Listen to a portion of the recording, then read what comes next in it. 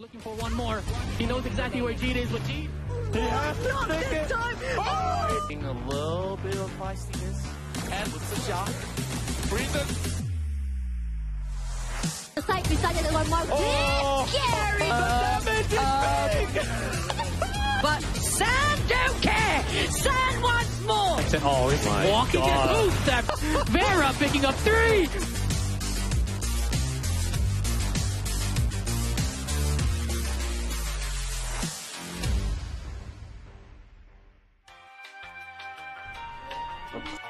Đây đến giờ cái này rộ mình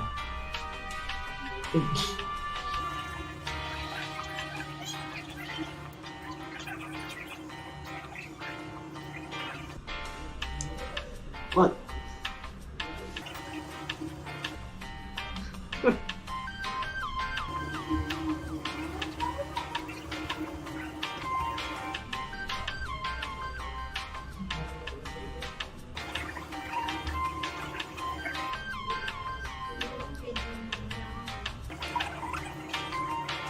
Okay, time's up. Not sure the iPad is gonna.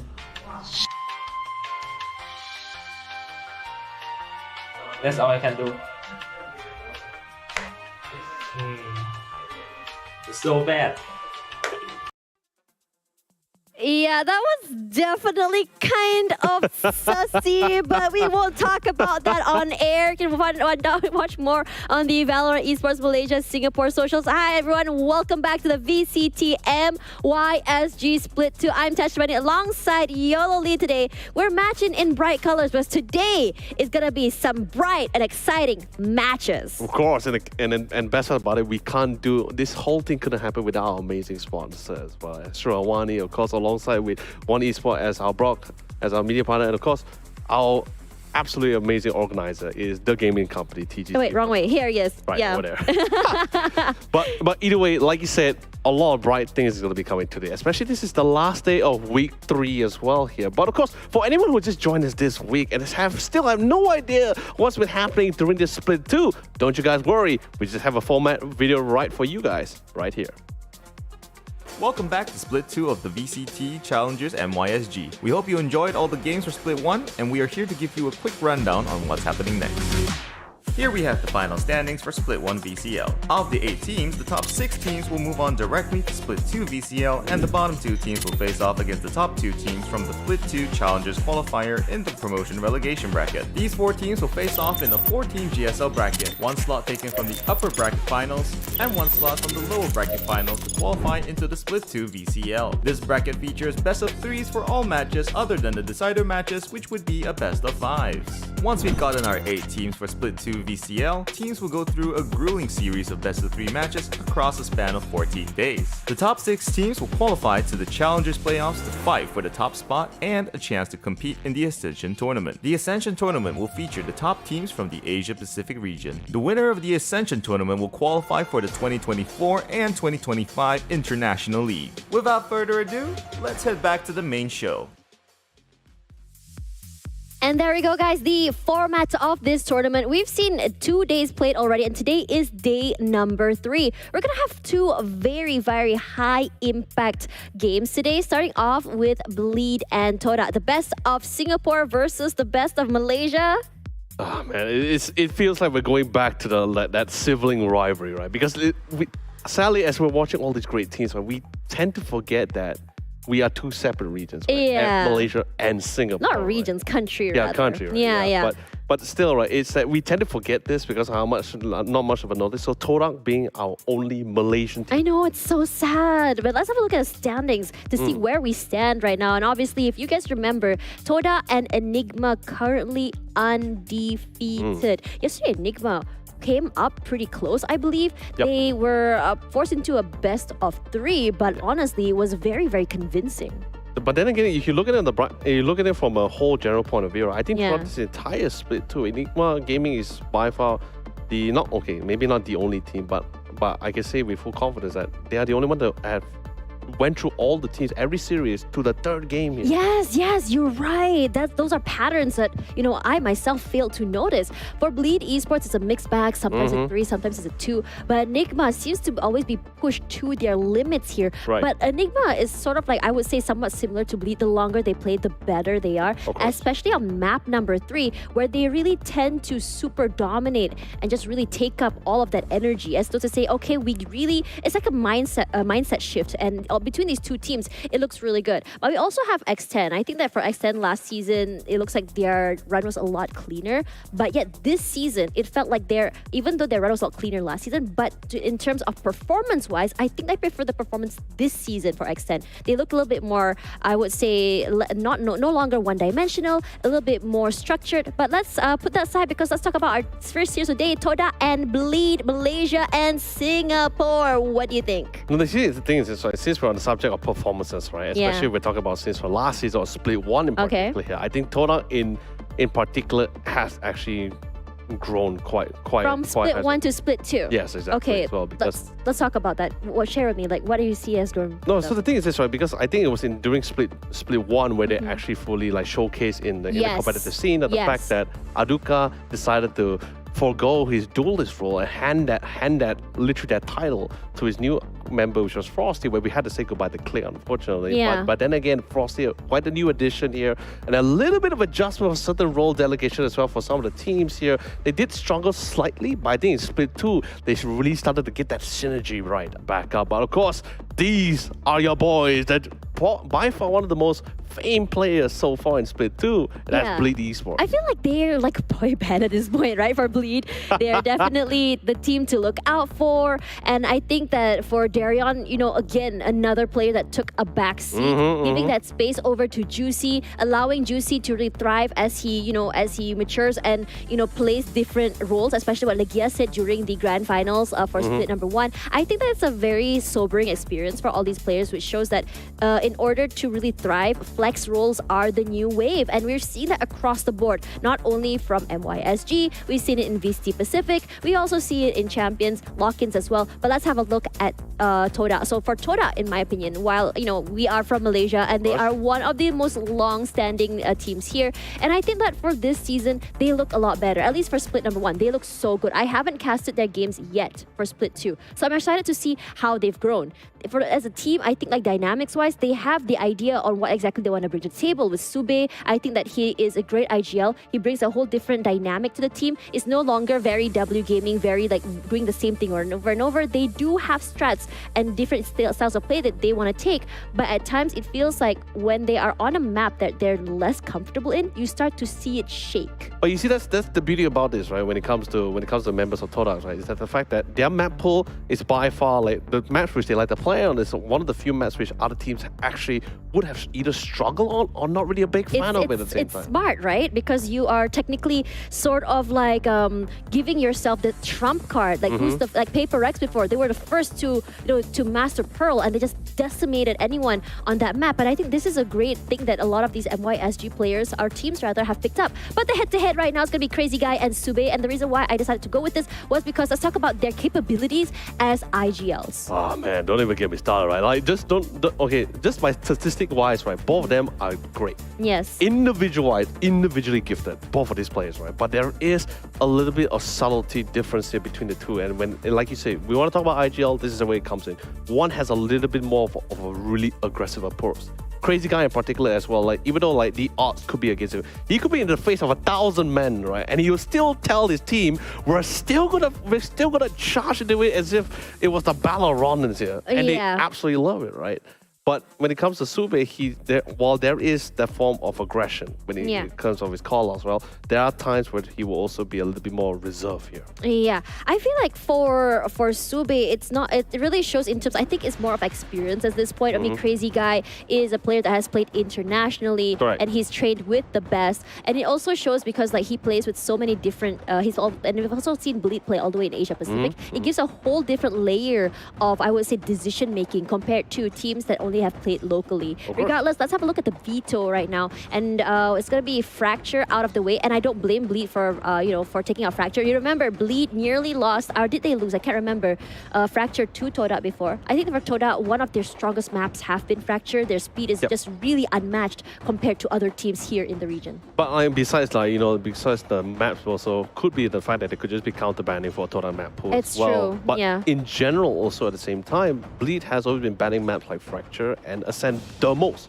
Literally the most. If they had an opportunity, they will always ban out Ascent and Fracture. I think they have banned out Ascent 4 times throughout this entire split. To be fair, Ascent is a map where you are likely going to meet mirror matchups throughout across the board from different regions, across different Pacific plays, NA, EU, whatever. It's the same agent lineup and compositions, except for MYSG, who traded out Omen for the Astra. But again, still very similar. Yep, and it's also a pretty powerful map as well at the same time. So I guess you could say, honestly, this is my personal opinion. So I also feel like Ascent could be a little bit more static compared to most maps that we have in this pool as well. Yes. Probably why they don't really want to try to bring that kind of map into their lineup. I've seen Ascent played every single round It's a go-to for a lot of our people like here. It's a staple. It's kind of like you can turn off your brain and it's a little bit more comfortable for a lot of people. Again, as I said before, same meta across the board, same play style, same lineup. At the end of the day, it just becomes an outplay upon outplay. Yep.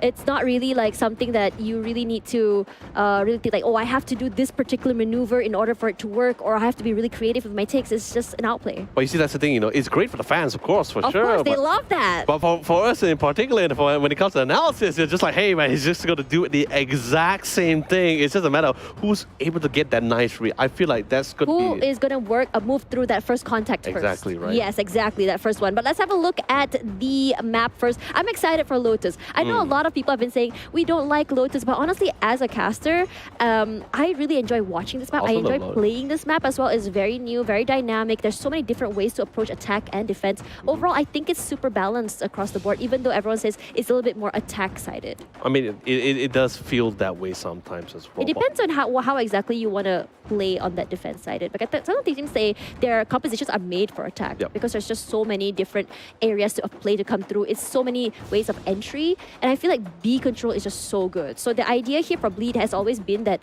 either C mount control, A control, or even B to open up the whole map for them. But I'm not too sure what to expect from Todak. The thing is this, right? I think it's just going to be the exact same thing for both Bleed and Todak, right? Because of the fact that A and B in particular is going to be a little bit more dedicated, especially when it comes to certain for defensive utilities.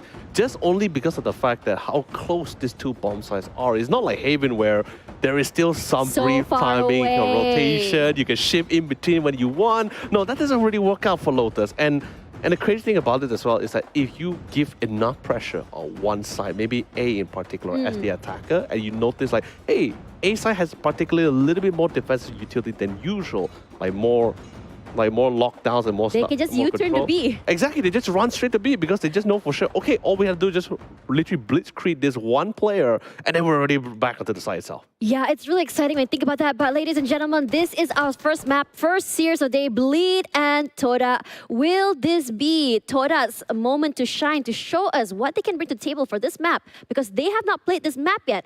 Or will Bleed just take it home? Oh man, this is going to be great. I think honestly, so far, even back in Split 1, they were trying to get Lotus onto their map side as well. Yeah.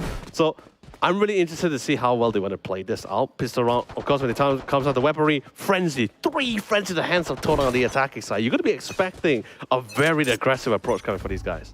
Yesterday, we saw a very approach onto A main, and this is exactly what we were expecting. Bleed taking full control of Ruin, not allowing it to come even close. Now, the other members of Bleed have not moved quite yet, and members of Todak have no clue how many have pushed on the side. It's aggressive push onto the C site, and immediately Darren just one-tap that thanks to the Nano Storms. Crazy Guy gets one more. Darren already gets 2 in the pocket. A right click to the face by Jeet. Traded out by Aduka, and Juicy trying to rotate, trying to go for that retake. A 2-on-3 situation. Aduka gets 1 more.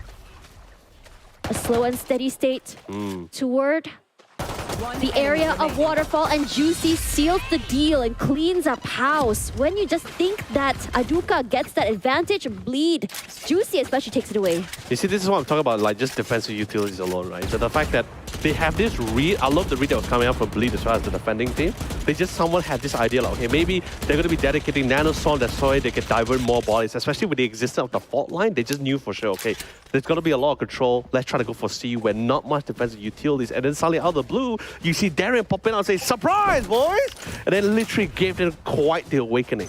Yeah, they didn't really know how many were playing on A main just now, and that's how aggressive they were. And just that unshakable, I would say, play catches them off guard, just like this. 2 taps by Darion with the Bulldog, going for one more, make it 4. Let's have an ace today, because we haven't seen that yet. Not happening. Crazy guy taking it. Faust round 2, as we go to round 3, where the rifles will be played by Todak. Oh man, that round ended way faster than it even started. You know what's the crazy part about this, Tash? Darren is literally just one ultimate orb away or 1 kill to getting a lockdown. At round 3, you have a lockdown in a bonus, He hasn't been farming those orbs either. That's what I'm saying. He just needs 1 more ultimate orb. Then he would potentially have a lockdown in round 3, in a bonus round to counteract all these rifles. 6-1 already. Oh, this is by far one of the best ultimate to shut this down here. Yeah, and look at how many utils are just thrown. That was 3 utils thrown on A main. It's always the same thing over and over again. And this time around, Crazy Guy will be walling off B, not allowing any access. And this forces Todak to move toward the C site. And again, Frosty is trying to get into the site, updraft onto the site. And this time around, the nanoswarm's a different area, gives him a little bit more breathing room. The smokes give them a lot of space to work with. Aftershock just clears out Waterfall, but Bleed are okay to wait. A slow at the same time, and Frosty's opens it up as Crazy Guy goes down. Darren gets 1, but Aduka does trade back. Juicy with the huge flanks, and they didn't check their corners. G gets 1 more, Supe for 2, and they take this round. And well, then they lost 2 rounds, guns in the process. Oh, it was really great as well. You can definitely see the adaptation coming up from Todak members, right? They just wanted to reaffirm whether they're going to be seeing the exact same Dark Cloud and the fault line placement.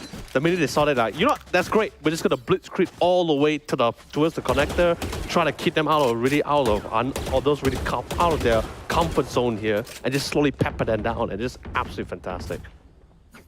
Honestly, at this point, Todak not going to be with full rifles. Guardian. At least for Jeet. He can actually run those taps if he wants to, again with the aggressive pushes, and Frosty gets the first pick onto Darion. And this is a very different and separated play if you can see how Todak is moving.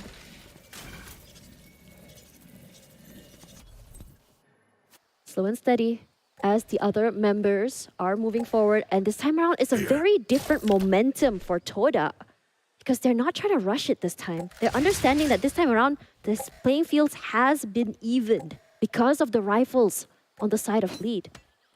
Still trying to find some time. The best about it, they do have the necessary utility. Worst part, they did lose Darren, so they don't really have any eyes or any utility to really dictate that or give them some form of vision towards the C side. However, because of the fact that they played really slow, contrasting for the past 3 rounds now, so they have absolutely no idea. Engaged into the side, although yes, because they have no idea whether there's anyone there, but thank God they were actually able to get to the C without any form of resistance so far. They just exploded onto the side. It gave them so much value because of the way they played. It kept Bleed on their toes. They weren't sure where exactly they were gonna rotate. And this time around, I think Bleed is okay with giving this up. This is a very interesting situation here because they lost Darion. They decided, okay, I think that economy-wise, we haven't really recovered. It's best for us to save. But what do you think? No, the thing, that's what I'm saying, right? It's because of the fact that there's really not much of a... The next round would be the bonus round here as well, but they just want to ensure that every member is fully stacked. And the fact that you're going to be pushing into the side with 1-man shot, yes, you're going in with 1-man shot. Not to say that it's a difficult fight for sure, but they don't really have really decent amount of time to really engage onto it. There's too many choke points for them to go for it. Timing, I think that out of all the teams we've seen in MYSG, this sort of save style we've only seen from Bleed. We see like maybe there's 1 person or 2 person left trying to save guns, but never really this full kind of save. And this is a very EU style of play. And I think this is courtesy of Legia bringing his EU knowledge into this region. I mean, definitely for sure. You know that the amount of experience that they have, and don't even get me started. Like not just Legia as well. Like each of these guys. 2 of them has been to international, while the rest have went toe-to-toe with one of our tier 1 teams that came from our country or our region is MYSG itself. So this is definitely a lot of experience on their backs. And I think for Bleed, it's very important for them to chain as many rounds as they can, but Bleed is going to be taking away that momentum. Opening shot onto Aduka, despite the flashes, despite the aftershock, Juicy has not moved at all. Man is an unmovable mountain. Todak will push forward. A lot of utilities have been used, the ice wall as well, just to buy some time. B may be where they want to go for, but it gives them a lot of value. Taking B takes out so much space and opens up the entire map for them.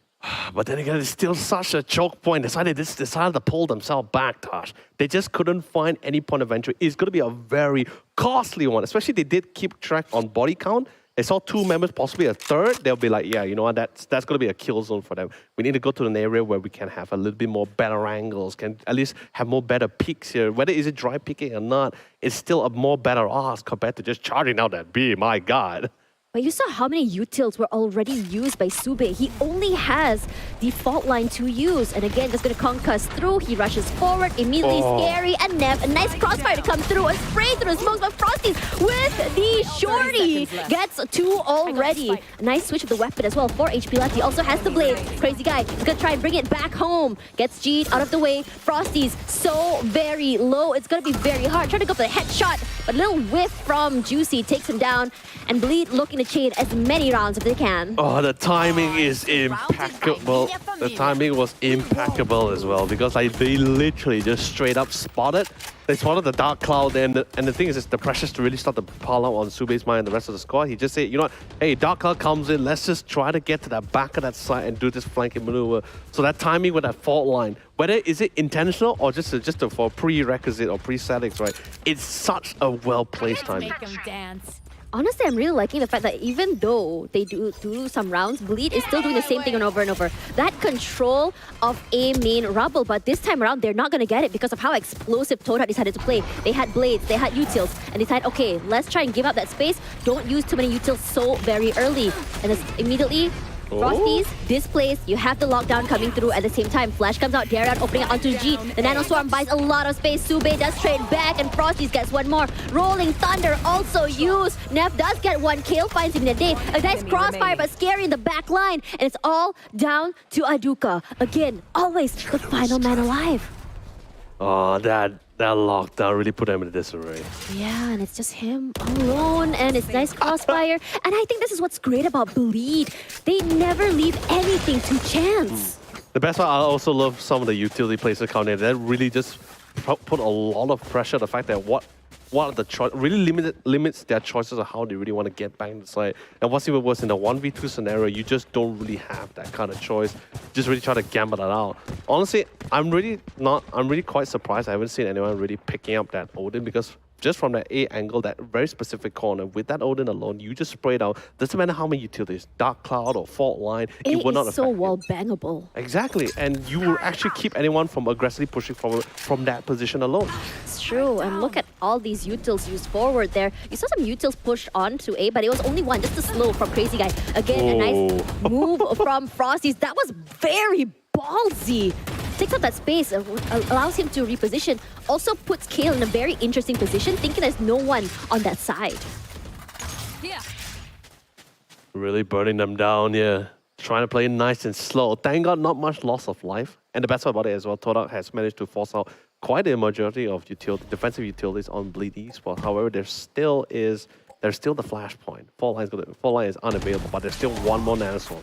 Yeah, and look at that. Juicy has not moved at all. I don't think they know that he's still there. They do now, but Juicy shows himself at the very last moment. Pain Shells put in so much pressure, takes up so much space, and now as 46 seconds to go, Todak has to figure out where they want to go. It looks like it's going to be a C hit. They're all the way at the area of Mound. Aftershock just to buy some time. Lockdown to come through this time around. And again, Bleed does not move at all. Instead, they're going to play right in front. And a breakthrough by Darren for 4-3 actually with Neff. They disrespected that lockdown, and it worked out so well in their favor. Darian went in with the biggest brain in the world, because like after all these counter utilities, and especially dropping down the offensive lockdown, normally the most I guess because the most normal response when you see an attack lockdown or an offensive lockdown where you drop down and you're not able to get to that position to really pick it off or clear it out, would normally be to fall back, creating space. That's why they have that crosshair setting towards an angle where at least they could try to dry pick it, right? But Darren just says that, you know, this is the timing they will push in. Although, yes, there is a chance where they won't push it at that timing as well, but he just took the chance and he just paid massive dividends out of that. I'm seeing very interesting smoke plays as well, how they're moving around the smoke because it is a curve. And when you come in, you're either going to be watching this side or this side. So it's 3 different areas to worry about. And Darren took that chance. And I think that's another thing as well, is the fact that I always say that the natural counter for a Viper's Pit is going to be the lockdown, right? And I think that for this situation, for Darren, they're like, oh, how do I counter a lockdown? We don't have any lineups. And what we can do is prediction. What can we predict? They're going to be in the smoke. Just wait. You know, honestly, right, I would have totally preferred... Oh, now timeout actually coming down as well. Interesting. Wait, 2 at the same time? Mm-hmm. I didn't even know you could do that. Yeah, you can. You can. And it's pretty strategic as well at the same time. Makes it longer. Yeah. Gives us a lot of time to talk to each Of other, course, you know? right? And look at this, right? Because they did really lose out on their bonus round as well. Oh, yeah.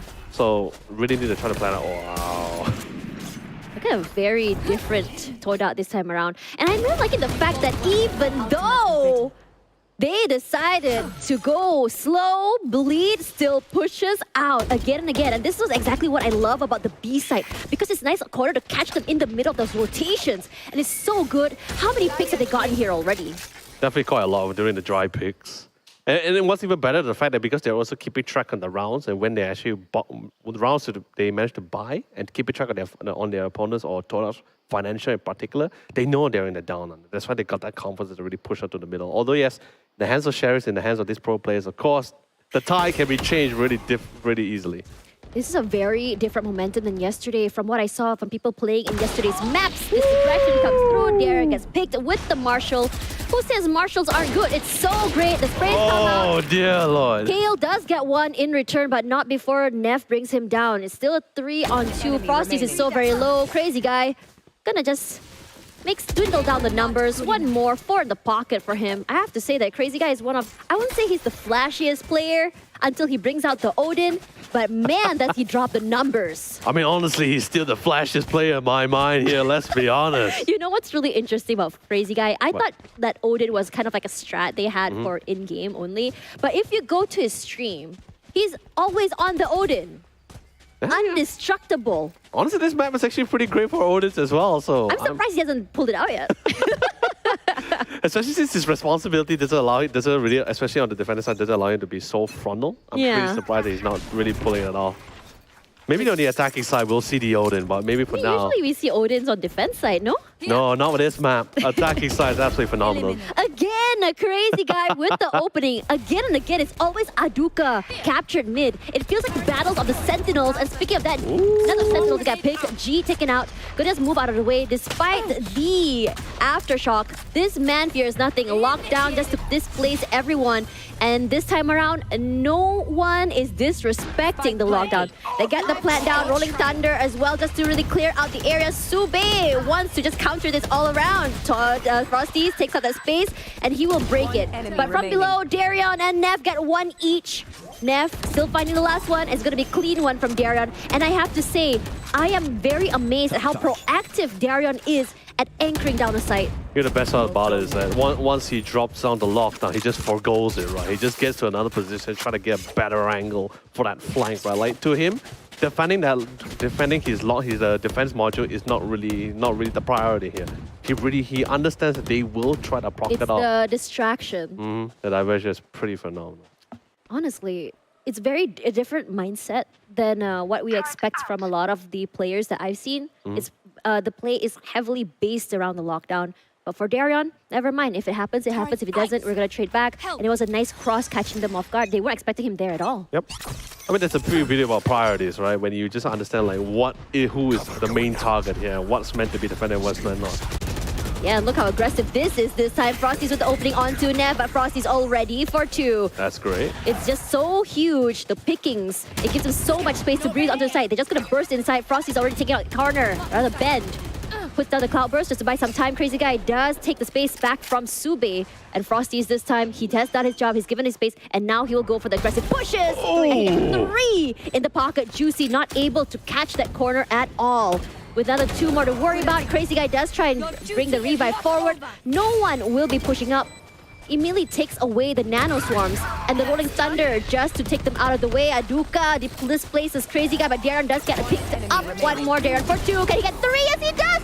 Darren saves the day! I mean, Darren is always the one to save the day, you know. Look at that smile! You know, I'm gonna be flat honest. I was hoping, I was praying that the fact that, you know, the only time we ever see Darren on the duelist was on the map of Pearl. I thought maybe Lotus. I thought there was a chance. I was hoping for a double duelist, not gonna lie. I mean, yeah, it's somewhat, you can bring a double duelist lineup composition. There are teams who had utilized it as well because it's really their style. Yeah. But was it something that whether Legia was going to allow Bleed Esports members to utilize it themselves here? But I guess not, you know. Gotta be a little bit more proactive in this way. Yeah, but it allows Darren so much room to breathe because a lot of responsibility is off his shoulders. He's just allowed to play around his area.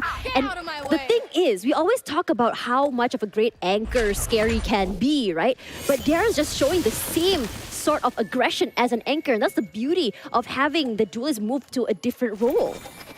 Yeah. Oh, but at least they got the Blade Storm in hand.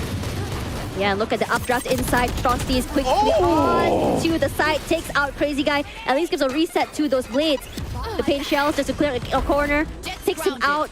Unfortunate for Frosties. And here comes the showstopper as well. Denies the plant for 2 already. Juicy this time also wants to steal the show. Takes up so much space. Great use of utilities. Does not allow them onto the side at all. Gets 1. And nice little crossfire to take out the other. So clean, this retake. Dude, Juicy. We somewhat understand, right? It's the duelist role to normally create space and enter size, right? But Juicy in that round was a clear example on how duelist is supposed to be playing. He not only created space, but he denied space. That one where he got 1 kill on the pain shell. It resets. He comes in with the showstopper to deny another and force them all back to the back side, allowing him to have such a smooth corner, right? Yeah. And the only utility that was used by their team was just 1 Dark Cloud. That's it. Oh man, talk about really utilizing those utils to this maximum value. And again, first pick onto Aduka by Crazy Guy. Obviously at B again and again, but this time around, unfortunately does not land that shot. And again, Frosty switches off to that shorty. Moves away from the pain shell, takes a lot of damage, but he still creates that space. Takes 2 out of the way, gets an op as a consolation prize. Unfortunately does not land that shot, 12 HP, but this man knows no fear. A slow orb, but Crazy Guy challenges that, gets that value, has to reload, unfortunately goes down. Round win, and despite that, again, Darion, late to the party, but always cleaning up the house. Oh man, and the thing is, it feels so. I can definitely tell he feels so livid missing that 1 shot on Crazy Guy. Oh yeah. That initial out shot, that is the definition of missing a first shot. Really hurts the most because that just happened. He literally tried to go for another retry against Crazy Guy, and he still lost on that trade. Smiles all around for Bleed, honestly. They're feeling really good right now. And I have to say that if you were able to outgun an op with a Vandal, with a Sheriff, it's the best feeling in the world. I mean, of course, right? And we did mention as well, Todak has a lot of protocols. They have a lot of protocols on how, like if the rounds go south or what the tactics are tackle certain these rounds or certain scenarios, they have those protocols in place. But they didn't keep a check on whether the Firepower was able to follow up with those protocols. I was about to ask about the lurks earlier, because I think it was because, you know, Darren wasn't able to do that because of how the rounds were progressing. They were hitting his side, but whenever they don't, his lurks have been phenomenal, catching them off guard. I mean, it is the opportunity he chose to use himself. And remember, he was initially had a duelist mindset in the first place. So having that mindset and experience, he just figured out, you know what, the fastest way to end the round is just to remove variables here. Yeah. And then what a way to really hurt it as you try to flank from the backside. I mean, pincer strats have always been a thing for Bleed, and it works so well for them. And immediately walls off stairs, running onto the site. Again, clears out at least the front part of the site. Aduka playing very aggressively, does go down eventually. Good trade, very quick, but this time Juicy from the back line. Rushes up forward, wants to clear out, gets 1, and the paranoia goes down! alone. And Scary gets one more. What a shot to start it off. And now for Frosties, all alone, walled off. What's he gonna do? He has to go down because without going down, he doesn't get a full credits this round. Darion's still very low. He spotted his little leggies here, but is he gonna walk into this crosshair? Unfortunately, does not. Gonna have to be removed here from the turret. And Darion is sort of playing with his food at this point, honestly. Pain shells and surprise! He does got one, but Juicy not allowing more. Honestly, you couldn't ask for such a smooth, and I mean, that is possibly one of the most smoothest pistol round I've ever seen on a map of Lotus here in Split 2. That was just absolutely clean. Dude, how was he able to grab those kills during the paranoia? I also couldn't understand that as well. The Two game, picks. unbelievable here. And the worst part about it is such a firm understanding on how, especially on how the opponent's team is going to react to certain utilities that they place down. Put an ice wall, what they can do, they literally seal up the only point of entry which would have normally choked them at that point before they push into sight. So, and they can't do anything with just pistols, they can't. Yeah, ice wall is such a pain to break, especially on pistol round. And this time around, it's going to be a force buy from the side of Todak. I'm still pretty sad. No Odin buy so far. Yeah, I'm disappointed. I'm so sad. We should tell them. I was like, when I saw Darion, I saw Bleed in the name. I'm like, yo, I'm expecting Odin. I see Lotus. I'm like, yeah, we're gonna be seeing some We'll Odin. see it later. Ascent, perhaps. We're just 2 maps away before the end of Lotus. Oh, yeah. Calling my bot. That's sad. Oh, well. Ascent, I guess. And this time around for Bleed, I'm liking this change of pace, honestly. This really displaces Toda, but look at where the other 2 members of Toda are. They're trying to go for that rotate a little bit too slow on timing, and now they're just left all the way in the backline, eating Bleed's dust. Again, Juicy with the push up here, very aggressive. Tail does get him in the end. That's the power of Stinger. Flash comes through. He's not afraid. Nice crossfire to go down. He does go down eventually, gets one more. Neff still trades. Crazy guy as well. 2 HP. Neff with the right click. That is nasty. Nice shot to the head. And Darren brings us to match point. See, this is what I was talking about earlier during the pre-show, right? Was the fact that when you're handling, especially playing around A and B side, between those sides of the attacking, right? When you just get enough information, the round before this, they notice, okay, alarm box was here, nanosword was being placed here. The second round, they reaffirm it once they go towards the long side. They say, okay, the alarm box is here, means the nanosword is here alongside with Aruka. Then they just sort of dictated, all right, we're just gonna ice wall this part, run straight to B. We only had to worry about players, and best part, they were on a round where they had anti-eco weapons as well. So they just ran in and just sprayed them all down. I think for Bleed, they really love rising to the occasion. If you play aggressive, we will gladly change you up and punish you for it. And Juicy immediately punishes 2 members of Toda for daring to play so aggressively. Walls up one counter of the area, denies entry, flash out here on the other end. Darren not deterred at all.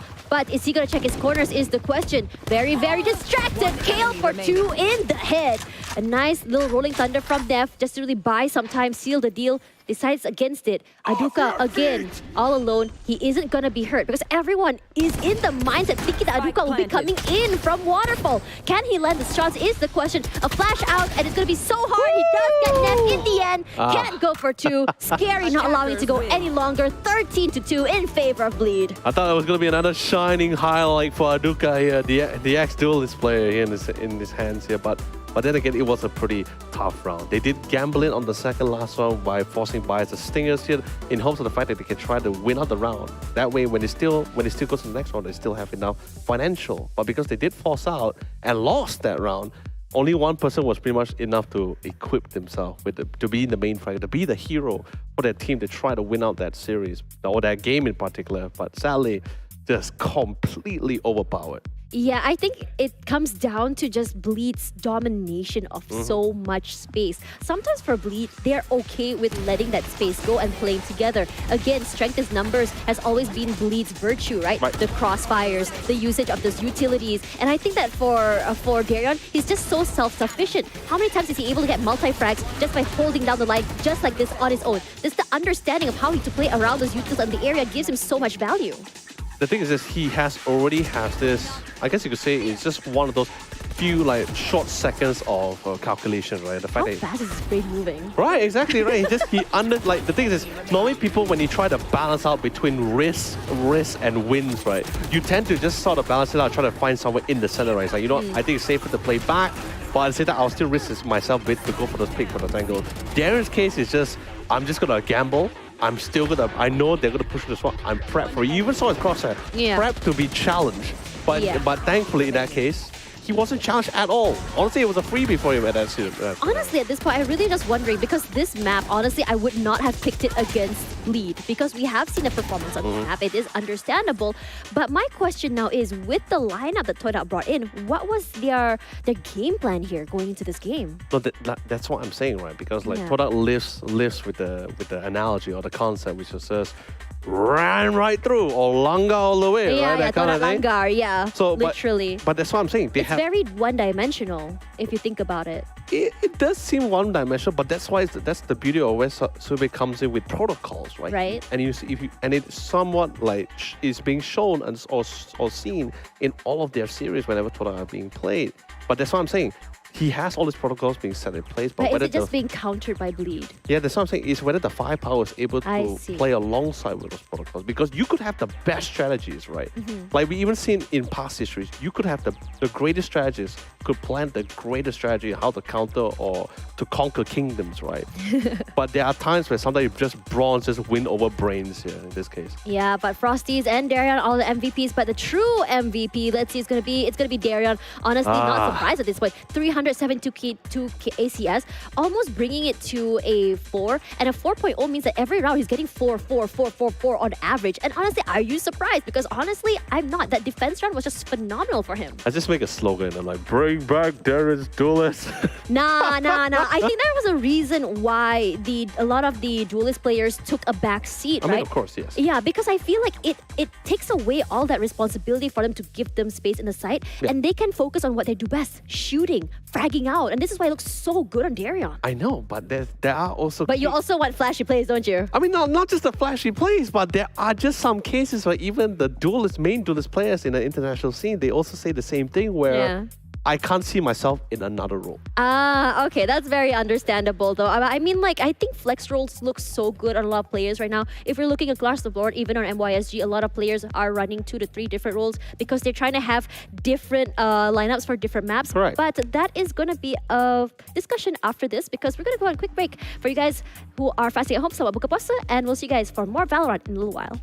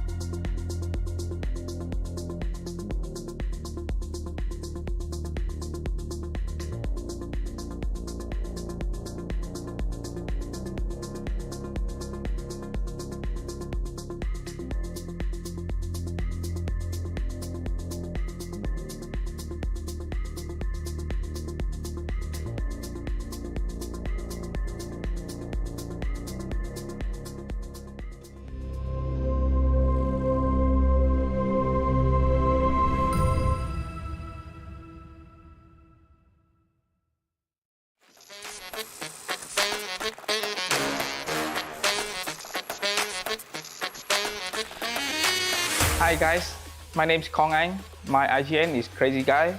I'm the initiator and IGL for Big Esports.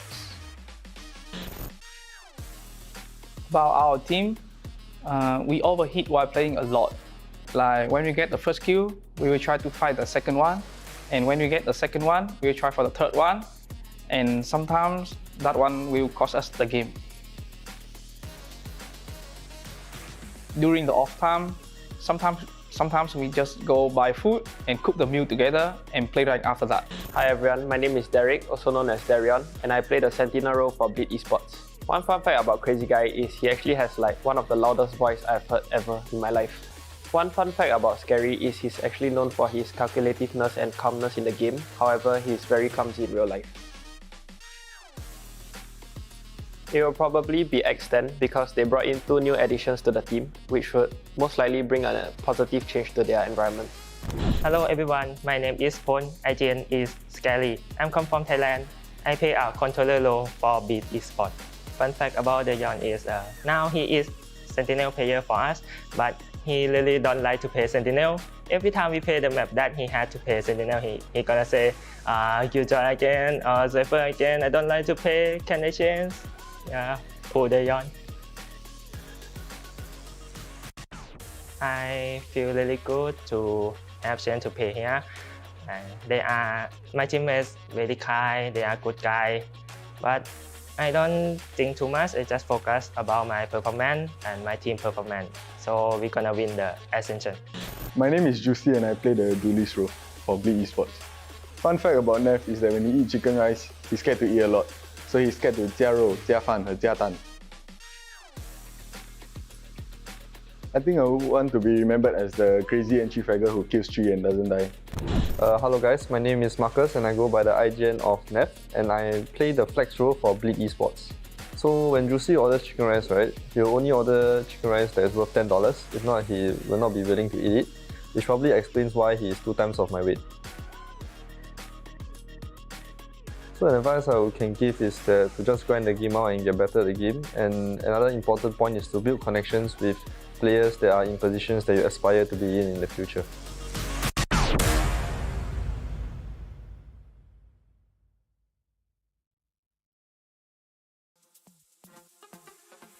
In order or to celebrate Bleed's first map, we're gonna do what they put there. I thought it was gonna be, but it was an L. Yeah. What's L for?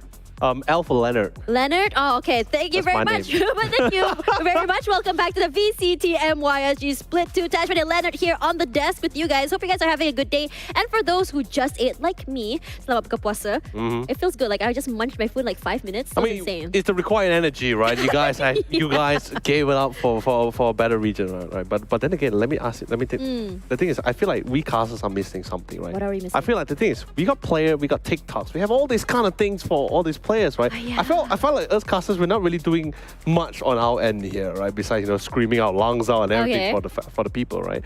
I feel like we should just drop questionnaires for the fans. So I'm going to start with one, okay? Okay. I'm going to start with one for you guys. You see whether you guys can find the answer. Just drop down in the chat, okay? So for an orange, my color, for an orange, which one came first? The color or the fruit? Think about that one. The fruit. You think it's the fruit? Yes. Or is it the color? Fruit. You think it's the fruit? What do you guys think? The color was named the I don't care what I don't care what I think. I don't care what you think. I just want you guys to just ramble your head off. Just literally said he didn't care about what I think. You're cool, I just want you to just really rack your head and just try to figure out. Like it's pretty much those chicken and egg question, right? Yeah. But enough with the shenanigans. Let's get back to business. Yeah, right? you know what we need to talk about business? Just now, Leonard was just literally saying he wanted to bring back Darion as duelist. And then in that segment just now, we saw that Darion was saying, oh, Sentinel again? Can I change? Can I play duelist? And, I think it aligns. I think that everyone wants to see Darion on duelist. And I think the only time we've seen Darion play duelist was on Pearl. Yes. Yeah, where we saw Juicy take a backseat on Reyna, and Darion was a space taker once again. But now, as we move into the second map, it's going to be Ascent. So Ascent, we talked about Ascent just now. How every single region has the same lineup, the same meta, except from MYSG, where the Omen is changed to an Astra. I mean, there was also the time when, when it was the era of Chambers, right? And I mean, we don't talk about Chambers. Yeah, I know. We have deleted that from our mind. I know, but that's Chamber who? That's what I'm saying, right? Because of what happened to the Dark... Okay, let's call it the Dark The Dark Ages, okay. But after the Dark Ages came, we just somewhat... I don't know whether it was still like we like ascended as we go back to the usual composition, or we regress back to what we were previously was. I don't know which one sounds worse, but basically, in other words, we just went back to the exact same thing that everyone was playing. Yeah, I mean, like, personally for me, like, I was rejoicing that nerf because he felt a little bit too strong, but at the same time, it felt like it was a little bit too harsh. But I don't know. Let us know in the comments what you guys think about the Chamber nerf. Again, there were some players or friends that I know who were just literally one tricks and they lost their ranks and weren't able to go back to Ascendant and Immortal because of that nerf. So let me know in the comments what you guys think. So let's talk about Ascent here. We talked about that just now. We talked about how every single region is running that same meta. And do you think that, I think that I'm hearing a lot of comments about people saying that this map is kind of stale. But what do you think? The thing is, I can somewhat understand why everyone would say it's stale. It's not only is it somewhat of a power map, but it's pretty stale, right? Because it is one of those maps where you have this mid area, which is somewhat more dedicated towards that B side a lot more compared to that A. Yes. I mean, sure. I mean, technically, it's separated like a pie, right? Like there's pizza side and there's the garden side. Yeah, but the cutting is not like, not like really perfectly aligned with each it's side. smaller and a bigger area. Right, it's yeah. it's like the middle area is more perfect when you want to engage B because you go through market area, then you have this two frontal assault, right? Yeah. If you want to go through A, you have to go through spawn, right? And that is usually one of the few checkpoints, the most high risk checkpoint as well, because you're going to be sandwiched in between from both sides. Okay, So I really wanted very to weird thing. I wanted to ask you about the meta and the lineups though. Do you think there are any other lineups that can work on this map? I mean, across the board, we're seeing the same thing played from NA, EU, MYSG, Japan, Korea. But in your opinion, can other lineups work? The thing is, there was, when Fate came out, we saw a little bit of a few switch up between I having enjoyed both. seeing Fade on that map, honestly. Right. We saw Fate play Fade and Sky. Fate Sky, then at the same time Fate play alongside with other beautiful combination of synergy agents like Raze and KO. At the same time, we saw some really nasty lines up as well. Double initiator comp was Right, exactly. So, but then after that, everyone just felt like, these are pretty much, not to say one trick kind of situation, but it's the fact that the practicality compared to them playing their normal agent lineup, that composition, it's a lot more practical compared to trying to hope that he will be at that spot when I use that utility, right? That kind of thing. It's not really well invested when you want to use those utilities. That's why we end up going back or regressing back to a composition which has been pretty stable, literally a stamp of approval by everyone internationally. Yeah, that means it's the same thing across all the coaches' minds, analysts' minds. But let's also talk about how MYSG is the only region that has Astra compared to the rest who are running Omen. Why do you think it's that? The thing is, Astra was, it was more like Astra was the main one first, right? Yeah. It's Astra was the most heavily used at the beginning. Because she was very strong. Correct. And she was a better version of Brim, right? Yes. Great post plans, a lot more global compared to him. And then isolation with the Cosmic Divide. That's why people like Astra. Then some small nerf did sort of dictate a few things. Then they just decide, let's just go for lineup. And Omen's utility allows them to be a little bit more practical, right? Because it's based on cooldown, not based on charges, especially that Dark Cloud as well. Yeah. But this now, you see, I was about to bring that up. Please bring in Gecko. That's what I'm saying. I was thinking about potential about Gecko being literally integrated. Yes! That's great. That's fantastic. Sorry, I'm so sorry. No, it's understandable. I love Lil Bro. I'm not gonna let you alone. Yes. Yes! All right. but that's what I'm saying, right? I thought Gecko, with the new addition of Gecko, would be a pretty interesting integration to the composition of the meta. But at the same time, there's a lot of choke points. There are a lot of choke points. And I think on top of Wingman that, is just gonna cry. I just feel like for Gecko, I think a lot of players kind of don't want to use him because his utils are breakable, every single one of them. But the thing is right now, the ultimate Thresh is so tanky. Yeah, no, but you see, that's what I'm trying to say, right? It's like what I told L last week, right? Gecko is great for the player, but doesn't necessarily mean great for the game. So it's more like you do have a lot of securities, right? Yes, he's literally the definition of a 6-man, right? Yeah. But it's great for the survivability of the player itself. I really want to see a Gecko and Harbor composition. You protect the little bro in the little cove. I mean, there's already a lot of good synergy with Gecko. KO is one thing for sure. Yoru, Brim, Fade, Sky, Breach, all these actually really amplifies or really play alongside pretty well, synergizes pretty well with Gecko. But like I said, it's more like a work in progress, right? Yeah, and he's still very, very new. But you know what? Before you continue, I would really like to request observers to keep your eye out on Lil Bro. Give him the spotlight that he deserves because we out here. You talking about Dizzy or Wingman here? All of them. I mean, Wingman especially. He does all the work. He carries. He's a single mom taking care of his 5 children. Of all the friends, which one's your favorite? Of all the what? Of all the little friends, which one's your favorite? Of course it's going to be. You can hear him! Sorry. He's gonna go for that plant. And here he go. Immediately goes down. It's not usually the most safe, I would say, area to plant, the most default rather. And Darian will be taking him back. Gets 2 of utils back actually. The cooldown is pretty quick. It is gonna be 10-second cooldown for both. Regardless, crazy guy. Huge at catching out those 2 flanks on the backside here. And it feels like at this point, Todak's being read like a book. Darian finds Aduka, Jeet and Sube 1 each. Sube gets 1 more. And now it's been equalized. Sube, last man standing. They are playing inside of smoke. It's going to be a crossfire. How are you going to jump down? Are you going to look left or right? He's so very low. And as time is going up, he's trying to be very, very sneaky. But look at the two different angles Bleed has. And I'm so sorry about earlier. I got too excited about Lil Bro. But you see, that's such a beautiful thing, right? They just really blitz into the site itself. And they, like I said, this is the power of having a 6-man in your team, right? Darren can literally fully divert his full focus on just fragging alongside with And his team. the post-plant positioning. Exactly, right? It's because like everything is being handled by his utilities alone. Him himself as the fireman, the fragger, right, can now along join side with all their team. A lot of people don't really notice it too much because we see flashy plays from the duelists. But normally in a round, in the beginning, it has always been more like a 2 or 3v3 situation, despite having a 5v5, because two other players will be prioritized in setting up utilities or lineup for the team. This was what you're talking about, that mid-area play.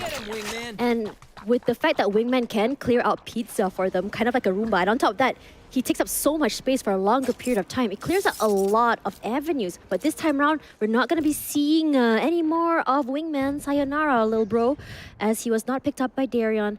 And Scary this time is actually on Jet. I just realized that for some reason. And quickly, the initiation happens, and immediately they take up that space. Scary will be aggressively moving forward, and Sube, with the frenzy, takes him out. An aggressive sort of camp just to make sure that no one is on that site.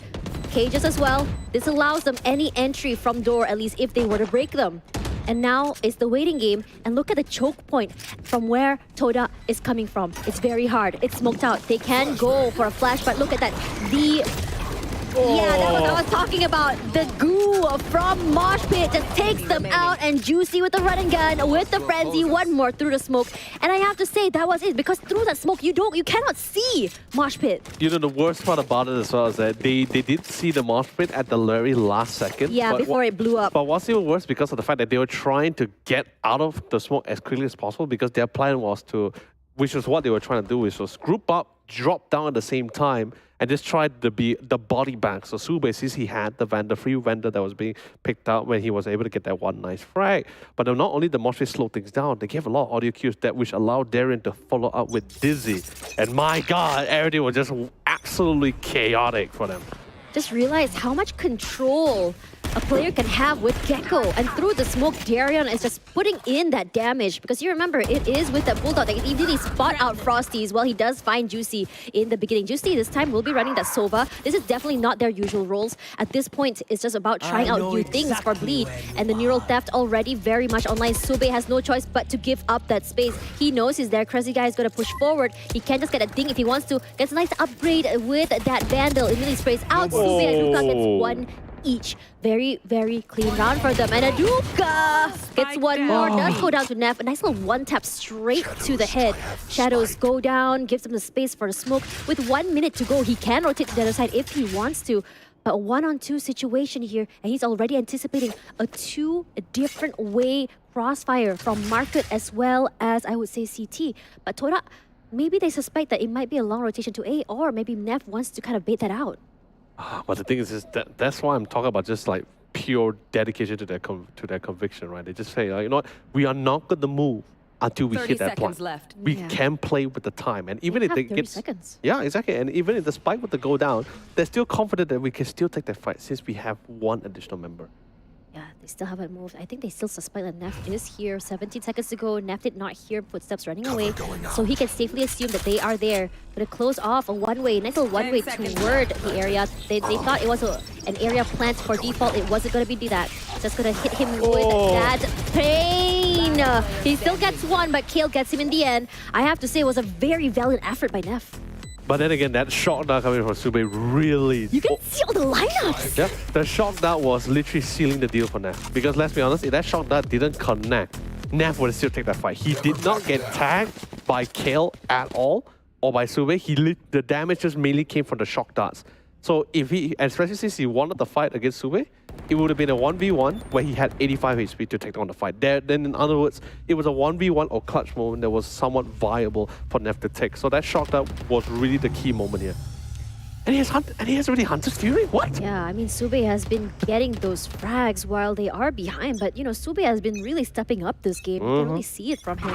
Lineup's just doing so well right now. And immediately you can already hear that the utils are not happening. Though Util does find out one person, immediately have to run out of the way. Fortunately does not get any tags. Jeet though does get tagged by Crazy Guy. Sube does get one pick off. It's gonna be Juicy. That's already their information gatherer out of the way. Oh, this is absolutely fantastic as well. And I'm not too sure whether they actually keep a track at all. Maybe they didn't expect that he would actually utilize the Hunter's Fury this early. So early, yeah. But still, great pick off. Yeah, without Juicy, getting information is going to be a lot harder. It's going to be down to Darion, at least to get them safely onto the site. But again, this time around, I felt like Bleed now stuck onto the mid area. And I know that in terms of like gunfights or aim duels, Bleed does have the upper hand in terms of firepower. But for Todak, they're not really sure how exactly to deal with this aggression. Nice reposition by Neff. Gives them a little bit of space to work with, especially if that smoke is a little bit more deep. They're immediately going to pop off that Nano Swarm. And Dizzy doesn't really get any value, but they do know that no one is there. They have half the site already in their control. Aduka 4-2, Crazy Guy stopping him. Aduka has been great for those multi-frags. Just waiting to move forward because they can't really see anyone inside. Kale finds Neff. And now it's just down to Crazy Guy. Can he get the isolate is the question. He does get paranoia, have to move out of the way. If they peek one by one, it maybe cause trouble, but clean round by Todak. Oh, that was so unfortunate. I wanted to scream my heart out because like they had so much confidence. Like Darion and Scary had so much confidence that their flank was covered. But the thing is, just like the Crazy Guy reset himself because he wanted to try to throw the cyber cage with stairs, and in that timing, just like I said, coincident timing, Aduka decides to gamble and swing, and no one was there to cover his teammates, and Bowen just fell there. Yeah. Oh. Speaking of that round gave him also the ultimate. He has lockdown in his possession. He can play retakes if he wants to. Can go for the aggressive sort of lockdowns to just take up more space. And this time around, quiet movement all around by Bleed. This is Bleed's map. They take up so much damage from Frosties. That's a peak gone wrong. Feels like 2 rounds in a row now. Felt just really nice timing from Todak. Yeah, they weren't expecting just to push out randomly like that. Sometimes being random can be good, catching people off guard. It's like what my dad always says. Like, whenever you think things are okay, ask yourself, is it really okay? Is it really? No, you're triggering my anxiety, bro. Don't do that. Again, Darren does have trash if he wants to use it, but it's going Dizzy. Look how cute he is. He's so round. Running forward here, and immediately the taps come through. Sube with the sprays, very clean onto Juicy. Immediately moving out of the way, Frosties for one more. Through the smoke, pushing forward here. The door is going to slow down. Sube sprays out, gets one more. Lil Bro, War Crimes also taken out of the way. Someone called the cops because we saw Lil Bro destroyed. Animal abusers, animal killers. It's too much, man. I didn't ask to see this violence so early in the day. Man, but you know, I know you told me your favorite was Wingman. But honestly, for me, I think I love Mosh Pit a little bit more. Oh yeah, but you don't like Dizzy? Dizzy has a nice little belly, just like me. Yeah, I know, but Mosh Pit just have that face where you just want to protect it, just like pinch it, you know. It's just like Thresh. No love for Thresh? Man, Thresh can handle himself, man. That guy's like a chihuahua, you know. It's like you treat it nice, he treats you well. You don't treat it nice, he'll bite you. Oh man. Not yet. I mean, it's a very interesting predicament here coming from Bleed. We talked about flex, but this is the full flex from the team. Everyone literally switching roles at this point. You can tell that Scary is not very comfortable playing the Jet because he's been playing, Smokes for so long, and he's just like, what's that a song? But then again, he did manage to get, when it comes to smoke placement, I mean, he is a controller main. He is getting it down really well. Yeah, yeah. But here comes Thresh. Here we go on. Unfortunately, does get deleted. And speaking of deleted, Scary out of the way. I think this is one of the few cons, right? Oh man, Juicy. That's a very nasty angle he played and held. And he was blinded as well for the paranoia. Just walked into the crosshair. Neff does find one more. And Lil Bro once again doing his due diligence and doing his job very well. Mosh Pit out just to buy some space. And Neff taking a very aggressive stance, holding the line at the very corner of the smoke. And he got him again! And the knives come out! Hello, my friends! Oh man, not like this. Not like this. I can tell you this, man. That's Aduka. That's pretty much what Aduka is just pretty much screaming in his heart out, right? Especially when you get that info from your teammate kill, that someone's nearby, and a little handy shark decides to disarm you entirely. That is not good, man. Not good.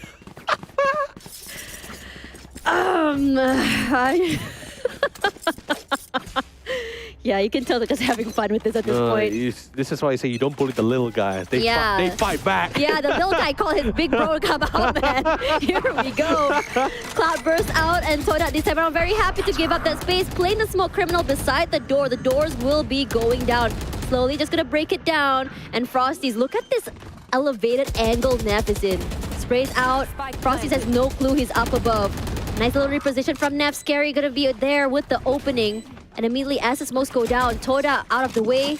I can see Mosh Pit just to buy more space. Crazy Guy gets one more pick, Shock Dart as well. It feels like a pot. They just throw in those so many lineups and areas. And Aduka, G, the firing squad waiting for those utils to go down. Scary catches up in the end of the line, but 11 HP left. Can't do much here, 1 versus 1. Crazy Guy, what are you gonna do? 300 IQ plays. A nice little updraft to reposition. I think he suspects that he's gonna be here toward the area up door. But Crazy Guy just a better shot in this situation. Oh man. Honestly, it got really scary for a moment because like usually, I mean yes, Bleed still win the round, right? But usually in a 2v4, the round is somewhat dictated in stone. It's you already know like what's gonna happen next. Yeah. You already know the outcome, right? But suddenly when you see this beautiful cross angles, isolating players and try to bring out in a 1v1 scenario, just like that what we saw between both Jeet and Frosty, you just start thinking like, oh my god, suddenly it just becomes so viable again. Yeah. Honestly, look at that. Look at how many ultimates Todak has. It's gonna be really good for them, honestly, when you think about it. They can chain so many ultimates down. Fantastic for retakes as well. Yeah. And the thing is, they don't mind just giving the whole site to them as long as they don't lose a single life from this. They're pretty confident with their offensive capabilities for the retake. And like you said, with all these ultimates, woo! Let's be honest, it's gonna be The quite whole map is their oyster. But then again, they have also... Yeah, there's really no counter utility, except for the Hunter Fury. Good postman though. Yeah, immediately just going on the side. It's not as aggressive. Aduka, nice little cross all the way from tree. Good shot, honestly. They do lose the side, but that huge pickup is going to be huge. They do notice it's going to be Crazy Guy playing in the corner. Aduka does get him in the end. Crazy Guy thought he could be slick. Not going to be happening as Juicy will be taking the main initiative to push up here. Lockdown comes through. Neff eats up some damage. Juicy does find Frosties in the end. As we move forward, Hunter's Fury also let a rip. Kale does get Neff in the end. That's gun diff at its peak. Jeet for 1 as well as Kale. A very clean round. It's going to be just Juicy. Lineups come through. You can see him trying. His brain is working. But can he be lineup king? No. He's out of utils. Absolutely. Toda not gonna give them any chance. It just swings out together. Doesn't matter how many players they just swing together. I'm just curious as to what Crazy Guy is saying. Like, hey, the lineup is like this. And I'm pretty sure he's like pretty thinking about it. So he's asking his teammates, right? Just like, you guys having fun? You guys enjoying this? like you know, Scary Guy, you know, he seems like a pretty, like, not only is he very young, but he seems like very... He's a very fun guy. He looks like he's scary in his pictures, but if you go to his stream, he's a very lighthearted, very funny guy. But you know that he's also very kind from how he's answering certain questions, right? Really? But after like playing Jet, I think he's just like, why are you doing this to me? I think after playing after, but he's not playing Jet. He's playing whoa. Oh, are you talking about Scary? Scary? Oh, Yeah. it's like Crazy Guy. Oh, yeah, man. yeah. I think that he probably lost his cool already. What's kind? What's kind? Not gonna be happening. Mosh Pit just to buy some space. Honestly, getting a pickup with Mosh Pit is pretty hard. Aduka already for 2. You do hear the plant come down by Lil Bro coming up forward. Sube with the lineups come through, plays out the corner. Both of them use up at the same time. Frosty's huge, finds one more. Sweet Crazy Guy. They're playing so close near hell, and another clean round by Toda. But at this point here, you can tell that all the members of Lead are just really tested. You know what I mean, of course. And the thing is, It's not their rules. It is over. I mean, yeah, it's not their roles, but you know, it's like what Legia said in our interview. Remember, like back in Grand Final Split 1, right? Yeah. It's like, you know, I find it very important for every player to know the entire aspects of the rounds and their roles. I'm gonna send Legia a message later and say, hey Legia, what did you think of your boys playing every single role which are not their roles in map 2? He's gonna say perfection. Okay, I will share the answer to you guys once I get his answer. I think the main point at least is the fact that have fun, right? Yeah. I mean, I feel like for Bleed, they're very serious when it comes to their games. And you know, seeing them just take their time to just really enjoy themselves and just really try and learn different areas of play from that far. What a shot from Scary. Who knew he had it in him? I mean, you know what they say, right? You know, third time's the charm, right? Oh yeah, he got it in the end. The Scary for one more. Sube does find Darren in the end. No more little bro. I'm very disappointed. The blades aren't stopping. Juicy gets one more. Scary does go down finally.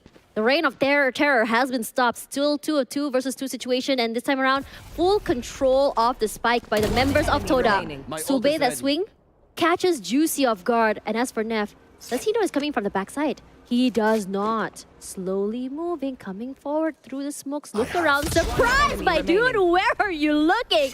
I'm behind you, and only with the Spectre. Nice little displacement with those teleports brings him straight onto B side. Very open plant here. He can play ring around the Rosie. And hear him just push up and play for time.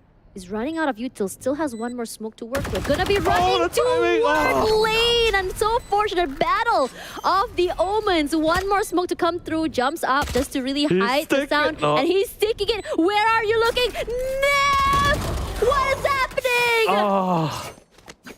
Neff almost made the craziest of clutch plays in that scenario. Almost got it too. But I guess, I guess you could say... He's not a smoke criminal.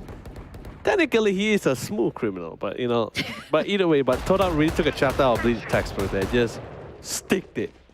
Yeah. Really just stick it. The ninja diffuse. He just tells himself, man, I'm fully committed to get this spy. It's do or die, It's either I kill you or you kill me. It's only space for only one Omen in this map, and it's gonna be me. Did you like my accent? I do. Oh, thank you.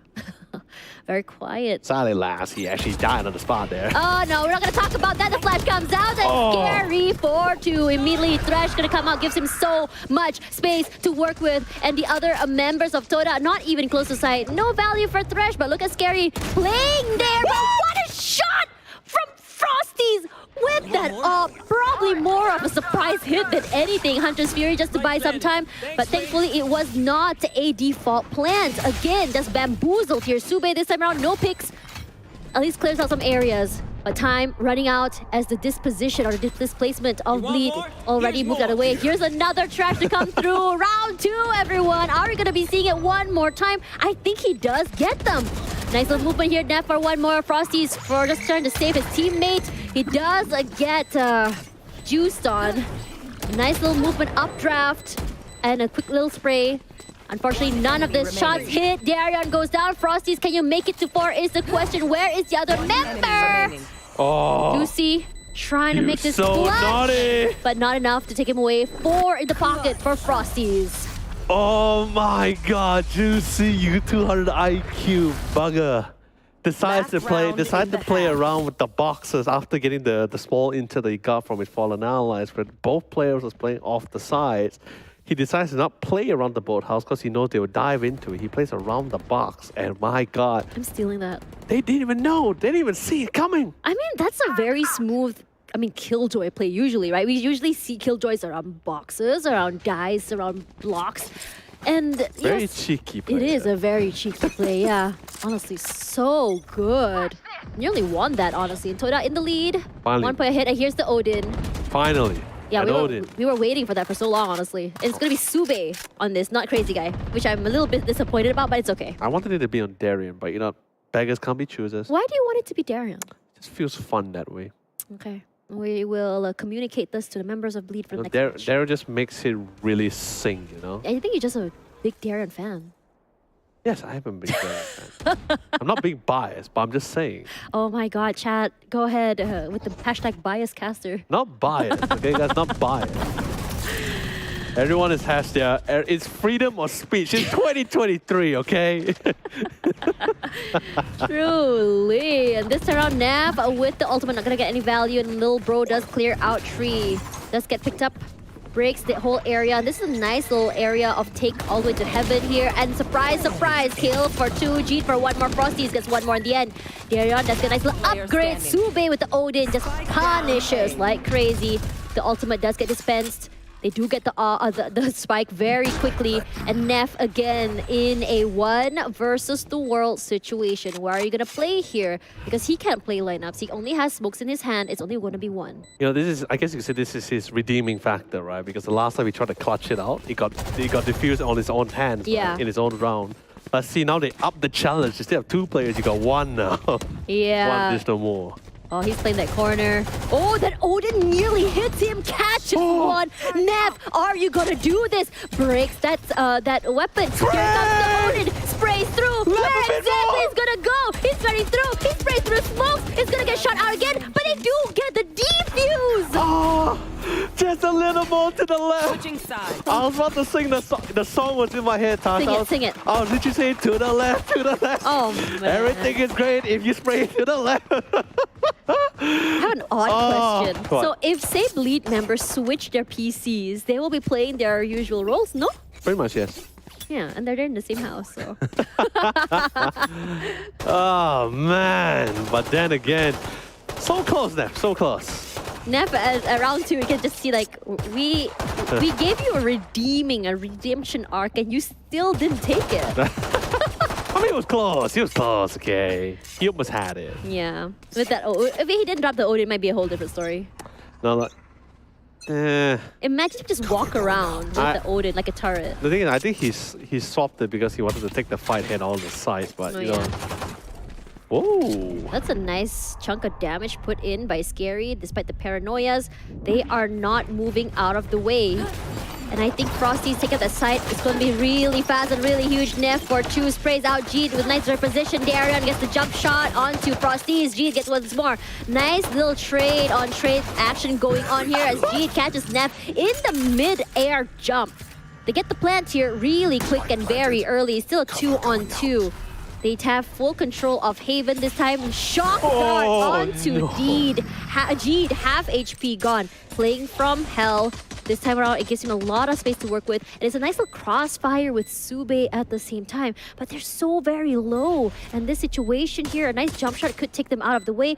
But if Sube and Jeet can manage to get that headshot, it would be a whole different story. A jump shot forward, wrong, you crazy guy. Jeet comes out, but Juicy with the save. It's the thing is, it was a good attempt to really hit that A side as a pistol. But I think the problem was the fact that just Bleed defenders for that A side just did too much damage. Really whittled, really chiseled that armor and polished that stone until the point where there are literally no armor left with 25 HP, 70 HP in the face of 2 remaining members of Bleed who is relatively healthy. It felt like all the members of Todak and Bleed were all just jumping around as opposed to jump shots all around them. Training, right? Because they couldn't see anything through that smokes. It's just a matter of who sprays who first. Oh man, at this point, I have to say that because, man, again, I mean, Bleed has always played explosively, and whenever they do play explosively, they're so quick to put in that damage. That is saying, It's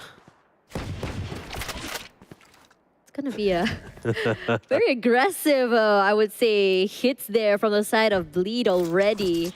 Very defensive, and you can see that Juicy this time around running that Ares. They're already trying to, assert dominance with a Crazy Guy's signature gun.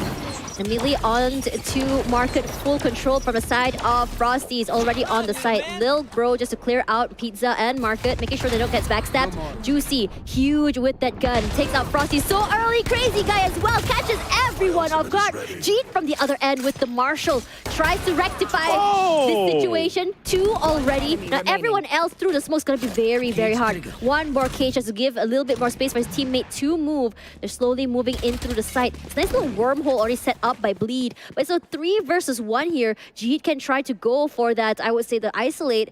on his hands are just the Marshal. But in this situation, 2 smokes all around, run forward from both different areas. G does get one more, switches his gun, and all they have to do is just spray and pray.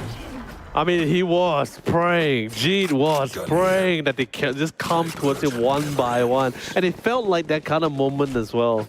But, you know, Scary just decided to seal the deal, just run right in, especially once he locked out Neff as well.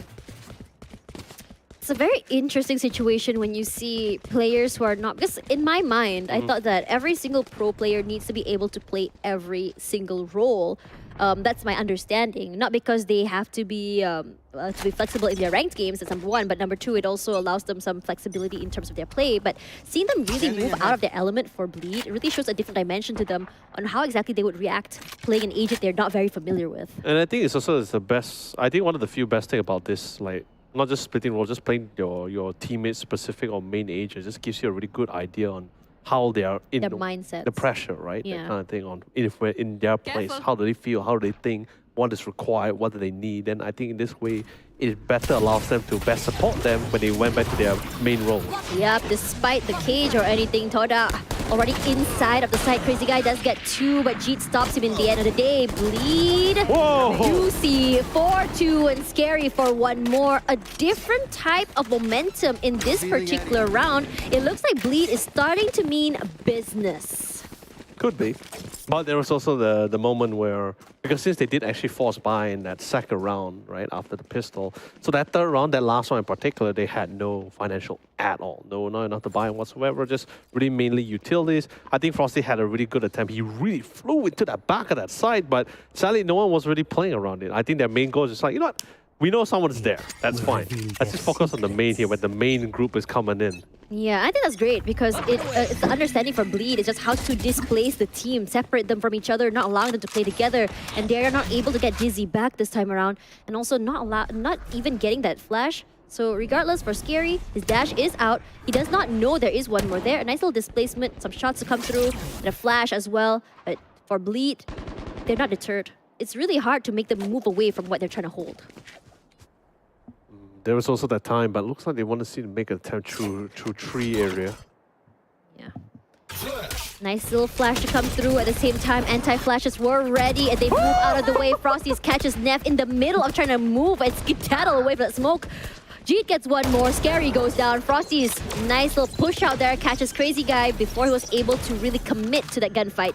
Regardless, this is a great situation for Todak. A suppression to come through. No one pushing out just yet. Darion and Juicy.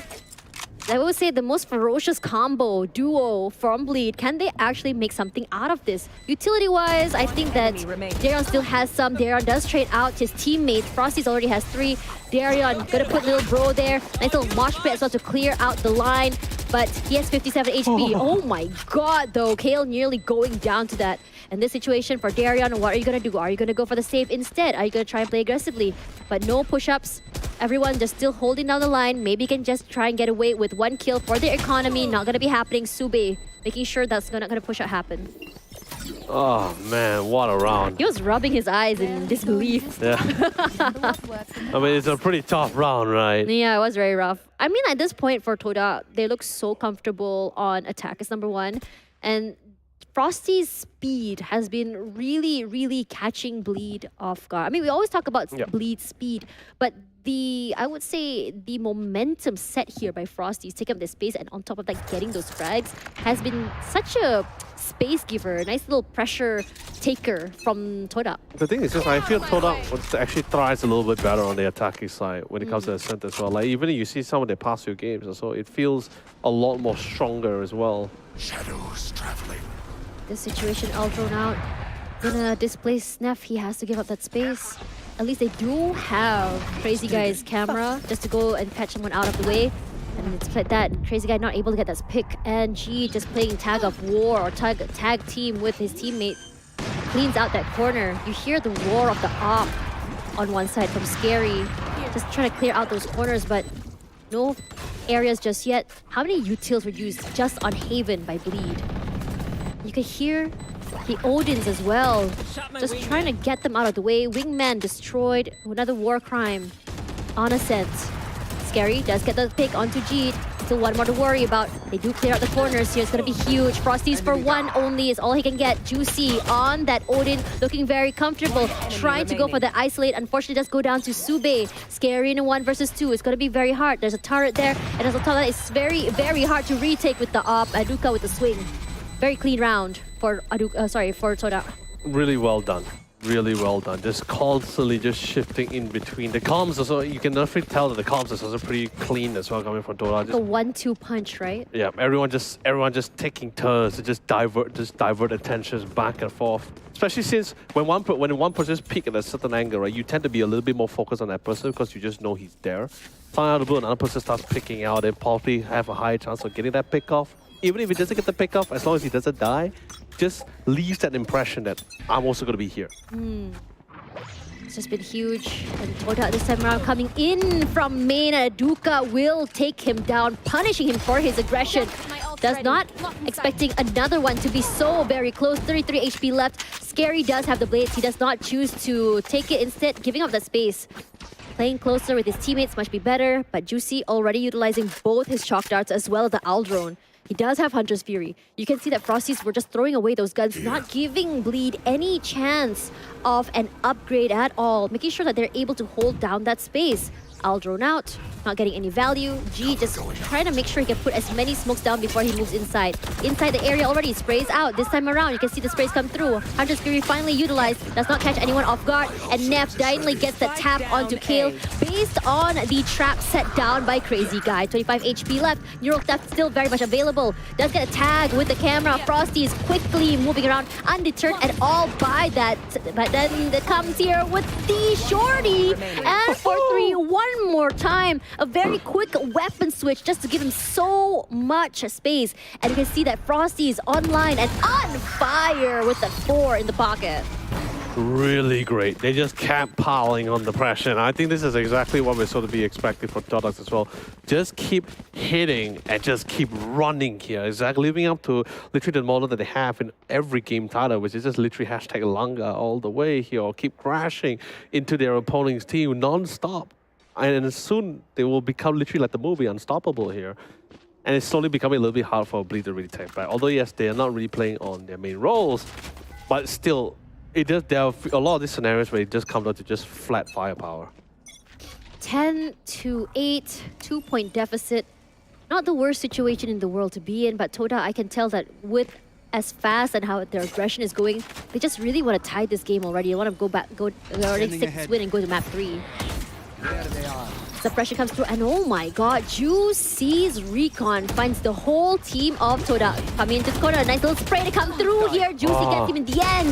Nice one to get one more. Kale does get him in the end, not able to just line up for the extra one. And here comes Thresh one more time, moving forward just to clear up the area of main. Null command as well, just to really suppress the members of Bleed. You can see that Aduka with the sprays gets one more. Crazy Guy finds Sube. 2 versus 3. It's going to be very rough to really try and defend this, but if they get the isolate, it may just work out in their favor. Aduka decided to play very close. Neural Theft just to give them a little bit more space. Scary Aduka for 2 already. Beautiful sprays all around. 1 versus 1 for Neff. You can see the lockdown coming through. Neff already on the side. He does get a tap. Starts to go forward. He's playing inside the smoke, but this time around, can he stick it? Is the question. Aduka will not be deterred. Yeah, this. He knew already as well. He saw his play. It's his own playbook. I know what you're doing there. All alone, honestly, that would have been a priceless moment because Neff already got it like halfway. He was already, I guess you could say maybe about 20% on the second half. I think if we just take a step back and just decide to swing right there. I guess you say most of them is all 50-50. I think for Neff, the worry on his mind was the lockdown. He was worried that he was going to run out of time, so he chanced it.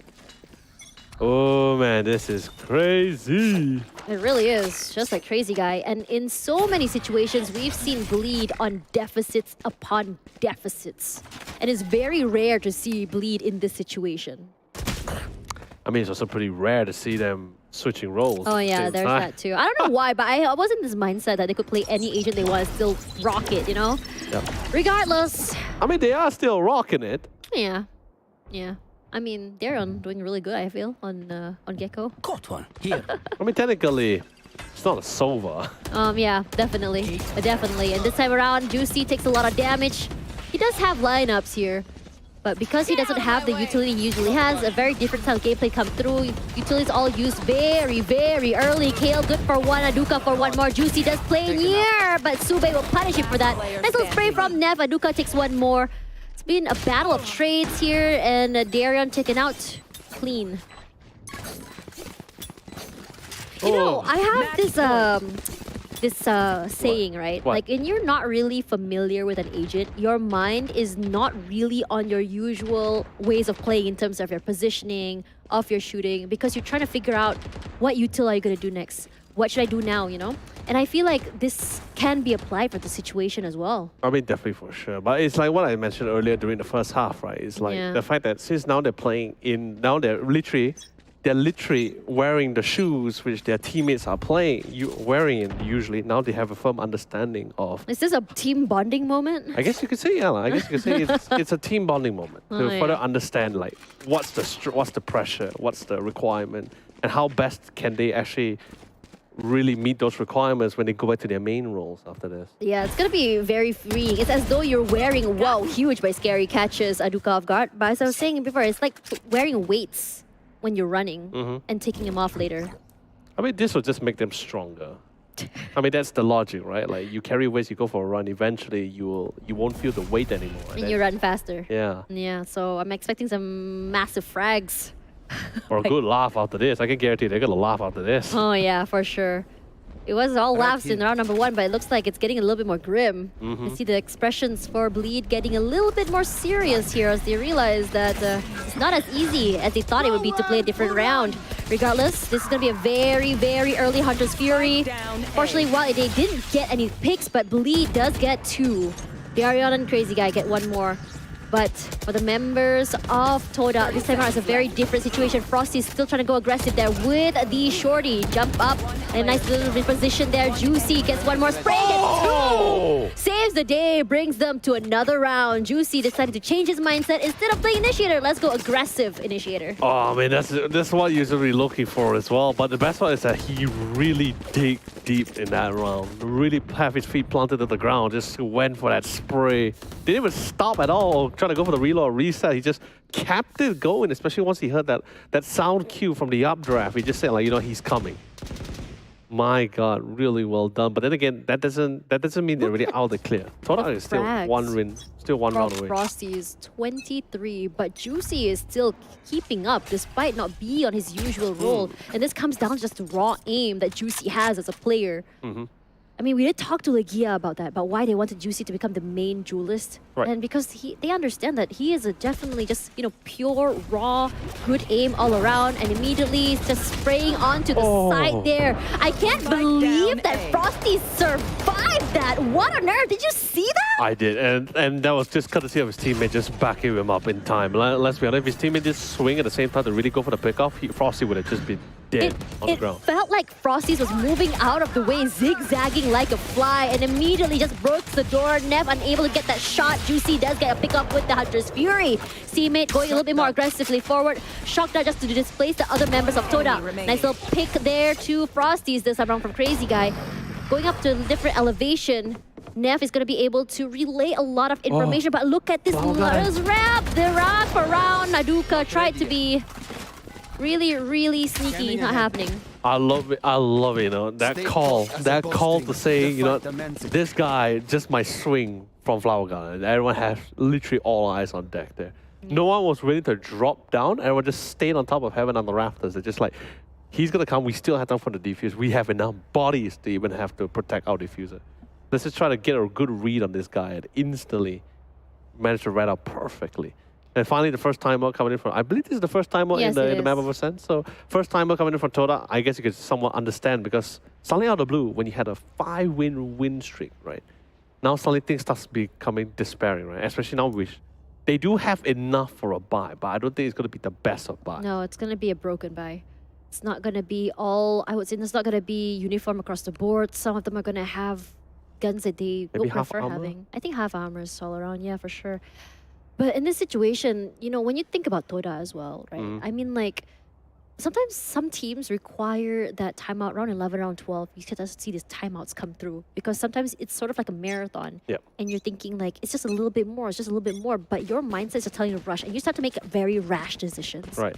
And it's feeling like at this situation, Todak are just not as aware anymore because they just think they see the finishing line, but they're not close to it just yet.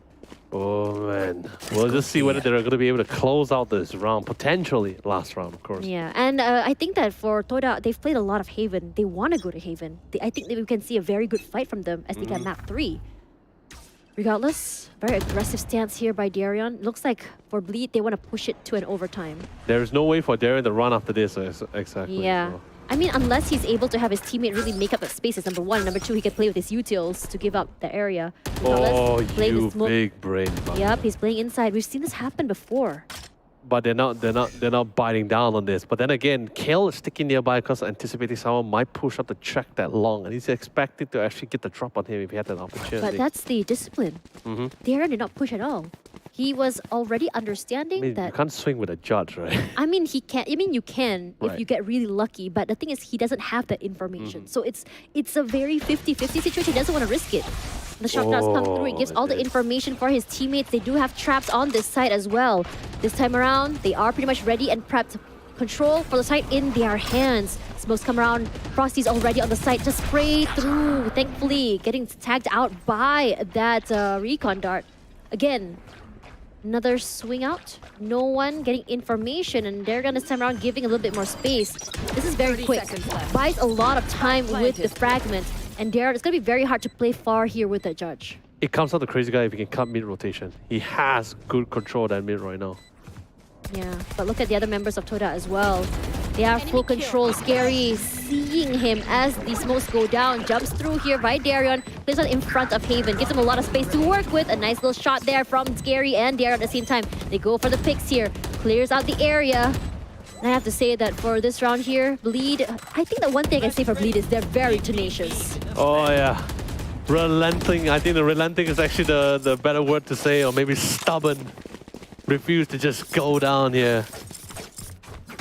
Honestly. And the thing is, I think the situation might be slightly different if in a scenario where Sube was able to win up the fight from Crazy Guy, and which I think Crazy Guy had a really good read. He understand that they were last seen at B.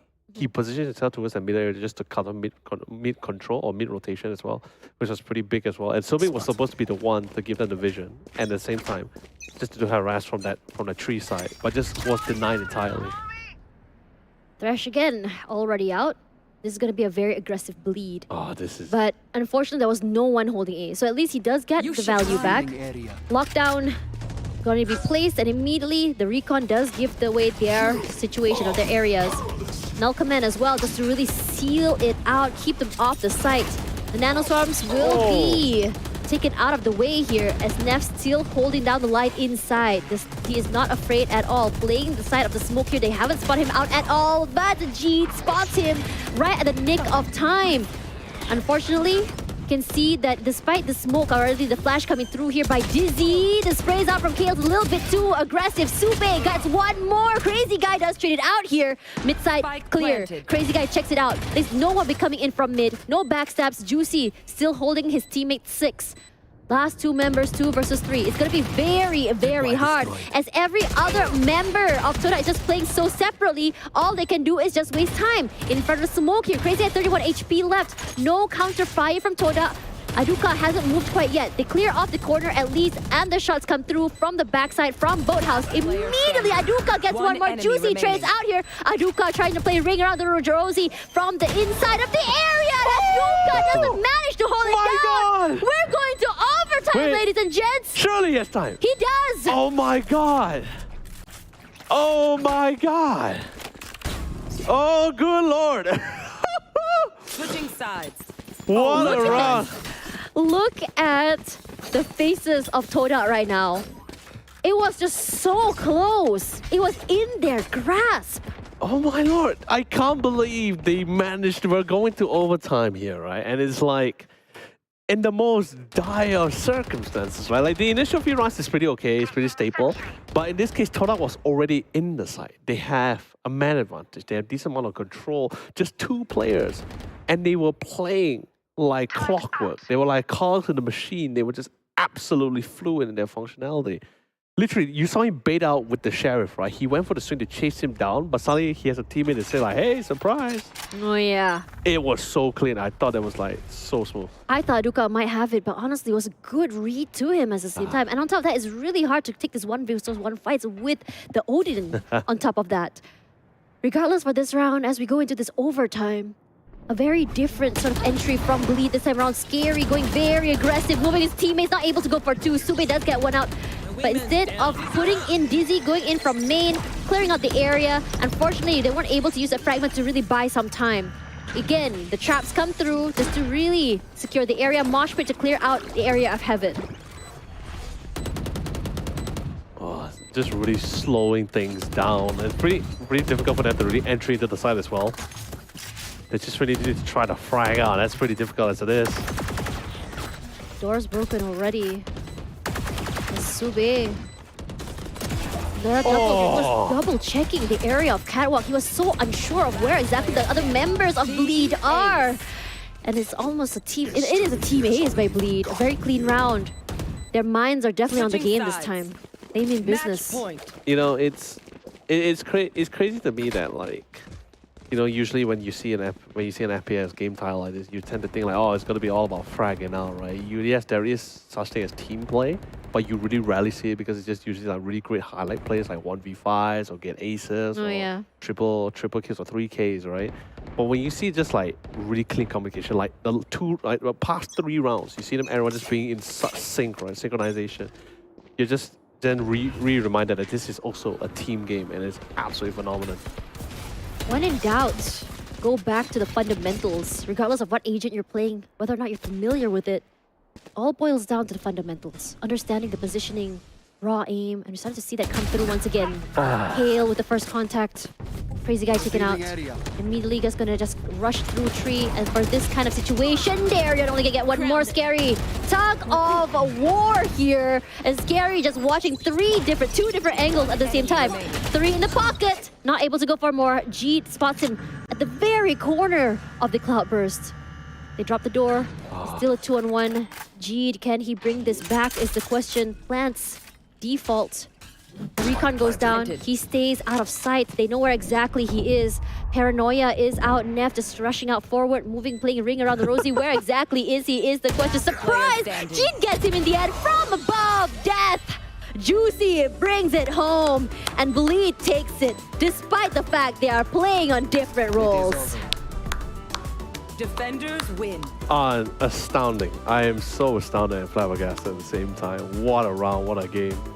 And honestly, I guess you could say, what a challenge that he saw someone set for themselves.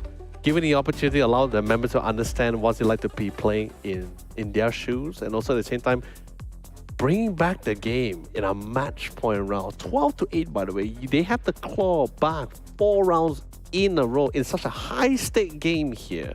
It's just unbelievable here, really. Honestly, unbelievable. I mean, as I said before, when in doubt, when you don't really understand what is going on with your agent or how exactly to go, you saw Juicy really just go back to say, you know what, go back to fundamentals. If I want to play like it as aggressively as I want to, as a Reina on the sofa, I will. And it came down to his raw aim, positioning, and just working together with their teammates. You know, your statement just now is somewhat supporting another statement, which is just literally about. All this game's about is just shooting. I mean, like, there's nothing wrong with that. I mean, sometimes it is true, but I'm glad that's on the highlight reel because we love seeing those things. But coming back to it, I think that for Bleed, understanding the fundamentals, how your teammate works with you, and how exactly, whether or not, sometimes you can say we're too fixated on lineups, right? Yep. But I think that for a lot of these rounds for Bleed, it's more of like what works. Yep. Just going back to the basics, how a smoke works, how exactly we should move with the flash. It's not 300 IQ plays, but rather just keeping it very simple and straightforward. The game sense is just also absolutely on point as well. Just somewhat understanding the timing of when they should swing, when they're going to be gunned as well. And let's be honest, right? Like, I know no one likes to see a one-sided game, right? Yeah. But when you see Bleed play with such finesse like this, you're just going to be like, yeah, everything's just so worth it. It is. It really is. And on top of that, they put themselves in a situation where it's a lot harder for them because they're not usually the most comfortable on these agents. But we do see these players like, for Scary, right? You can tell that he wasn't really aware of how exactly he wants to play with the jet, especially with the dashes and the updrafts. But then again, his shots are very crisp, like he is on his usual main. Regardless, 14-12, very close round, but Todak got so many of those first contacts. My God, the thing, that's what I'm saying, right? Because Todak has a lot more initiative when it comes to entries, and just being like those really one-time. Honestly, I think it's just Frosty's with the openings, just so huge. Yeah, it's really great. Like even on the map before this on Lotus as well, they are open to challenges. It's just like I said, right?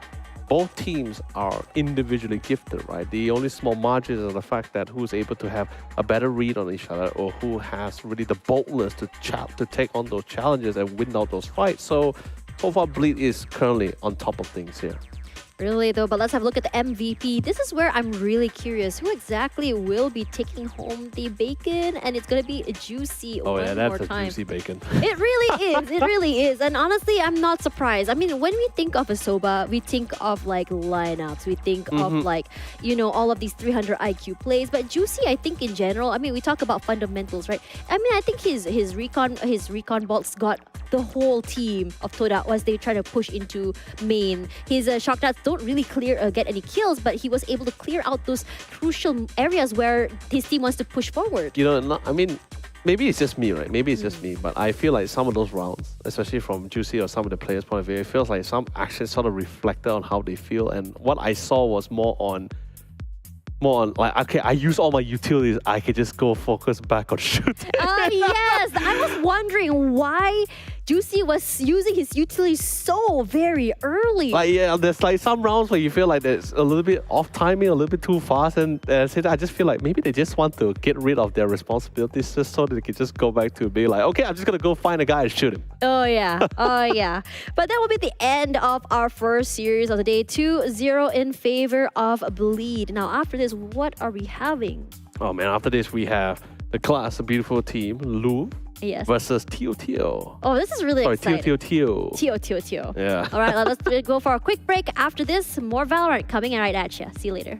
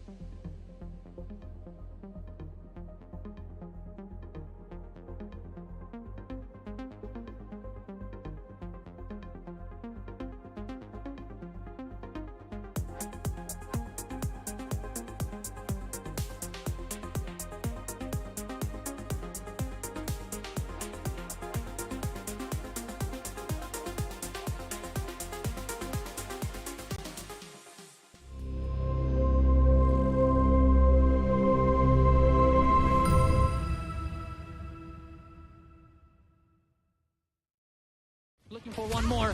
He knows exactly where Jeet is with Jeet. He has to take it. Oh! A little bit of feistiness. And with the shot. Reason. The side decided one more. Oh! Scary. But San don't care. San wants more. Oh, he's walking and moves that. Vera picking up 3.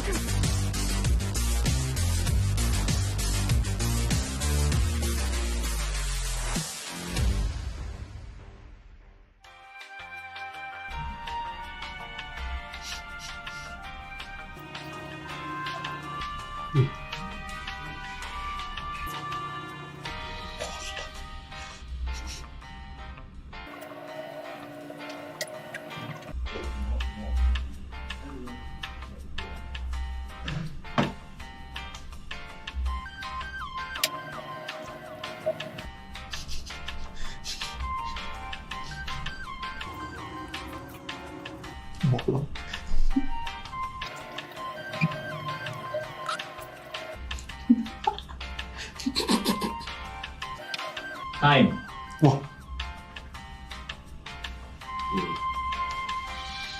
Show to the camera. That's all I can do. It's so bad. I don't know what map he was drawing, but I heard he was drawing a map, so I went for Icebox. I don't think you guys can see it though. I also drew something. Can you see that? But that's not a map. It's Leonard. Can you see it? I mean, It's amazing. Look at that. but that's not a map. It's a map of you. I mean, I'm thankful you got the chubby side of me, right? Welcome back, everyone, to VCT MYSG Split 2, brought to you by our sponsors, Sir One Esports, as well as Astro Arena and TGC. We've seen our first split, or rather our first series of the Bleed and Todak, and boy, oh boy, was that a series. Oh yeah, it was really one hell of a series, right? The first map on the map of Lotus was absolutely convincing. You could not ask for a more convincing map of whether, like, if anyone dares to doubt Bleed again, like say, like, hey, can they play Lotus? That round against Todak was a clear indication of whether they know how to play Lotus or not. Yeah, but now let's put that aside because we're going to our second series of the day, Louvre and TeoTeoTeo. Oh man, this is the one we're waiting for. I'm waiting for this. Why are you excited for this one? I'm excited because like Louvre members in particular, there are some returning members, like really old members coming back, some that we haven't really seen for a long time. And TeoTeoTeo, I'm always excited for TeoTeoTeo because each of those players have a place in my heart. Like Red Lodge, Sheba, Bana, Brandon, Dizzy, these guys really knows how to bring quite the excitement as well. And if you guys are wondering who the TeoTeoTeo was, probably, if you feel like yes, TeoTeoTeo is a new name, right? It's a new branding. The story behind their name was hilarious. Right, though. because like originally they were Hey Yakiniku back in Split 1, right? And did you see the video? Yes, I did see the video, and then after that, a lot of people. I believe it was Red Lodge's dad. He said like, "Hey, I don't like you doing that. I don't want you using the name. Yeah, I don't like you using the name there." I don't know if you guys haven't seen the video. Do go to VALORANT MYSG's Twitter. VALORANT Esports.mys. Yeah, VALORANT Esports.mysg Instagram account. They do have all the videos there as to why the controversy behind TeoTeoTeo happened. What does TeoTeoTeo mean? It's basically just Red Lodge's surname. I was trying to make them watch the video. Oh, I thought, no, they can still watch the video. But why you gotta spoil it? It's a trailer. It's not the main highlight yet. I'm just kidding. You only know the meaning from the video. Go check out the video. Yeah, but let's have a look at Louvre here. Currently, they're at the bottom of the scoreboard, and I think that they have a lot to prove. Now, you mentioned before that there are some returning names, and again, we're not seeing Visa play because Eugene is coming into the picture. And remember that some players have played, professionally, especially Reverie, who was the original core member of Louvre before, alongside Redco and the gang. And then we also had Kale previously from Todak, now playing down to Clown as well as Circus previously. You see, the thing is this, when I'm talking about really old players, I'm talking about players like, sadly, Visa, we're not going to be seeing Visa today, but he's actually one of those few players which I wanted to mention alongside with Doomin as well. Doomin was he was one of the first generation when VALORANT first came to the scene. He was also from CSGO, right? Yes, and he was actually in RSG when he came to VALORANT as well. He played with them for quite a while. But then after that, he has been, he's been watered down a little bit. He hasn't really been playing much. I would say that Dumin is more like a seasoned player. He goes by the wind, Sometimes he plays and sometimes he doesn't. But of course, enough about Louvre. We're going to be talking about that later on. Here is TeoTeoTeo. Shiba's playing. Oh, yes. I'm really excited. Shiba Very is, excited. I would call him a rare Pokemon. You would, once in a while, you will see him come through when he's not busy with other things.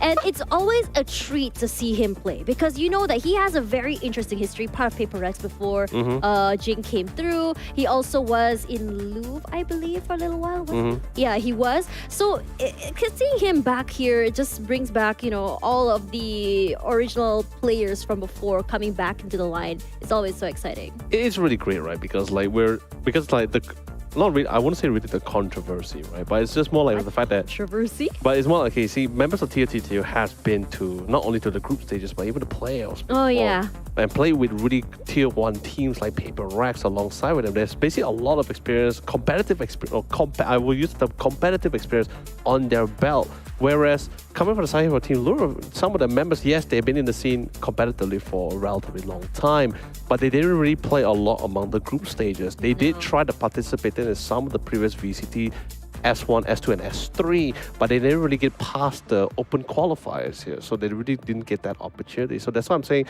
there's really the difference between these two sides. But like I said, they haven't been here for a while and they were in different teams. Now when they're all together, I'm really interested to see how their synergy is going to be like. We saw some series before this, has its ups and downs. I mean, I don't blame them. They were literally made, like Louvre it was supposed to disband, honestly, but then Reverie was like, you know what, we have the slot, and he just brings in this whole new, all his friends to come through and just play together at this point. And I'm glad that at least they did make it through because Louvre went through one hell of a playoff last split. But now Kale and Brandon are our head-to-head. It's the battle of the controllers. I feel like personally for me, I am always looking at Kale because out of the whole team, you can really see him play step out. You can really see how much he wants this. I mean, definitely for sure. He definitely has an eye on the prize, right? Yeah. He's not going to be letting that go. It's also his experience, honestly, at this point. But the same goes for Brandon as well. And Brandon's the kind of person where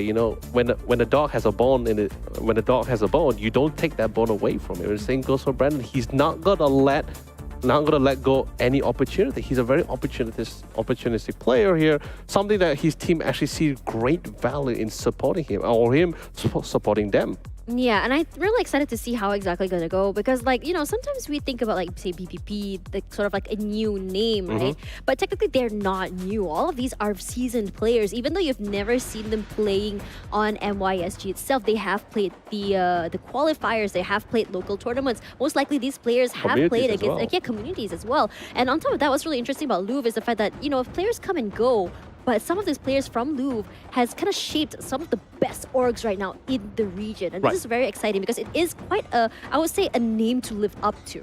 I mean, definitely for sure. I guess you can say it's really like a staple name. Even back in VCT S1, S2, S3, there's never really a series that you just don't see their name in really. Like maybe we do miss them in S2 temporarily for the first half of the year. But second half they just come back either with the same roster or a new roster. But anyway, let's get back to map vetoes, right? So generally so far when it comes to TeoTeoTeo in particular, right, they do love to ban out maps like Lotus and Haven so far.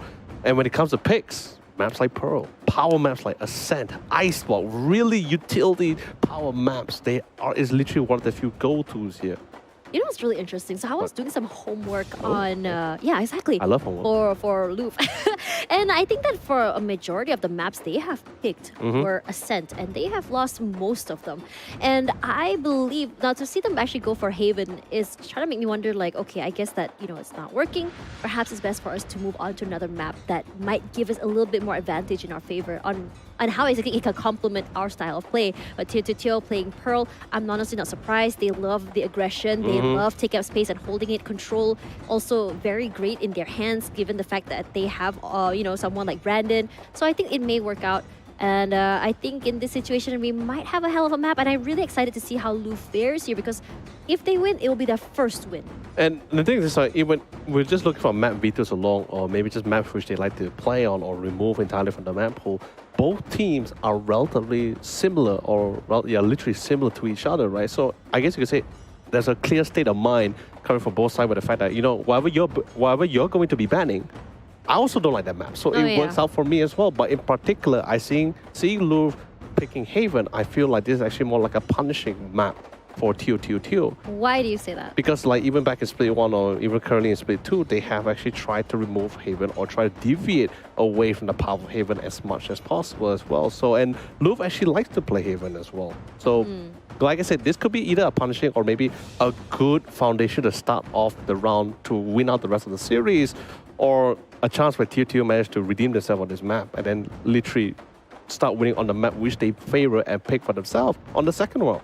I believe that yesterday Louvre also picked Haven. It did not work out in their favor. Yes. Yeah, so, you know, I always say this thing where sometimes when a team has lost so much on that map, you kind of expect the team to avoid choosing that map. But when the team chooses that map and they win, it means that they have learned a lot from those mistakes. Because as they say, you know, the best way to learn is to make mistakes. So I'm wondering, what did they learn yesterday from the match that they weren't able to take that map pick on themselves? I mean, it's just like that analogy, right? Where, you know, the greatest teacher is failure, right? You don't learn when you win, you learn when you lose, right? But also at the same time, there's also a chance where a scenario where that is probably the only map they're already confident in. Yeah, because like, I mean, Ascent didn't work out for them and they chose them so many times across so many games.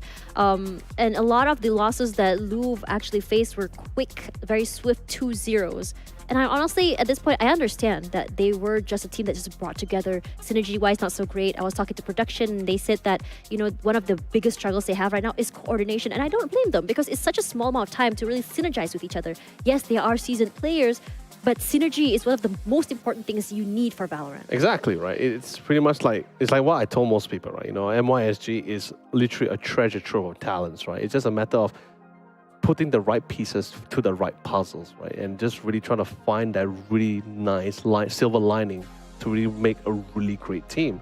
So, and that's why we see like international organization, X10, Enigma, they're all coming into MYSG to really get the nice feel of it, try to find those talents and make it their own. They managed to get some, which I feel very happy. Enigma is one of them. Really huge picks, honestly, I have to say. Huge, I would say, restructure as well going into Split 2 has been great for them. X10 as well, slowly but surely coming forward with that new roster, and it's looking really good. A different style of play from what we expected. But now for Louvre, I believe that they are not a signed team. It's not an organization, rather. It's just a bunch of friends coming together. It's kind of like Shiba and the homie situation, right? Yeah. If you remember. So, TeoTeoTeo is also kind of in the same boat if you think about it. So let's just see which homies is better. But apparently we are also, if you guys don't know at home, we have a TikTok challenge for you guys. It's called #MYSGSoDiff. So I'm not too sure what exactly is going on. It's making me wonder because I do make TikTok videos and I'm wondering, should I be joining this MYSGSoDiff challenge? Honestly, you should. What is it about? I mean, it's like, you just really need to give some really good motivational talk at the same time, just really show that you can have really great fun. But of course, ladies and gentlemen, let's quickly check out some of the TikTok videos that we actually currently have and you guys actually missed. Let's check it out.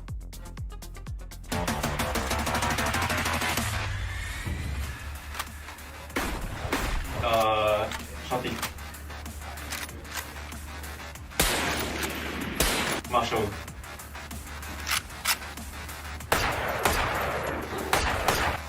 Guardian. This is way too easy. Wow. Okay, that's hard. Oh, this is easy. Stinger.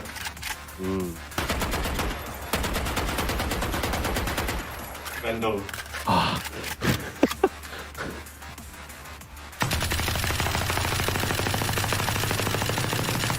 Aries. I hope that's a filter. You know, I really hope that's a filter. Yeah, I mean, that's the thing, right? No, honestly, I got really concerned because there was that moment of silence during the Vandal. I'm like, dude, come on, you have used that weapon. Like, you have probably killed like thousands of people with that weapon. You can't not know that sound. Imagine if they did that with the skins. Oh yeah, that would be actually pretty That will be really hard. That would be pretty difficult. You have to guess which skin for which gun. Yeah, that actually will be quite the challenge, right? Yeah. But yeah, ladies and gentlemen, that's a few examples of what the hashtag Just So Div is all about as well. Like a few questions to see. And also, we also have a few motivational talks as well from some pro players to tell young talents on how they can really get into the scene or better themselves for their own personal ranking in the community or whatsoever. So really, guys, do check us out. Like what Taj said many times as well. Do check us out on both Twitter, Instagram, and Facebook is at ValorantEsport.mysg and TikTok as well. We also have a Twitter one, which is ValorantEsport_MYSG. Yeah, we are all on the social media We're going platforms. And international. honestly, I have to say that this season, for this year in This general, season, VCT yeah. MYSG, right? The content has been top tier spicy memes, and I love it. Man, it's been such a thrill, right? Like and the crazy part about it, we're only like at the halfway mark. We're not even like near the end of the group stage. We're not even any closer to the playoffs. And let's be honest, we're so long apart to Ascension as well, right? But I'm really excited to see who's going to be the one to really go to Ascension here. Yeah, and I think for Bleed, they really have the eyes of the prize. I think for them in general, it's about not just making stand, it's a redemption arc for them. They came so close during last year's VCT APAC LCQ, taking 3rd place. And on top of that, their run was a full all the way to best of 5 with the overtimes as well. You can tell like they literally felt it at the tips of their fingers. So, you know, coming back into the end at the beginning of the split as well, I think in their mind they're like, we have to make it this time. No, that's why I'm saying like I really feel for Darian, right? Because like he has been one of the oldest member in Bleed, and the thing is this, right? Especially when Paper Rex are still around, when you see Paper Rex and Bleed in the same roster, like in the same group stage, or just like in the entire tournament, everyone's gonna be saying like, oh, it's literally everyone says hands down Paper Rex. Yes, Bleed have fans, but deep in their heart they know it's gonna be quite the challenge because Paper Rex seems to be like that wall. Darren has gone through so many different team members, different rosters here, and finally, when there is a chance for him to have that redemption moment to overcome them, like no longer see as the number 2 team in MYSG. Now they're going to be known as the team that will rival Paper Rex. Yeah, that is the opportunity and the goal is going to reach out for. And when that day comes, I'm going to be the one that shouts out for Darian because like he really just dig deep throughout the entire journey. Aw, I mean, to be fair, you did say that you were such a big fan of him anyway. You've been following his journey. He's been working so from hard. the beginning, and I think that I think that for this year, really hoping it can be the year for them coming. I don't think it's going to be easy, but at the same time, really liking the fact that for Bleed, they've been really working on making that identity. They're not really into that W gaming like the rest of Asia Pacific was. They're a little bit more calculated. They take their time. They really develop every single playbook, like the pages of a book. This is what happens on scenario A, scenario B, scenario C, and that's how thorough their coach, like Gia, has been with the team as well. So many restructures, but it's not really like the hugest restructures or overhauls. It's to see what can work with their core and what exactly is the problems. Just slowly building them. And I think that this year it's been looking very strong for them compared to last year. I mean, yeah, of course. I mean, the thing is, they're always growing. They're always getting better. And it's not just for Bleed, like even for the rest of the team. New rosters, new orgs, same existing org but different rosters, or new orgs but same roster from a previous org as well. So there's a lot of changes, and change usually for some people they fear it, but in my case I think change is always good. Oh yeah, I think that for Enigma coming into our region as well, it's also very phenomenal. It gave, I think it's a nice nurture for a lot of these players who have been unsigned for very long but have been giving such a great run, in my opinion. And I think that Enigma is just so, I think that what Enigma can bring to the table here is just having an eye for picking out those players that are really gifted and just putting them together in a team and making sure they can synergize together. Of course. But anyway, ladies and gentlemen, thank you for your time. Now let's quickly bring up the agent selection between these two amazing teams, talented one as well, to see how well we're going to be going on the map of Haven. I'm really excited to see Ravery and Shiba. Those two are just Sofa mains, and they do one hell of a good job on that agent. So if I could have a head-to-head, yes, thank you, Extremists! Round 2, production, do not fail me this time! But then again, maybe, he's giving us, he's giving us like, what's the lock in. No, I mean, yeah, he's locked in for sure. No, it's still glowing. Oh, he's definitely gonna be locked in. He's not gonna change it. Please don't. Nah, he's gonna keep it there. Don't worry. I'm gonna cry. I'm gonna stay there. Oh, Reverie switched out. He's no longer running the Sova. Okay, this is a very interesting, I think for Louvre, they're trying to figure out what can work out here, what setup they want to run for Haven itself. Now, if we talk about Gecko in general, I feel like he is a very lineup heavy agent. There are so many ways that you can play with I mean, like what Dario saw was a very straight to the point kind of throws. But if you see the lineups or throws here, I believe it's very similar to what you expect from Fade Haunt or even like a Killjoy Molly. It's very, very similar, and it can be used in many different ways. And if you really take the time to learn those lineups, because these lineups move very slowly, you have to kind of take away the predictability of the trajectory when you throw in your little bros and little friends. I mean, yeah, of course. I mean, the wingman and this is all pretty great, right? But the thing is this, right? You must understand like why maybe not many people is somewhat tilting towards that area. Although he looks cool, the concept sounds great. Yeah. But like I said as well, it's great for the player, but doesn't necessarily mean great for the game. And his utilities are actually killable. Oh, yes, yeah. he can reset it, he can pick it up. That's why I said it has to be it's like kind of like a KO flash, right? You have some flashes that are very out of pocket, out of the way, that your teammates can swing with. And think if say, imagine you throw a Dizzy in a trajectory that's not expected by the enemy, and your duelist is able to swing in. That's huge. That's why I said there is certain agents that you usually would have better synergy when you have a Gecko in your team. But I think some people are still trying to get the hang of that synergy. Trying to get a hang of Gecko in general, honestly. But coming into the game is a very fast B hit this time around. Reverie already taking up so much space. On toward Link is where he's gonna go. Gonna catch these two players pushing out of the area of guard. Nice miss to really reposition himself. He does spot out one more. Gets a tag onto him, but now half HP left. Reverie 15 HP is not deterred at all.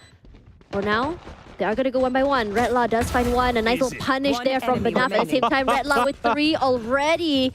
Huge picks. Starts off real strong for Louvre, but the retakes from TeoTeoTeo, a little bit too much to handle. Oh, yeah, just right back to the fundamentals. These guys are calm, collected, unfazed. Absolutely just went for those angles and picks. Really well done. You really got to commend Reverie for doing not only his job, but going beyond here. It's not about taking space only, but also pushing out toward Link, getting those 2 picks, huge. I mean, like, the thing is, I think he was just trying to see if he can really set the pace, right? Really, the thing is, they got the site really fast. And I think because of the fact that just someone understand, oh, okay, maybe they actually were playing for A and C and maybe around connector or garage, a lot more focus compared to B side. But now, because thankfully they have Redline, the team who's playing Killjoy, so with that agent alone, you're going to be able to have ways to gain information or just slow things down at B. So more utilities are going to be placed there and more focus. That's exactly what I was talking about in terms of the lineups. Let's see how Extremists did that on the top side. Found someone on main and it drops on top of it at the same time. Gives him a lot of value. And that is what I was talking about in terms of the unpredictability. You can't exactly shoot that out, but it does give the value of the information what's coming forward. DZ, despite being flashed here, not going to check his corners, I believe. He has to be careful. One tap is going to take him out. Hasn't been seen yet, just say it, but Doomin with the opening finds Shiba. And both players have not moved. Doomin 4-2. A lot of space, but the timing is not on Extremist's part. And DZ, he holds so strongly, finds Eugene as well. Reverie spots out someone already taking the spike, moves out of the way, sprays from 2 sides. Nice little crossfire with his teammate. They take it back. DZ, you greedy. You could really just stick it out there. Honestly, a really good round for Louvre. This is the round where they are at a deficit and they are taking away the guns that TeoTeoTeo has. 3 down the drain, and Brandon, this time around with an upgrade, gonna move out of the way. But Doomin all alone. Can he get the tops? Is the question. Not gonna happen. But still, huge round for them. As TeoTeoTeo moving to the next round with only 2 guns. For wild cowboys like these players, right? Simple pixel displacement is pretty much all they need to just start going down for the spray lines. But then again, it's like I completely agree with what you said, right? It's really great that the fact that Team Louvre was able to drop 3 members at least, where she went for those buys. It's definitely going to be not going to deny them the opportunity to really stimulate their savings account or their financial that much as well. Although it is guns. Exactly.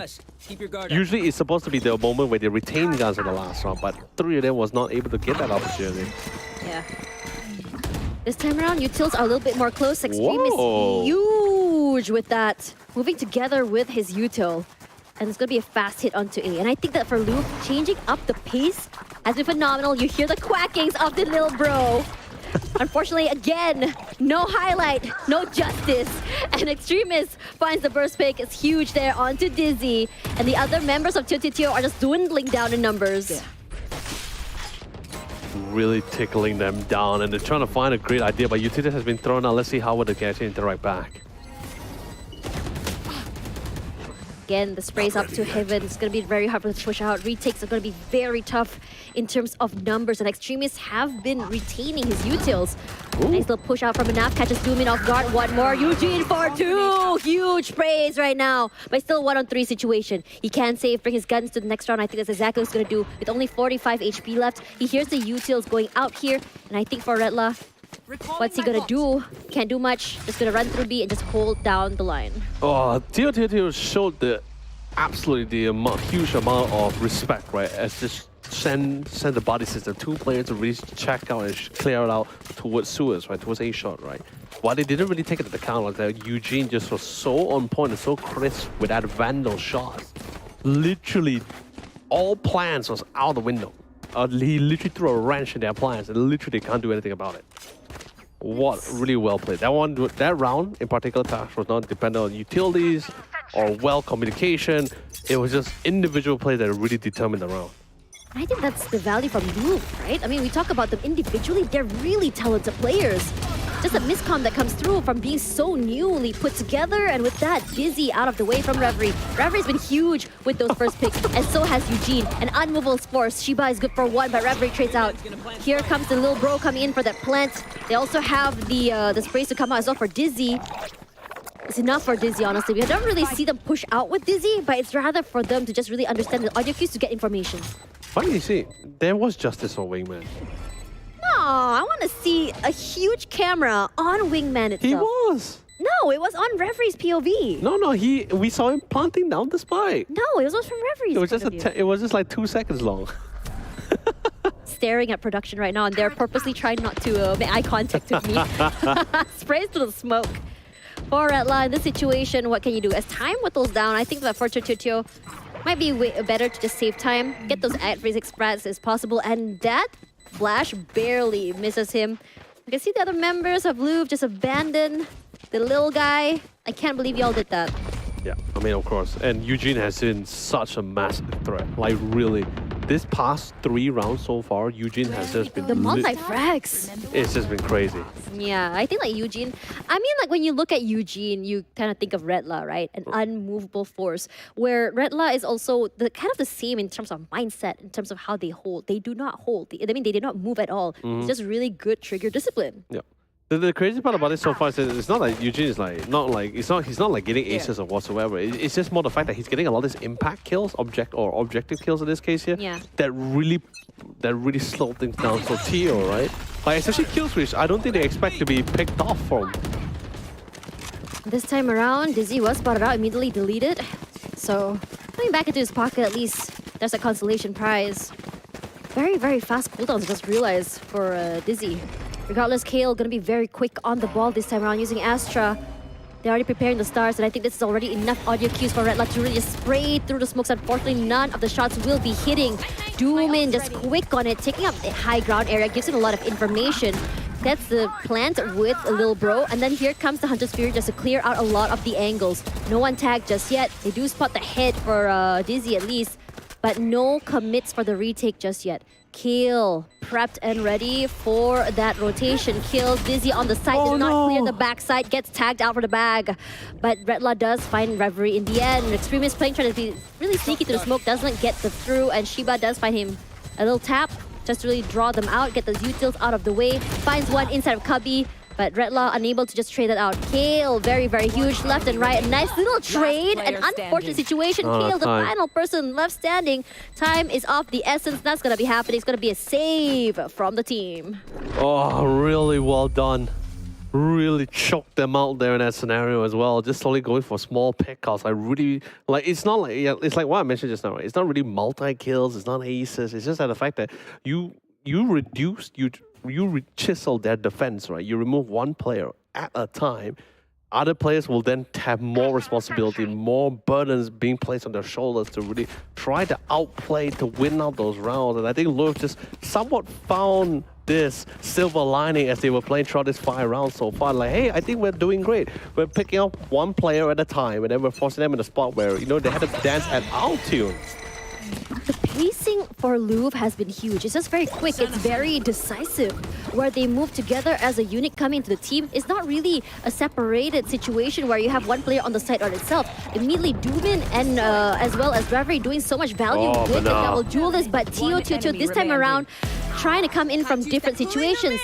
For Kale, he is trying to step up here. Does get 2 already. Understanding that there's going to be one more behind him. They do pass by beside each other. Kale for 3 already. 4, make it 5. So very close. Have to go for the retakes. At least the reload here.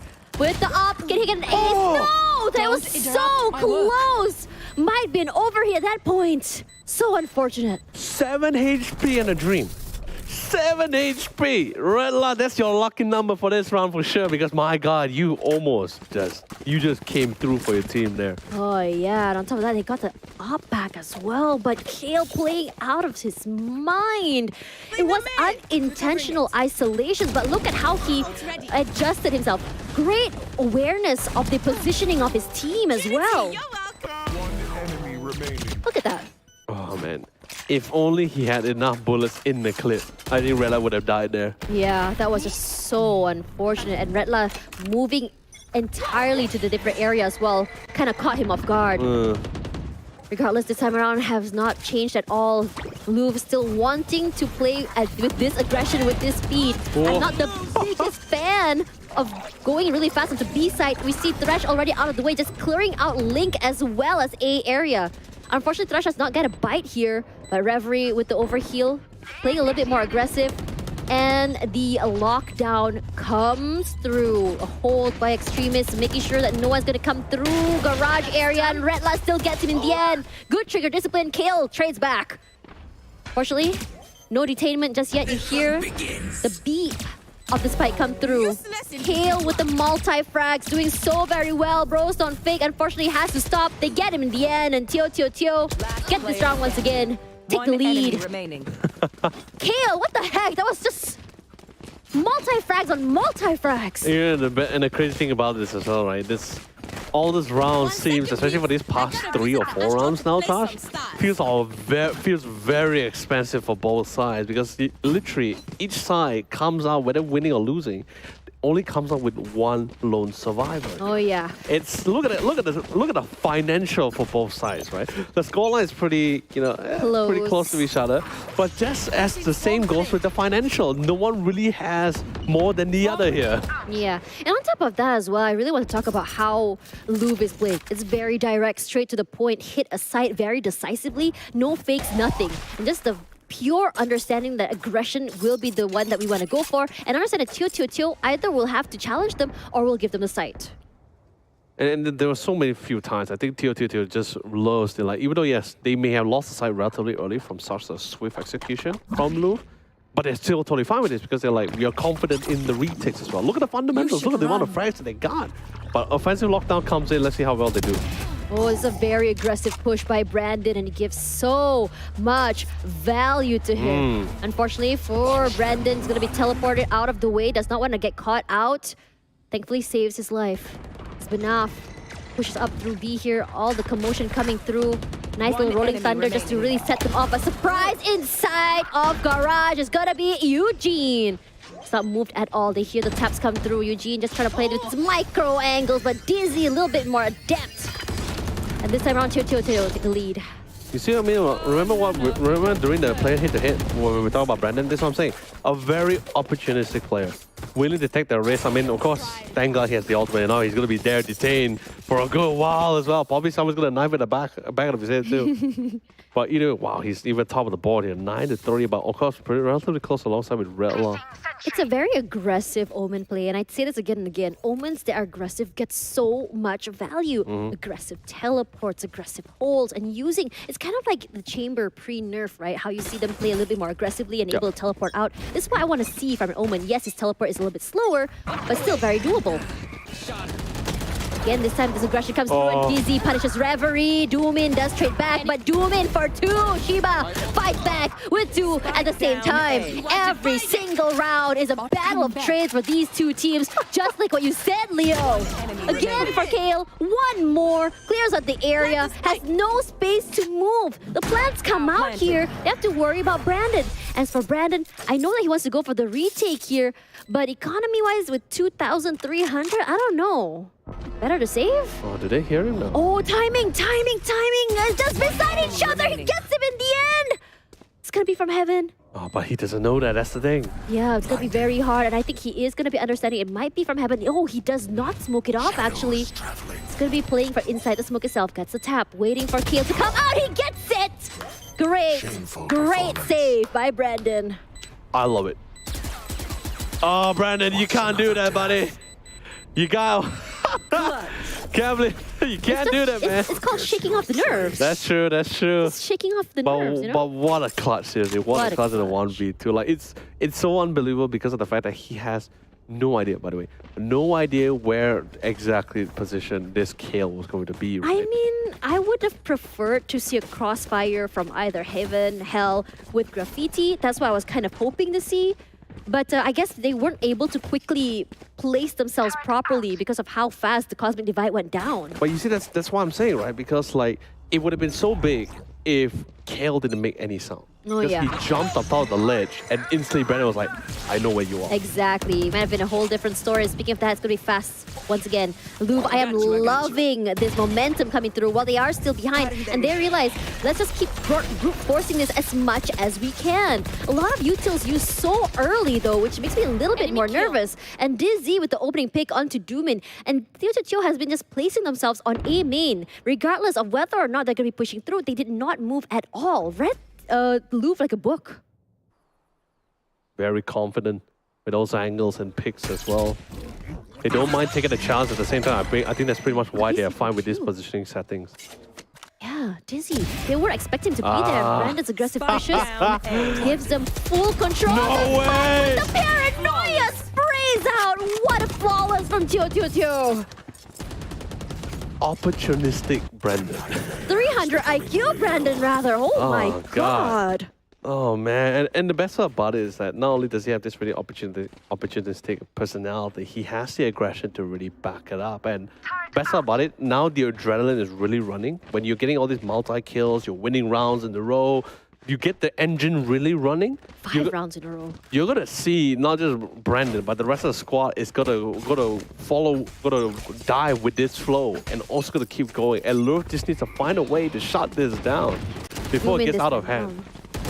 How aggressive they are. Same thing over and over again for both teams. Just reading up each other and each team understanding like, okay, we're just gonna brute force each other at this point. The opening picks have been a little bit better from the side of Reverie, but but Dizzy has been answering back. Regardless on the side here, Reverie tries to go for extra. Extremists that get teched out here, but look at how many picks from TeoTeoTeo. Very quickly running onto the side and just holding it. Crossfires all across the board. Oh, just firm understanding, right? And because of all this utility being placed down and the pressure that they had. That is 16-4. 16-4. That's how aggressive he is. And that's an Omen, by the way. Exactly. Which is why I said, you get so much value as an Omen, playing aggressive, lurking at the same time. But surprisingly, we're seeing from, as we talked about earlier, right? The agent of pick here for MYSG has always been Astro over the Omen, and Brandon is really knowing how to abuse this agent to his value, and Shiba swings out with that off. Ouch! A huge Doomin punishes him for double dipping, but he does get whittled down to low HP. The back line. See a really nice lurk rotation, long rotation coming in from Dizzy as well. Going straight through spawn just so that no one really try to pick him out too. And that lockdown coming through, sold away in sewers. It's going to be very hard to displace, and all the others of TeoTeoTeo are very okay with giving out the site. If you remember properly, TeoTeoTeo are okay with playing retakes. It's very explosive. And now, with only 4 left without Shiba, it's going to be a little hard, but the choke points of A are very hard to navigate. That's true. But there is the rolling thunder though, that's the thing. Yeah, but look at that. Ooh, catches Dizzy. Wow, Thresh. Just catching you off guard. Even as he tried to get out of there. That aftershock will at least just get him out of the way. Doomin is so very low. Brandon does find Eugene in the end. Mosh will just clear off the areas. Defuse comes out, but immediately they're just gonna push out here again. Round 2 with that. A displacement comes through. They do get Brandon. Red Lost still saves it despite the double thresh. You just gotta commend Brandon, really. The amount of pressure, the amount of space that he's trying to create and deny for his team by standing so far forward, trying to keep them at bay with pre-fires and trying to get a kill out of that Carnage in the end. Although yes, he does die, he does get detained by the Thrash. But that's what Brandon wants. He wants to be that living body shield, while 2 of the members will defend him as much as possible. One's going to be going with the long range, and one's going to be the dedicated shield in the front. So Brandon is not only getting all his frags, but he's... He will die for you. Yeah, he would die for you. I wish I had a teammate like Brandon. I mean, I would die for you in game too. Not in real life. I think in real life too. Yeah. Aww. Let it with the Riz. But look at how many rounds in a row TeoTeoTeo has taken away here as we go to the second half. 9-3 curse activated question mark. Nope, I don't believe in that logic. I don't believe in that religion. I believe in 11-3 though. Fnatic brought that made it happen. Man, that was an insane round. But look at how fast TeoTeoTeo is. Dizzy moving forward here, but the sprays from referee. A little bit too strong from Dizzy. Displays it out of the way. Shiba eats a lot of damage, but look at his crossfire here. One from Eugene and his teammates gets rid of the nanoswarms as well. Immediately gonna move out of the way here as the numbers dwindle down. The other members of Louvre gonna be very happy with this. It's a very good round down for one round for them. They take out 2. That's the Omen as well as the Jet. And a nice little chip onto Shiba. It's still just Fnatic to worry about. He gets 3. And the other one all the way over inside of garage area. Dizzy out of the way. They try to give him a flawless doom and takes it. 9-4 at least. A nice little climb from Louvre, and perhaps I would say the morale booster they need. I mean, definitely for sure, right? And it's confidence building. You literally win the pistol round with the most needed pistol round on a flawless manner. It's not only confidence building, it's hopefully the new beginning for them to really take back some of these rounds to try to turn this map back in their favor. It's a map of their choice as well. But honestly, I'm going to be saying right now, I love the confidence, the boldness coming from Brandon. Willing to take on the fight with Reverie, who was by far the tankiest player in the game with the overheal. Yeah, and this time around, Louvre not able to take full control of A long, but they will be double dipping. 5 people up on there. He still wins it in the end. How quickly he takes them, but do not pick them one by one. Doomin getting away with murder. 3 in the bag. Reverie gets 1 more. Final member to worry about here. It's just going to be Dizzy. Dizzy playing the corner. What can he do? Just holding down the line and understanding that this gun advantage they have means that they can play as aggressively as they want. They never expected it. They never saw that potential. Sheriff, maybe. Go, sure. Vandals, okay. But a Marshal doing them like that, doing them dirty like that. In the same... One by one. That is insane. Just like, I just wish they kind of like lined up for that. That would have been even more insane, actually. Honestly, I felt like they almost lined it up perfectly. Let's be honest. He just needs 2 more hits and it's an ace with a Marshal. I think aces with Marshals was one of the most underrated things ever. We don't see enough of. Regardless, once again, Eugene moves out of the way, and he's very much okay with that. He puts his utils a little bit more later. I'm loving that because it does give his utils a little bit more survivability compared to being shot out so early. Nav pushing forward! Both of them getting scared out of their lives. We're not expecting them to push out that hard. But that Nebula, not allowing them any entry to sight. Without any line of sight here, it's going to be a different story. And I think that for TeoTeoTeo, it's been really great for them to play default. The thing is, I love the decision, really. Like, understanding the fact that Doomin already swapped towards the C side, most likely that most of the defensive utility, especially from what they take from past round intel, they know for sure B and C is usually the one that's heavily decked out. A is going to be all about Frag City, which is something which they're going to be a lot more comfortable with. They won't have to face nanoswarms, they won't have to face the Marshal here. but they are taking precaution because of the fact that there's still physical players on this side. Oh yeah, but look at how explosive this is going to be. Extremist was already on the side here. The Marshall just ring forward. Dizzy sprays, does connect onto Doomin. One more to go, 83 HP, but he does riddle down. Reverie so very low. And look at all those smokes there. It gives them so much space to move around the map, gives them so much value in terms of moving forward for the post plants. Extremists haven't been spotted out quite yet, and Dizzy taking the very aggressive advantage here. His head hasn't been noticed quite yet. The Lear comes out, even then, immediately he has to move out of the way. Dizzy just taking him out. Banaf finds Reverie, Banaf for 2, Banaf for 3, and Shiba sealed it off. Nice retake, or rather a hold for post plants for TeoTeoTeo. The reassessment, the readjustments is just so on point. It was absolutely perfect. Completely well-made decision on that side. Unbelievable. And then the best part about it is that they already is expecting conflicts as well. Maybe an nanostorm here or two, but they know for sure it's something they can actually try to deal with it. So actually with Doomin out of the picture, they say, okay, they're not going to be able to entry us. They're going to walk right into our lines of sight. It's just whether we are able to react to it. And they even have one player dedicated to getting rid of the Lear, which is absolutely great for communication. Yeah, you always need that. Allows your teammates to frag out. And on top of that as well, Brandon was okay with not really re-smoking because what he wanted to do was give his teammates line of sight in order to get those picks. So early here, damage dwindled out for both players. Doomin has to move out of the way. Nebula just to really whittle them out. And Kale playing a very aggressive stance in the middle of the crossfire. Dizzy does get tagged here, but it's not enough to take him down. It's going to be a reposition once again. And TeoTeoTeo for this map, they're so very fluid. It's very different to Louvre, who are like very decisive and just going aggressive into one side. But TeoTeoTeo, they just take it slow, they push in, they get info, they get the util out of the way just to give him some breathing room. Oh, Dizzy, you really got out of that fish snap, my friend. Oh, you almost died there. And Streamers as well, understanding his boundaries as well, not over pushing this, not over peaking this as well. Shiba 38 HP left, and Banaf is going to go for the entry. Redla huge finds Reverie, and this time around immediately onto the site. A flash, a concuss as well. Clears out all the areas, does not know that inside of the smoke is Extremist, catching him on guard. Extremist for 2, very nasty corner, does go down to Banaf in the end. Aftershock, but Eugene gonna leave the site, gonna play together with his teammates instead. And now the crossfire from Graffiti and Heaven has been established. Retake is gonna be very, very complicated to do. But then again, Banaf already expended all utilities and he only had 20 HP too. Was not expecting Doomin and Eugene for a nice little cross. And this is what I want to talk about for most teams. This long rotates onto A main, gives them a lot of value, and that's exactly what gave them the value in terms of that retake. Huge. I mean, you see, what really you gotta clap, you gotta tip your hat towards Extremist. He really did so many objective What an kills. anchor. Really holding on, and I didn't expect him there for too long.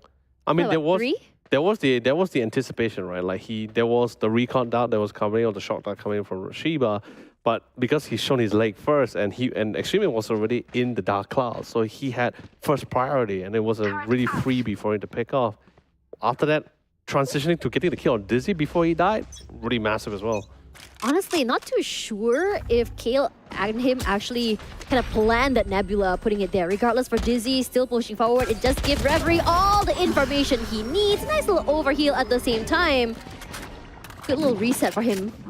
But his teammates are just still gonna just push out one by one. I want to see a double swing here if possible for TeoTeoTeo. Not gonna happen, but Shiba does get him down in the end of the day. Redla still holding down the line. Very aware. We might see a lurk here from Eugene. The question is which Sentinel moves first, whether it be Eugene or Redla. Let's hold our breaths, honestly. See how long it's gonna take.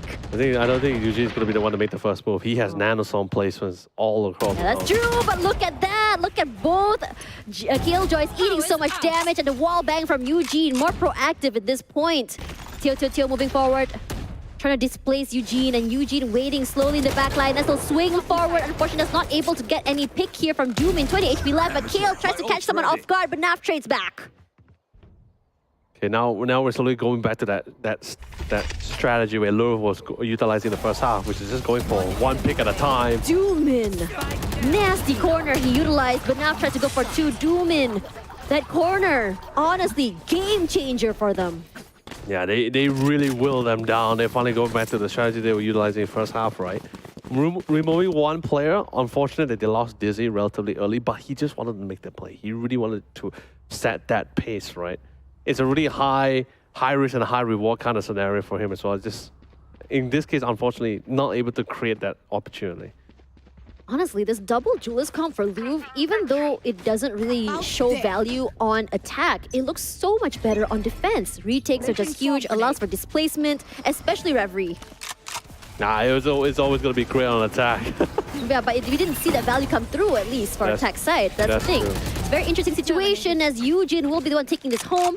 The Nano Swarm gives a lot of damage in terms for the shield as well as the HP as well. And TeoTeoTeo, full control of the site. Gonna get that plant. Look at how many shots are coming through from Garage, and Brandon does take out the Eugene from the backlines. Here we go, nice corner angle, just taken out of the way. Doomin moving forward with that mosh pit. Rolling Thunder displaces them, but it is enough to just give them, or at least prep them for the post plant. This is planted for long. You hear the diffuse come through. They have to spray through the nebula. They cannot see. Kale holding, still playing a little wormhole sort of situation here with the stars. You can see the Hunter's Fury come out as well just to get them off that spike. Kale, Banaf, one each. Time still very much around. Extremist all alone, running out of time. He gets a pick, but Shiba gets it in a day. And look at them just playing for the post plant with just lineups. Which is really great. Like there was that cause of concern because Rela didn't really have the nanoswarms anymore. There was really not much post plants except for the fact that they had to visually go and pick it out since they actually planted for long. But with the fact that they actually had the Hunter's Fury in hand, they will always have that upper hand when it comes to that post plant. Maybe it will be a little bit of a different story if they had a player to push out from Garage and try to flank them from the backside. Then I think it'll be a little bit of a different story here. But I think they were just that confident for the fact that maybe they don't have the Hunter's Fury up yet.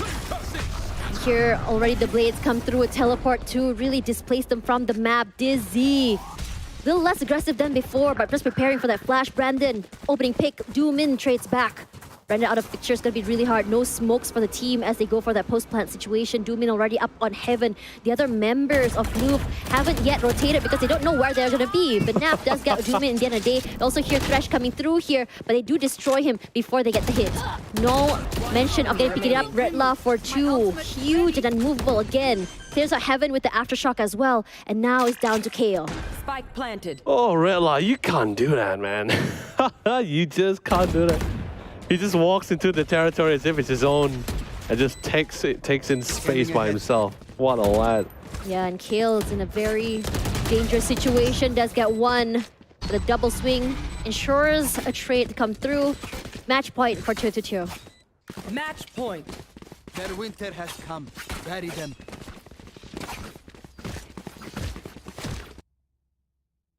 What's going through your mind?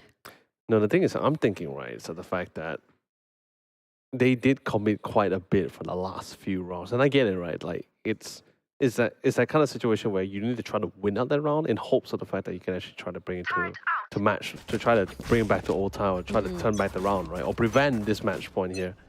But since that didn't really work out, they don't really have the best of economy, but they do have really great ultimates for retakes. Oh man, Brandon with that tap, Redla as well. They are just a battering ram at this point. Unmovable and very aggressive. They also have the lockdown. It's a battle of the killjoys at this point. All eyes are on them. Who's gonna move out first? And this time Dizzy is not afraid at all, and both teams gonna have to respect this. Play this little corner, but let's look at lineups here. It's not gonna happen, not gonna be happening. Rushes through one more time. A little bit more faster on the side of TeoTeoTeo. Eugene comes forward. Dizzy on form and on fire. Nice little blade takes him out. Nice little headshot. Now again, Kale, final person left alive. Can he make miracles happen? And I don't think so. With the knife! They wanted to end the round in the flashiest way possible. They decided to shank the man down. My God. Oh man. But yeah, like to answer your question just now, you asked me like why was I in such a deep thought, right? Because I was really thinking maybe there was like maybe one few rounds, maybe they did lost track of certain things, like maybe whether the Hunter's Fury was online or whether the lockdown was being used as well, or maybe they did know it but maybe forgot along the way. I'm not too sure which one of the two is it, right? But either way, the rounds did end up being more closer than it was supposed to be on the first half, right? But then you see Brandon, of all the people, of all the agents here, instead of the duelists, you have your controller setting the pace and the momentum for your team instead. He has really good lurks here, really good roundabout long rotation as well. But there was sometimes not just for long rotation, he just him being aggressively far forward. And then after the Dizzy was following with him in Su.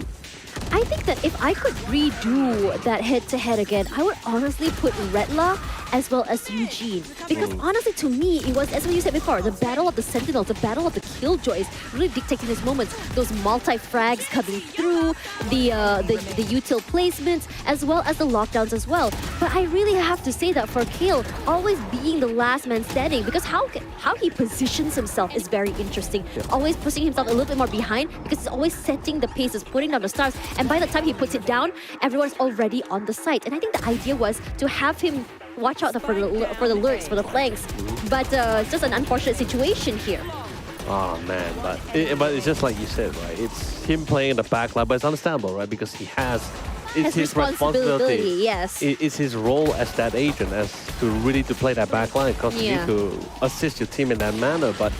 But once all the utilities has been expanded, that's when you see the beast has been unchained, has been released, because now then he's no longer chained down with the idea where, okay, I need to commit utilities, I need to be the post planner. Now he can just go out to get those frags.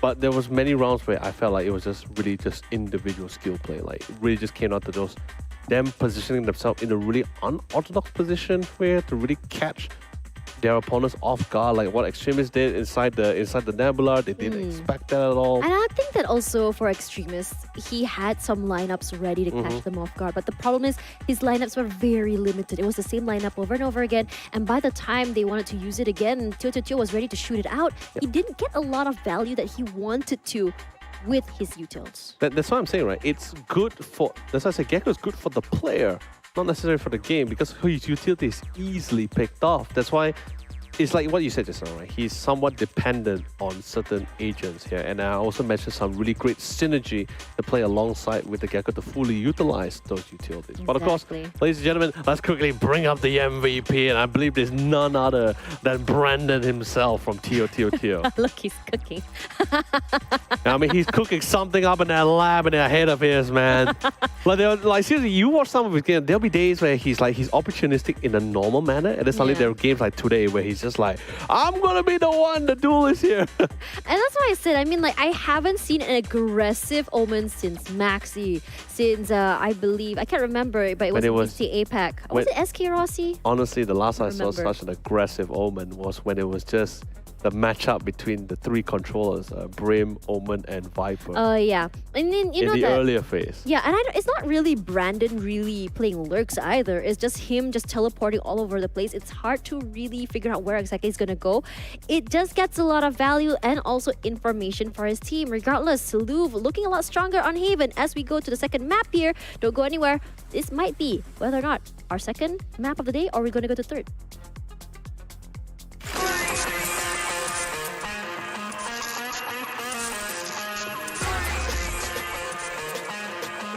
Hi, I'm Dizzy. I'm from TeoTeoTeo. So previously our team name was Hey Yakiniku, but we changed it and now we are called TeoTeoTeo.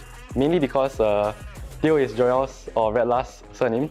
So we just use it as like a joke to make fun of his name. So that's how we ended up on TeoTeoTeo.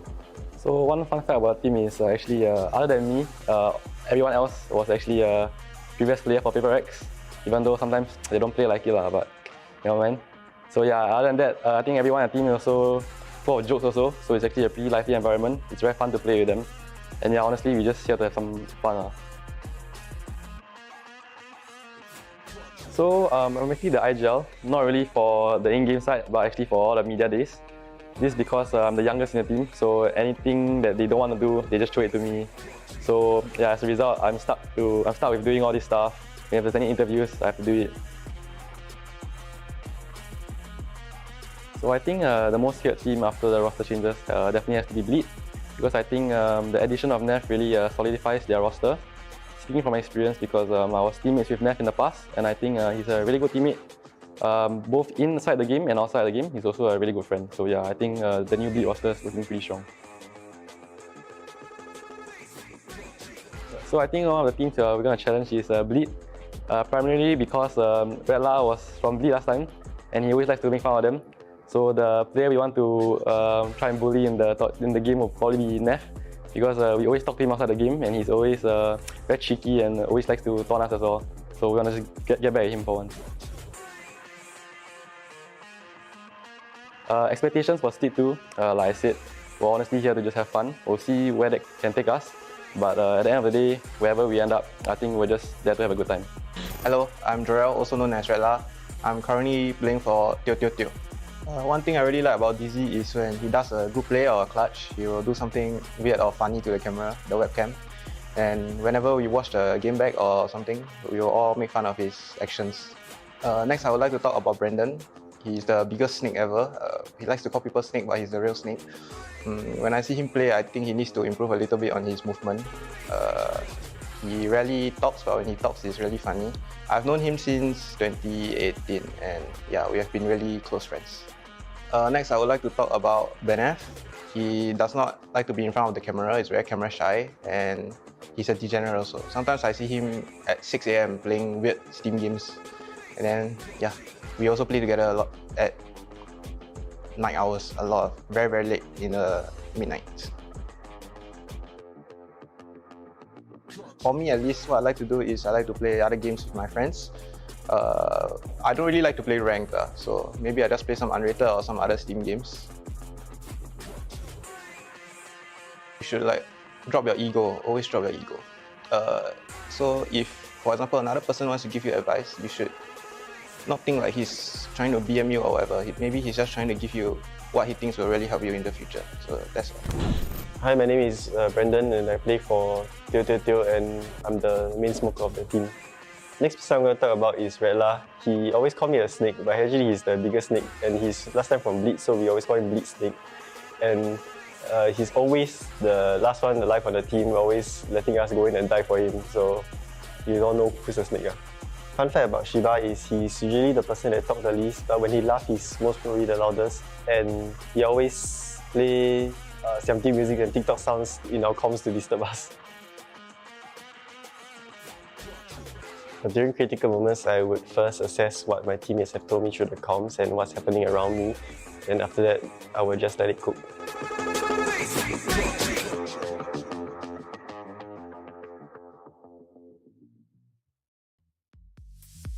Bleed Snake, huh? It's a very interesting situation going on here, and I wonder what's the beef behind that. Regardless, welcome back to the VCT MYSG Split 2 here. Tash Padi alongside YOLO Lee at your service, as we are going to go to the second series, second map of the day between TeoTeoTeo as well as Louvre. You know, honestly, just from that video alone, right? Yeah. It feels like everyone is like out to get each other. I think that's the point. Like it's like, you know, one's a snake, and then the other guy is like Shiba's like blasting like some Chinese beatdown music to disrupt the other team members. I'm like, are you guys? I get you guys are friends, but are you guys trying to kill each other? I love doing that. I don't know about you, but do you ever play ranked games and then your friends are clutch and you just sing into the headset? Honestly, I not only sing, but I also sing alongside with my heavy metal music, so they get disrupted a lot. Exactly. And, to be fair, Shiba's music taste is phenomenal. I mean, 10 come out of on. 10. Hard rock gets me hyped up. It always gets me riled up for rank. So, like, why not, right? That's rock, yes, but not hard rock. Oh, okay. I don't know, man. I don't know. I'm just a pop kind of person. It's not metal? Okay, let's talk a little bit about that match just now. Louvre and TeoTeoTeo. Louvre still struggling to find that win just yet against, I think, any teams here. And I think that the idea for Louvre, I think for me personally, is that I kind of tunnel vision. They kind of have the eyes on the prize. This side, let's go. This side, let's go. It is very different than, for TeoTeoTeo, they're very diverse. They take their time, baits out utilities, and I think for them, it's just getting the numbers dwindled down before they finally decide to hit a site. I mean, the thing is, it's not just that as well. I also feel like it's it's pretty difficult for them to actually try to figure out how to slow down momentum or build up momentum for themselves. Like I thought they finally got that run on in the earlier half of the second round, on the second half here where they won the two on pistol defense, on defense they look a lot better with that double duelist lineup, which I'm honestly so surprised. No, yeah, that's what I'm saying, right? The attacking side was pretty great initially. Like, we saw some recreate attempt, right? They were fast, they were swift with the execution, they were on the side, they planted down the spike already. All they had to do was just really hold their own. That's why I was pretty hyped up, because I just see coming in from TeoTeoTeo was just back to fundamentals, just calm, collected. Yeah, sure, they got the spike planted out. Yes, time is tickling down, but we won't make any aggressive or many mistakes. We're just going to take this one step at a time. And you start seeing players finding answers for certain angles or for certain corners, and they started slowly clearing things up. I mean, that was just great. Then after that, you see coming back from Team Louvre, they bounce back, and then after that, be like, oh, okay, that's great. Now they're slowly fighting things back. It's a real push and pull kind of scenario. But every single time when they come up with something, you see TeoTeoTeo coming up with reassessment, new adjustments, especially the rotation of C to A. With that small intel that they had for the... Oh, they only had 3 rounds, by the way. They played 4 rounds in a row. And they just already have a firm idea where, okay, they like Killjoy utilities here. So we're just going to run all the way to that A side. Especially once they see Doomin rotated over. They say, okay, that's great. There's only going to be one guy on that A side. The first round, it worked. Second time, you see Extremists with well unorthodox positioning. That was absolutely fantastic. Yeah, and I think that the, moving, kind of weaponizing smokes have been very huge for them in the situation, just mostly catching TeoTeoTeo offline. But I think that for TeoTeoTeo, they're definitely a team that kind of takes notes every round it goes. They're more aware of like corner shots. They're more aware. They check every corner, every angle, every smoke after that. So it makes it really hard for Louvre to really use the same trick twice. But now we're gonna go to Pearl. And what's your expectations from Louvre on this map? Well, this is going to be a little bit more challenging. Share us your little book of secrets, my friend. No, I mean, it's nothing much. It's just more the fact that we're going to a map which, not to say that Louvre also is pretty good. They also like Pearl a little bit better. But then again, like I said, right, they have this trouble mentally. I think really at this point it's probably just mental-wise or momentum-wise, right? They really didn't know how to either maintain it or slow down their opposing team's one as well. So I feel like they might struggle a little bit more on Pearl, especially where on the map of Pearl, you're not only going to be more on point with utilities, but you're going to be even more diligent than usual, because there are certain areas you need control, there's certain corners you need to clear out before you get to the side. And don't even get me started what Neff did from back in Split 1. After all the lockdowns, after everything that was thrown at him, no one chooses to check at that corner because of one facade, and that was absolutely crazy. Honestly, at this point, I think, again, as I said before, it's not about consistency, it's just structure. At this point for Louvre, they need to find a way to synchronize. And I think that out of all the maps that we have seen played here at VCT MYSG, Pearl is definitely one of those maps that definitely is not only utility heavy, but also requires some certain amount of control in using your utilities. You can't use it too early, and you can't use it too late either. Conserving is going to be very important here, but for Louvre, I noticed that they are very, very quick at using their utilities so very fast. Which is great, right? Because I think it's just maybe the fact that they had assumed that, okay, they might be coming out at this timing, right? But that's the thing, right? Double Julius again, I just realized. The thing is, they really want to power with that offensive capability to try to steamroll into the side. I mean, that's the beauty about having double duelists, right? Yeah. But the problem is, you don't necessarily have decent utilities for the defending side. Maybe Reyna in particular, I think Reyna would have been stronger here, but I do understand why they chose Phoenix. It's because of that firewall gives them a lot of space, healing capabilities, as well as the, I think, zoning capabilities as well. Yeah, so there is a value in that. But personally, I still think Arena would be a better power spike. But this is the aggressive push here coming in from TeoTeoTeo. Default placement, but it's not placed for long. So like the team has to hold on to the site. It's still a 5 versus 5. You can already hear the movements up on the top side there. Shiba has all the information he needs to see if anyone will be coming in from Link. You can see the flash come out here, immediately takes out the, the Haunt, and Shiba Doomin gets one each. For Louvre, it's going to be huge for them. Eugene again with the double frags this time around, so very strong. Kale gets one more, Red Luck good for one, but I don't think he's gonna get any more as the defuse still will come through, and then Shiba has to go down. Really great. Wow, Rella!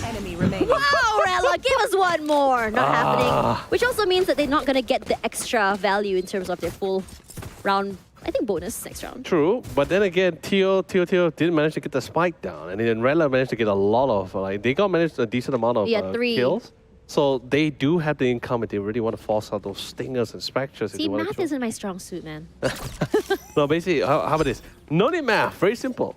Spike plants down, you already know they can buy a stinger. Oh, true. They just have a just right amount of currency. You ask me accurately, I'm also pretty lazy on my math. It's just fundamentals, elementary, Watson. Regardless for this one, Doomin this time around. Unfortunately, timing not on his side here. Redla pushing up, surprise! Whoa, does not go down. His teammate is ready to back him up. He's so very low, no heals this time around.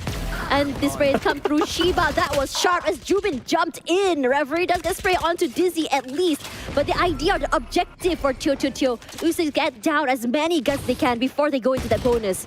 Redla so very low, wants to go for that shot, not happening. Reverie whittles down the HPs, gets him down in the end of the day.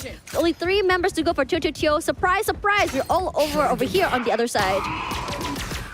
Oh, this is so fantastic. Reverie! One shot. Through the wall bang's not happening. Shiba zoned out by the utils. Eugene ran and gun onto Banaf. Spike not able to be planted. One more to go. Eugene cleans our house. Shiba as well tries to go for the right click. Both of them going to be having a battle of the classics. Reverie wins on the end. The thing is, okay, you must look at it from another point of view, right? How pivotal Eugene plays positioning was, right? Playing around the middle after he rotated to the middle area. He wasn't really there in the first place. After the initial interaction and trade that was happening towards the part, right, towards the middle area, he decided to reposition himself back in the area where he's still within the zone of his alarm bots and turrets, right? So he still got the cover, he still got the intel.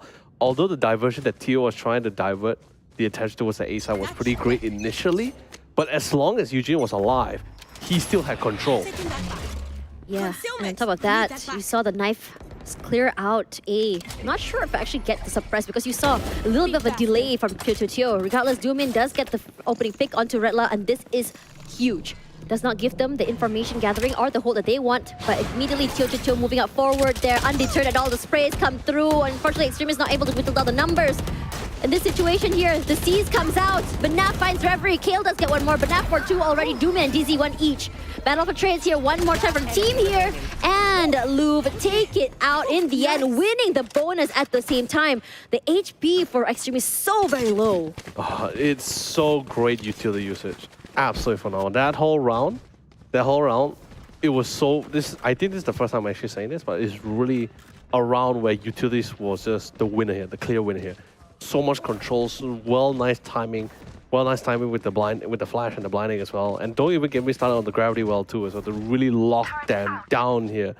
Such a key player that we see Extremist was really playing his role there, alongside with Kale. Honestly, Kale, different role, also thriving on that fade. Not a lot of value with the Prowlers as well.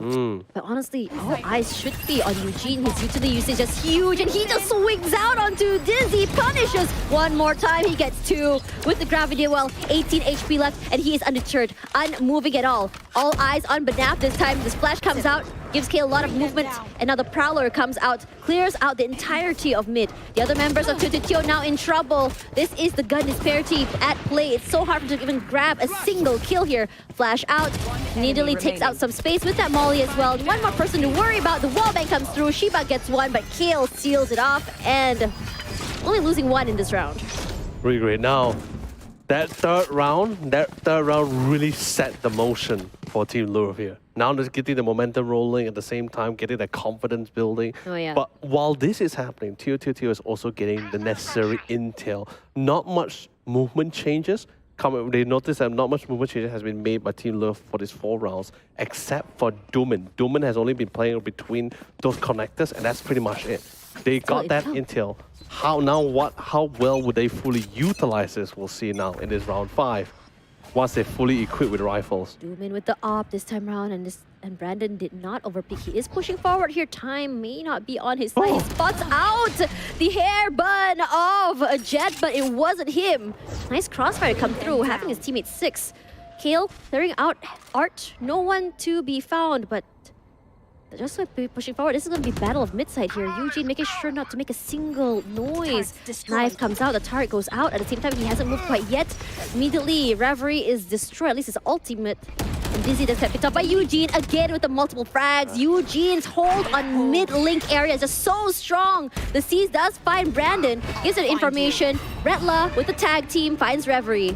Kale taunt does not get destroyed this time around. He is pushing forward. 36 HP for Eugene. And through the wall, Kale gets a headshot onto Brandon. Does clear off these areas, and Kale once again dry peeking without his utils. Retla gets one more. Does get traded out here. Kale with that op. He also has his ultimate, but doesn't really matter when you have an op. This round really just comes down to both Eugene and Doomin. Such a mess, such a menace as well to TeoTeoTeo members. When it feels like they found that opening, they just keep getting punished from each of those areas here. Anyone feeling generous? And I understand why they were trying to get this full mid control, right? When you get into that B side, they really want to try to get this nice flanking positioning. But that doesn't mean that doesn't mean Redline and the rest of the squad who was pushing from B side was slow. It's just more like they still have to be diligent. They still have to be cautious. They did have the intel initially from the previous round, but that doesn't necessarily dictate it's going to be the same positioning every single round. That's why they took a little bit more time for that to reinforce to get that flank towards that mid area. Battle of A main. Dooley with the opening. Reverie for one more. Understanding there's a broken by TeoTeoTeo. 2 already out of the way. It's going to be hard to just really forward. Dizzy did not get an upgrade for gun. Unfortunately, the firewall comes up. Going to cause some damage and just buy some time. Cuts off the area of main perfectly in their favor. As the noise is cut from TeoTeoTeo, trying to bait them out to push. But that's not going to be happening. Stream is coming forward here. The right clicks come through. Fortunately, Disease shots does not connect. Brandon does find one in the mid link here. Wins out against Eugene. And they're all going to be farming up these orbs. They're trying to give Reverie as much power spike as they can. His ultimate can be given that information as well. Reverie, huge pick onto Retla. Now it's down to Brandon. Brandon might be the best situation to save for him.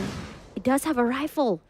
With no economy, this is going to be very dangerous here. And Brandon wins out in the end. This smoke is just giving him a lot of space to work with. But with 30 seconds to go, it's going to be very hard. Destroys it, goes for a reposition, puts in another smoke. Nearly goes down. That op, very scary. Extremist gets him in the end. Whew. What a round. So much control, so much dominance. It is. Just couldn't really find that opening. And the thing is, they were attempting, right? Trying to get mid-control, trying to push towards an A, but A was just so stacked with so much utilities from both the Prowler and Gravity Well. They decided to try to get control towards that B, but also towards the middle area. But Eugene has been a menace, like I said. Just stubborn as ever, refused to give up that area towards the enemies entirely here. But fresh new round. A lot more difficult. Back to Econaut, the best of buys as well. Only 2 Spectres to play with here. I'm surprised that TeoTeoTeo hasn't called in the timeout yet. But this time around, gonna be utilizing that lockdown to give up that space. Retla still waiting. We see Shiba just prep with the utils as well. See the knife come out, the recon as well. And you see Louvre really respecting that space that was needed. Null command will be used out by Banaf at the same time. Brandon huge, but gonna be traded out by Reverie. A huge flank to come through. We're liking this space utility taken out. Dizzy does take Reverie out. So at least there is that trade. Nice little upgrade in terms of guns. But the problem now is, might take a while for Louvre to really go for that rotate because everyone is playing off-site. Redla not moving at all.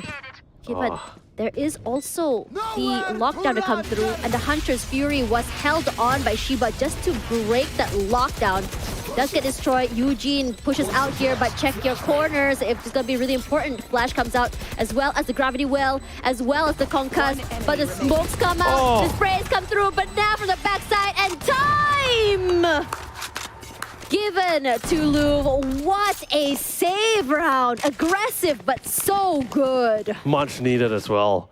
Extremists really took to the full extreme. And the best part about this task is that all the ultimates that TeoTeoTeo expended, 4 by the way, sorry, 3 ultimates they expended in the last round, and all the Team Louvre had expended was just 1. And the best part about this, for the past 6 rounds, Team Louvre didn't have any real reason to actually utilize those ultimates to really counter or retake those rounds. It just came down to just pure fragging capabilities, and they have been succeeding so far. And the last one, it feels like Teo had it in the bag, especially since he actually had to commit the Hunter's Fury. The pick of the lockdown is understandable because there's literally that whole area that defender locked out covered the entire area. That's going to give them so much time to go there for that defuse. They had no chance to expand it, and literally was more focused and pressured and cornered to just physically be present to hold out that side. But Extremists just went to a whole new level for the defense. Such a bold move that he made. It was really bold, and honestly, gotta give it to Eugene, 10-2. On top of that, full control of mid and link. It was a 1 versus 3 at times, and he really knows how to play around his utils, get those isolates. It's given him so much value. You just put one single Eugene, and suddenly TeoTeoTeo just falls down like flies. This situation we talked about, like why exactly this map was chosen, but TeoTeoTeo was not able to really get the value or the execution they wanted. And this time around, that Nebula at least gives them some space. But the jump shot, immediately, unfortunately, Doomin just gets cut out of the way. Has to give up that space. Cosmic Divide comes through, his sprays come out, Dizzy finds one, but Doomin trades out. It's really hard to go into the site here. Dizzy going up for the updraft. They have a small little corner to work with, and access to halls has been taken out here. If they were to push out, it's going to be very dangerous. But what they're going to do here from Reverie is just pop the ultimate, gives them so much space. The flash comes out here. Redla does take out Reverie, but Eugene is going to frag out. Swings out with the ultimate. Redla for one more. Reverie stops the rampage. It's a nice little band-aid situation. Brandon once again, final man standing. They know where exactly he is. Gets a nice little top up as well from that wall. Nebula smoke at the same time. For Brandon in this situation with only 450 creds, perhaps the best way is to just save. But he's trying to attempt to win this 44 HP. What can he do? It's rough. It is rough. He's stuck there in this corner. Has one more smoke to work with. I think the situation, he wants to steal some guns if possible, but Eugene has not moved at all. They know exactly where he is. No way for him to run as well. Left. Too many crosshairs be placed to exactly where he's going to be picking out as well. Can't use that. There he is. Predicted this. Just gets caught out just like that. Just so unfortunate. What a dominating round as well. I'm just curious as to why TeoTeoTeo doesn't utilize saves. Saving the gun to the next round. We're not seeing that. The thing is this, right? I guess the reason why Brandon didn't really save the last round, because this would be the lose round bonus. It's the 3rd round. So he already knows for sure that he needs to die so that we can get this lose round bonus. So now full Vandals back out again. They cannot afford to lose this for the 3rd time. This is, by the way, this is going to be the 3rd lose round bonus that they potentially be losing if they don't win it out. They have no way to break into the defensive set by Oh, what a way to shut it out. What a collateral from Doomin. They make that one more pick into Brandon. Shiba does find Extremists in the end. And here comes the Nightfall as well. Reverie, huge, gonna follow up there onto Shiba. Eugene has not moved a single inch. That alarm bot gives him all the information he needs. A nice little spray to come out. He nearly goes down. The Nanoswarm buys more time. And all he has to do here is just say, hey buddies, he's over here. And what happened to the turret over there? Regardless, so hard for him to go anywhere. He is playing in from the other side of Link. Redla gets one, but not more than that. What an absolute way to break your heart. That was probably what they didn't expect and what they hoped for as well. Such an aggressive pick coming in from Doomin. You get one, if he gets one frag, that's fine. It hurts, of course, you lose one member, right? But it's still fine, it's still doable. You get a collateral out of that. You lose 2 members. That's pretty much almost like, it's almost your entire attack force already. You know what? It's just honestly, At this point, 9-0 is just so shocking. Coming in for the power spike from TeoTeoTeo in the last round. It's very different momentum coming through here. Han as well does get that value. They know exactly where everyone is. They drop a spike, so they're gonna go for a default here. Kale gonna buy some time with at least that C's. No one moved in just yet. DZ is the only one that gets caught out. They're still holding on the line. They're not gonna play too aggressive. Looking using the smoke just go for the anti-flash. Flashes out, come through. Kale is gonna be good for 2, but not to stop him in the end from the gravity well. Jordan comes out, gets immediately deleted. You can see him running for his life. Flash out, Brandon with the tap onto Eugene. This looks like a very good round, a very good opening here for TeoTeoTeo. But with Doomin Extremist, Doomin, a player who's just so prone to getting multi-frags, this might be dangerous. But then again, with not enough frontliners as well, he's not supposed to back off. And since there's only 2 more players, he has to actually divert away from his lone member here to check out on B. Yeah, and you also heard the blades actually just popped out by Doomin as well. They do have the Cosmic Divide if they want to separate them, but Extremist may just catch someone off guard. Thankfully, catches him as he was jumping down from that. Wins in the end. Doomin, final person left alive, pushes forward with the blades. Not able to get the right click. And TeoTeoTeo get their first win. Oh man. After 9 grueling rounds, a first win. This could be the break they were looking for as well. But then again, the damage has been done pretty significantly as well. Man, this situation, 9-1, we really got to give it to TeoTeoTeo. Still try to find a way to break through those defenses. Mentally, 9 rounds in a row can be pretty devastating. It really is. But I think at this point, they're going to be somewhat respected in the middle area. They're always going to be challenged in the middle area. It's just a matter of who. And of course, Doomin makes his intention very clear, Tash. Yeah, just kind of like siphons away from the middle side, and the Aldrone just shows the intention of going to be hitting onto A site. You see that fragment this time around just to buy some time, gives him access to the site itself. You also hear the haunt come through. Plant comes out, going to be using the molly just to take them out of the way. Cosmic Divide just to move them separated from each other. This time around, Louvre gets splashed out immediately, just gets a tap onto Extremist by Shiba. Dizzy going aggressive this time, going very, very deep. Challenges Doomin, wins it. Here comes the Hunter's Fury from Shiba. Nice flawless to come through. And this is the round 2 in a row that TeoTeoTeo needs as they go. Maybe we might be seeing a 9-3. Could be a 9-3, could be a 10-2. We'll just have to see how well those ultimates are going to be utilized here. By the way, Eugene is only 1 ultimate operation from getting that lockdown. Isn't that like his 2nd lockdown already? I believe so. Oh, man.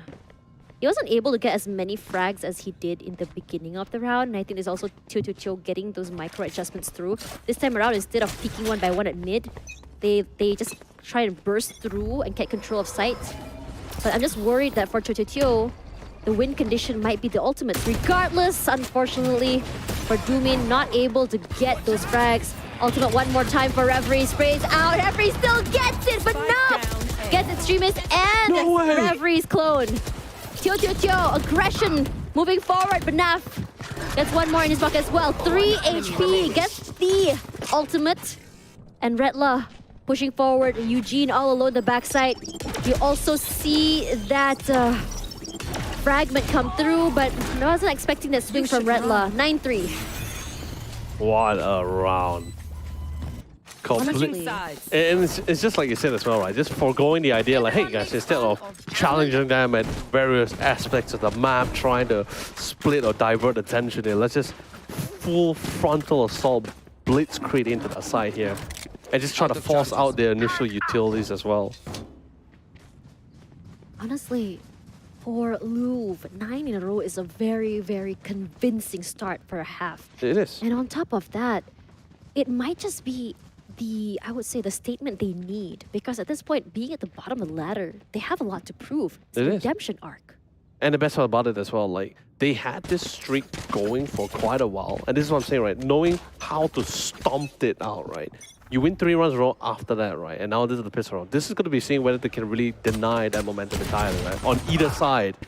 They got Reverie, beautiful introduction as he gets to Shiba. Yeah, Shiba was punished for that. A little bit too aggressive. Flash to come out. No swings out from the other members of TeoTeoTeo. And losing Shiba this early, it's pretty rough, honestly. I have the spike. Without the recon and intel, it might be a little bit hard. And especially this early without the shock darts. I mean, like, shock dart is just so good in the early rounds because it just really whittles them down, especially as they don't have any shields. The best part about this is they just get this from a, it's fine.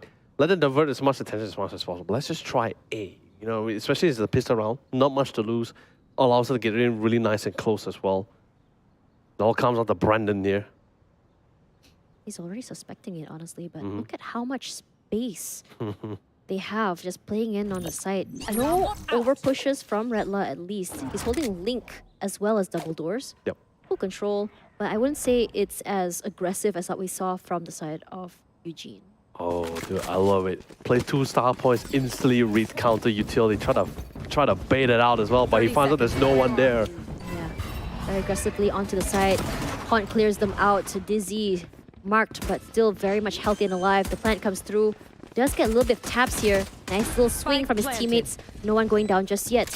Just waiting to play together for those retakes. Even without Shiba, it's still very much winnable. Kale is just so very low. You hear the molly comes out as well. Just a little top out for Reverie. But just waiting for the right time to just explode out here. TeoTeoTeo slowly taking up that space. Nice little spits from Brandon. Huge headshots. And this is planted for long. They do take it out of the way. And this time TeoTeoTeo wants to play a little bit more aggressive. Just whittle them down. Banaf already gets one more. Redla headshot, huge. One more to worry about. It's going to be Eugene. What can he do here?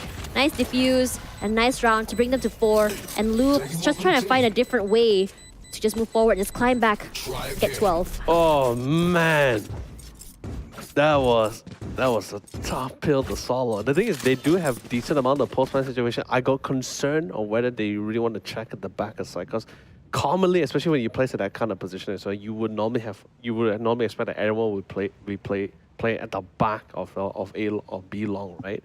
So love the idea that Brandon actually is still having that due diligence to really check it out.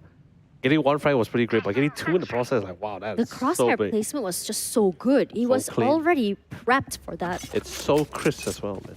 Yeah, that's just so good for them. This might be the momentum they need as they move forward, just like what Louvre had. Regardless, Flash comes through, very aggressive sort of push here by Reverie. Here are the smokes. You saw the gravity well come through. They're like, okay, we did our job. We got the util out of the way. We can move forward here. And this time around, Redla doing what Eugene did. Serving him a dose of their own medicine. Definitely returning the favor. For sure. Mid control is going to be relatively difficult. But Reverie is just 1 frag away to getting that ultimate though. That running back should be able to will be proving quite the... He had so many running backs. So many times we saw again and again. It's low charges. Low charges is one, but they've been really collecting those orbs. And Redla for that extra point as well through the door. Micropixel sort of picked there. Huge. Using the smoke to their advantage, Eugene just trying to scout out the area. Make sure that no other utilities are around. Timing! As they push in, Dizzy finds Kale. And now immediately Eugene moves out of the way. Nearly goes down. The knife for that suppress. They're gonna break it, and Banaf respects that, moves out of the way. 30 seconds to go. They have to get onto the site now. Louvre running out of time. It's gonna be really hard without Doomin. They need to go for those picks. But again, Dizzy Brandon, one out of the way. And I have to say that it's a very clean round for TeoTeoTeo. Despite the gun advantage, they didn't go too aggressive. Yeah. Honestly, it did get a little bit concerning, but I love the idea that they weren't too overly committed to try to get the mid control, right? But now was definitely very comfortable waiting for any aggression outside of that Nebula as well. But their Reverie main goal was just to really try to get that nice weapon upgrade, try to get to the back of the site. I know. So derpy. I know, every single time, right? Like his expression is pretty much our expression, like how derpy it is. It's like, no! Oh, I don't know, man. Why you gotta do me like that? Aggression comes through. Way. Wow, Doomin, despite that tag, still gets that pick onto Dizzy, and that is huge. But Doomin is just so very low. This time around, they're gonna tag team here, sending Reverie to make that space already inside of sight. We already see the gravity well, or rather the concuss come through. But now gets a nice little tap onto Doomin, takes him out of the way, and he does go down eventually. The sprays come out, Shiba with the lineups, but it doesn't really matter because the spray through the smoke from Eugene will take him out. Redla still buying time, just kind of zoning each other out with utils at this point. 2 mollies in 2 different areas. Double swing here by Brandon. Sprays out onto Kale. There's still 2 more to worry about. He does know there's at least 1, but now for the tap, huge. Trying to play for lineups here. Reverie still very much healthy. His utils giving so much of value. And Louvre take it back. Well done. Really well done. Finding their key targets as well. Trying to prioritize who needs to be removed, who needs to be done in. But then again, Dizzy. What a shot coming in from Doomin for the initial entry. So getting that first blood on Dizzy itself, that was pretty impactful. But then again, he was retaining the Marshal on hand. And he almost actually silenced Doomin for good for that round as well. The bonus for Louvre. And I think that it was a great idea for them to go to B-Long. Yep. They know that they can challenge with that. And the only thing Dizzy had was a Marshal. Yep. Dangerous, but still very doable. And this time around, they haven't moved. They do hear the utils come out here, but they're not going to move around just yet. And look at where the spike is going for Louvre. They're just taking time, trying to figure out where exactly. Information is key for them. Yep. Definitely different from what Team Louvre was doing to what Teo is doing currently on the defending side. Not much aggression as well, completely contrasting.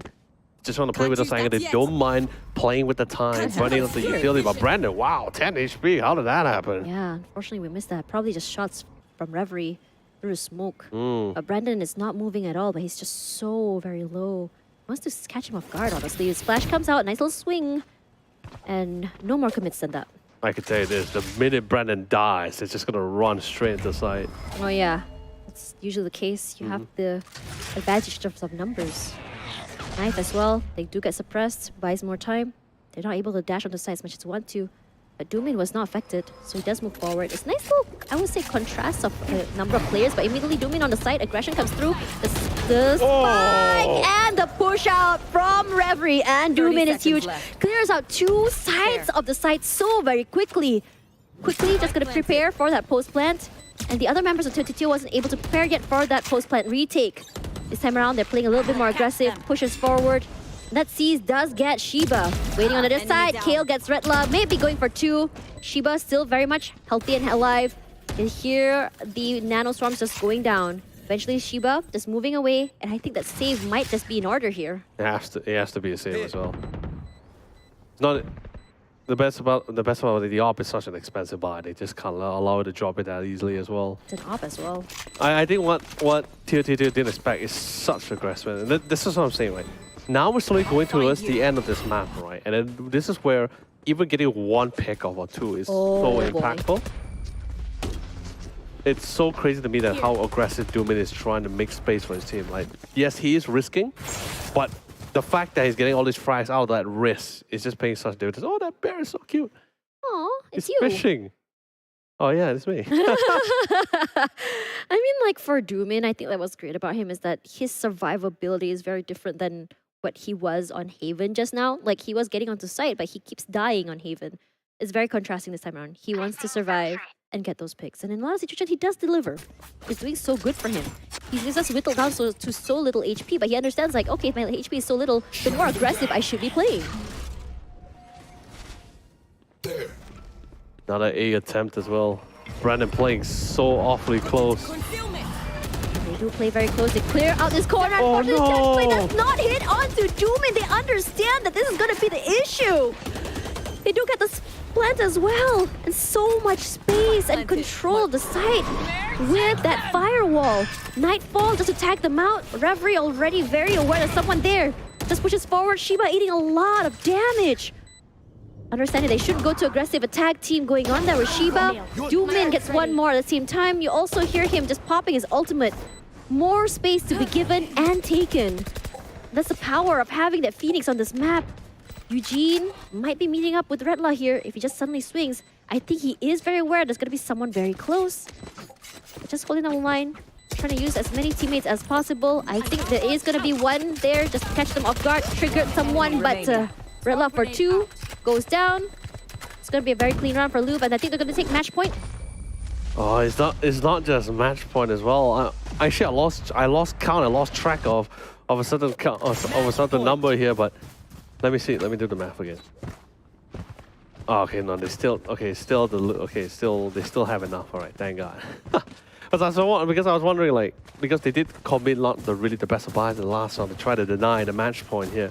So I was worried whether they're going to be coming into this final round as coming back into this final round with the worst of buys or the worst of weaponry here, but it seems like they still just have just enough to skim through this. Honestly, I was expecting TeoTeoTeo to have something in mind in terms of playing as Louvre, but I guess with Louvre playing this map, they don't really understand or know what to expect from this aggression. But what a shot from Redla to open things up. Snap and pop. The head goes away. Doesn't really deter Louvre though. Without Reverie, still very much doable. TeoTeoTeo this time around still very, very separated. But putting a lot more resources onto the A site. No one playing close this time. Decided to play really far back. Oh, and here we go. Yep, the fast pushes onto the side. Redla 4-3 already. Nice little pop flash to come through. Has not been committed just yet. The other two members of One enemy Louvre. remaining. Redla already for 4. Redla, can he go for 5 is the question. Don't think so. The knife comes out. Gives them all the information they need. They hear it. Redla is just saying, no! That's my ace! Not gonna happen. Yeah, you don't want to really take that chance, right? Especially now it's currently match point, right? Exactly. Although yes, TeoTeoTeo was able to get another point out of the onslaught as well. They're still 6 points behind, and Love only needs 1 to go to map 3 here. Got the tall order, and they still have sufficient amount of financial in the bank. Actually, way more than you're supposed to have as well. So Team Love is definitely going to be good for this round as well. They also have the ultimate, the Cosmic Device, definitely going to be quite the assistance here. But Eugene, I believe, is only just about 2 points away to getting that lockdown itself for himself. It's just only such a different side of Louvre. He looks so organized for this map. Brandon, very aggressive. Thankfully gets out of that. His teammate was ready, just trade him out, just in case. Stars quickly placed this time. But now his teammates have a nice little crossfire going on. We can tell that from Louvre, they haven't really made up their mind which side they want to hit. But they do have the information they need to know if someone's going to be at double doors. The double doors is very hard to push, honestly. So many angles to clear out for that long corridor. But they do have Kale. Clear out the whole area. Find out a link is empty. An extremist trying to punish anyone who decides to push up. Oh man, timing. It's pretty difficult. You lost your entry frag. You're slowly running out of ideas. Unless they can go for pickup tasks, then I think it's a different story. I think that's exactly what they want to do. What a shot there. The extremists. We talk about timing, and I really think that in this round in particular, timing is not on Louvre's side. Not sure whether it was scripted or not, but it's looking great for TeoTeoTeo. As they go forward, Redla, will be going down toward Kale. But Brandon answers back. Still waiting for time. The haunt doesn't really deter him at all as Eugene moves forward, finds Brandon. Can he go for 2? Not quite gonna be happening, but not for 2. Brings them to another round. Oh my lord, that is insane. You know, for a second there, it feels a lot more viable, right? Because they got 1 point of control of an entry. It just comes down to whether they can hold their own, and they actually did. Banaf really pulled through in that defense. But I think what was really important, what was proving quite pivotal for these 2 rounds, these 2 round wins in a row, was just repositioning or reallocating positioning of players here. Having Redla to play a little bit more of a closer point towards that A side really helped them a lot. Allowing Banaf to play a little bit more focused towards those mid-link connectors is a lot more better here. Look at how many utils TeoTeoTeo has. 4 that they have collected. But Louvre also has 3. Dizzy, very aggressive step this time around. Yep. Sorry, no, the Phoenix. The Phoenix is all out of the way. Don't have to worry too much about it. But no movement quite yet. This reposition from Dizzy is making them question whether or not should we commit to this. The Aldron comes out, and Shiva most likely will see everyone. Cosmic Divide comes through here. And Dizzy, he double dips that. Unfortunately, does not get the pick. Moves out of the way. You also see the lockdown come through, but it's going to be answers back here by TeoTeoTeo. The rule here, the fragment move out at the same time. It's a little nice corner, and both teams are going to have to respect this lockdown, but Doomin does not. He gets caught inside. It gives most of the space already to his teammate. Gets caught out by Banaf. Sprays through the smokes. Hard to see, hard to push. Suppression from Eugene, playing the very nasty corners of the King single area. Suspicions come through for 2. Not quite going to happen. Eugene trades back. 51 HP left. 30 seconds to go. He needs to get that spike, and he needs to get it down soon. But he revealed himself too. Yeah, they did hear the footsteps. Nice little pop flash to come through. Anti-flash as well, but no! Again! The bandage play from this man is insane! And TeoTeoTeo claws back. Oh, yeah. This is exactly why Redla was just saving up for that lockdown, just for that counter lockdown against it. They are still keeping track of things in those rounds, and a lot of our ultimates was expanded. Lockdown, Cosmic Divide, and they were not able to get much out of that interactions here. Now it feels like deja vu, right? Because it's like a rotate just now, because just now TeoTeoTeo used so many ults, and then Louvre only used one. It's the other way around this time. Exactly here. So really great stuff. It's a different mindset from TeoTeoTeo this time as they come through. Dizzy with aggression gets one. Brandon goes down, and Lumin is for two. Dizzy answers back with the blades. Lumin gets one. And Dizzy, unfortunately, does not get another frag. Nice little angle he's holding here from Secret. No one going to be pushing through the smoke. I don't think they want to challenge this up. Kale is just so low as well. And with a 3 versus 3 situation here, especially on defense with Dizzy, it's going to be different. Oh, it's definitely going to be really hard as well. Honestly, if they choose a rotate versus B side, I think it's a little bit nicer timing, but especially since they got the idea that Dizzy is currently on this A, so there's no existence of operator that would challenge them towards that B long. Could be another rifleman for sure. They know it's definitely going to be another player, but it's a lot more better compared to fighting against an operator. But they feel like hopefully they are baiting it out by not rotating it too early. And I think it just might work. Actually, no. Dizzy decided like, nah, man, my gut says I'm just going to stick it out here. Yeah. I think it's best. I mean, we talk about holds, and holds is very important to not be too trigger happy. That's exactly the things that he needs. He sees the hunt come through, and he punishes Kale for just swinging out like that. Can get 4. Not quite gonna happen quite yet. Redla inside of smoke, just holding. He does hear it, but the shorty is a little bit too much. Eugene tries to make it work. 1 versus 1. Shiba going down, and Love take this round away from TeoTeoTeo. 13 to 8. Statement match for them. Oh man, they are exhausted. Really, but then again, what a round fought, and well done coming from Team Louvre as well. That was absolutely insane, really. I was just wondering if we were gonna get an overtime or not. But how many rounds? 9 in a row does not give TeoTeoTeo a lot of room to make mistakes. I think the worst part, I think it really hurt them a little bit more when they actually lost their Astro. I think when they lose their Astro, there was a little bit more confidence for them to really take that A. Because there's really not much utility that can really slow them down. Like Gravity Well and the Nebula was such a key thing for them to have. And what makes matters worse, you lose Banav. You're another agent that's supposed to elevate your team to get into the side or retake it with the flashes as well. Yeah, I felt like the step out was a little bit too late, but let's talk a little bit about Reverie here on what exactly they brought to the table with this Phoenix. Now, the idea was control, and you know how they played control. Getting as many utilities, or rather ultimate orbs, into him as they can. Because how many times did he pop his ultimate? How many times was he able to go forward, get information, get picks so very early before he goes down? He was able to get multi-frags with the run it back. And on top of that as well, because it doesn't require a lot of time, his utilities at the molly zones them out. His utilities at the wall cuts the area of sight like a little pizza. Gives him a top up in terms of HP as well. And honestly, I think that instead of Reyna, this is also a very, very viable agent for a double Julius comp. It feels pretty great as well.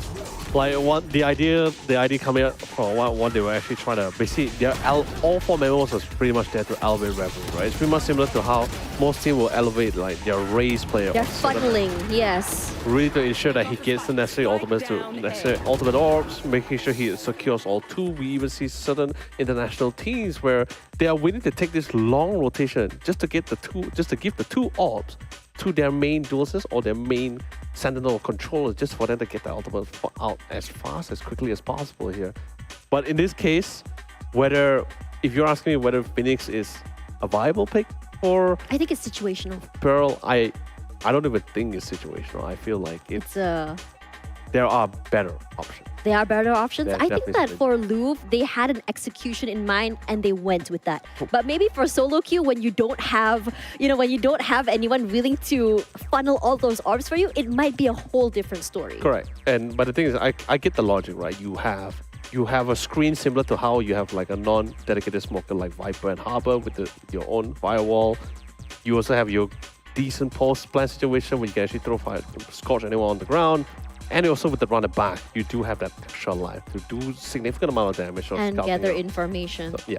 And I think it's just really good. But let's look at MVP. Honestly, not surprised if it's going to be Reverie. And I hope it is. Nah, it's Doomin. Oh, it's going to be Doomin. That collateral was insane. That collateral was insane. There were so many rounds he just punished them so hard. Just on the defending side, he has this really ridiculous opener. He gets one frag, then suddenly out of the blue he gets collateral, and then he starts piling up the pressure around that mid area. It's just like, hey, wherever you go, I'm going to make sure I'm going to at least drop or trade one player. It's really good, honestly, in terms of Doomin. I mean, we talked about his survivability as a jet as well, was just very, very huge. And then once the site was held, and it was just so good because he survives and because Reverie was able to push out forward, they got so much control of the area. And we always talk about Pearl being about control, but their aggression was that control. And they really changed it up. Instead of thinking about utilities for control, we talk about being aggressive for control. Yeah. Definitely. It's a whole different dimension and layer brought to the game. I definitely like it. It's very different to Bleed with their Jet and their Reyna comp. Regardless, we're going to go to map 3. Icebox, here we come. Don't go anywhere because let's see if TeoTeoTeo or will Louvre get their first win of the series.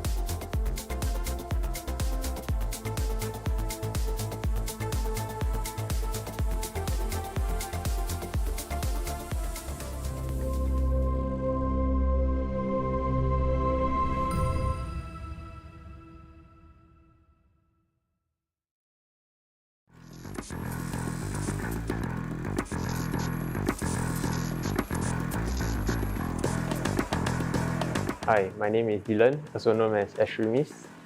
I'm the IGL for Louvre. So some fun fact about the team is some of us only met online and we share the same kind of vibe, so we decided to form this lineup. In my opinion, there will be two teams, both Bleed and Extend. So if you got the passion for gaming, I would say you should pursue it, but it's no easy path. You need to grind hours, put in the hours in order to reach the top level. And you need to compete with those people that also put in those hours. Hi, my name is Tumin and I have the same in-game name. I'm the duelist player for Team Louvre. I've known Extremist for a long time and I really enjoyed playing other games with him, and I think he has what it takes to lead us to the W. Kale is one of my favorite teammates and I duel with him every day, and there's nothing I love more than hearing him sing Cuffing Season at the end of a scrim. I think the most important thing is to keep calm and find the easiest way to equalize the odds against your opponent. Hello, my name is Akil, also known as Kiel. I am the controller for Team Louvre. Dumin is the most funniest and handsome guy I've ever met. He never fails to make me smile whenever I'm tilted when playing rank. Honestly, I think we might do pretty well because of our randomness. So I think the other teams might not expect what's coming in their way. Hi everyone, I'm Steven, also known as Reverie in game, and I'm playing the initiator role for Team Louvre. Isa is a very fun guy to play with, and I think he brings the good vibes to the team, and I think even if we are losing very badly, we'll have a lot of fun together. The only thing that I think is good about Gecko right now is that you have wingmen to plant the bomb for you instead of someone running in and tanking all the utils and dying. Hi, my name is Winston, my IGN is Visa, and I'm the Sentinel player for Team Louvre. I think Reverie is quite a cute and funny guy, But in game, actually, he's quite scary. So don't really want to get on the bad side of him when he's angry in game. I would like to be remembered as one of the better Sentinel players in the region, especially since the sport is highly contested with many very skilled Sentinel players. So I hope that I can be up there as well.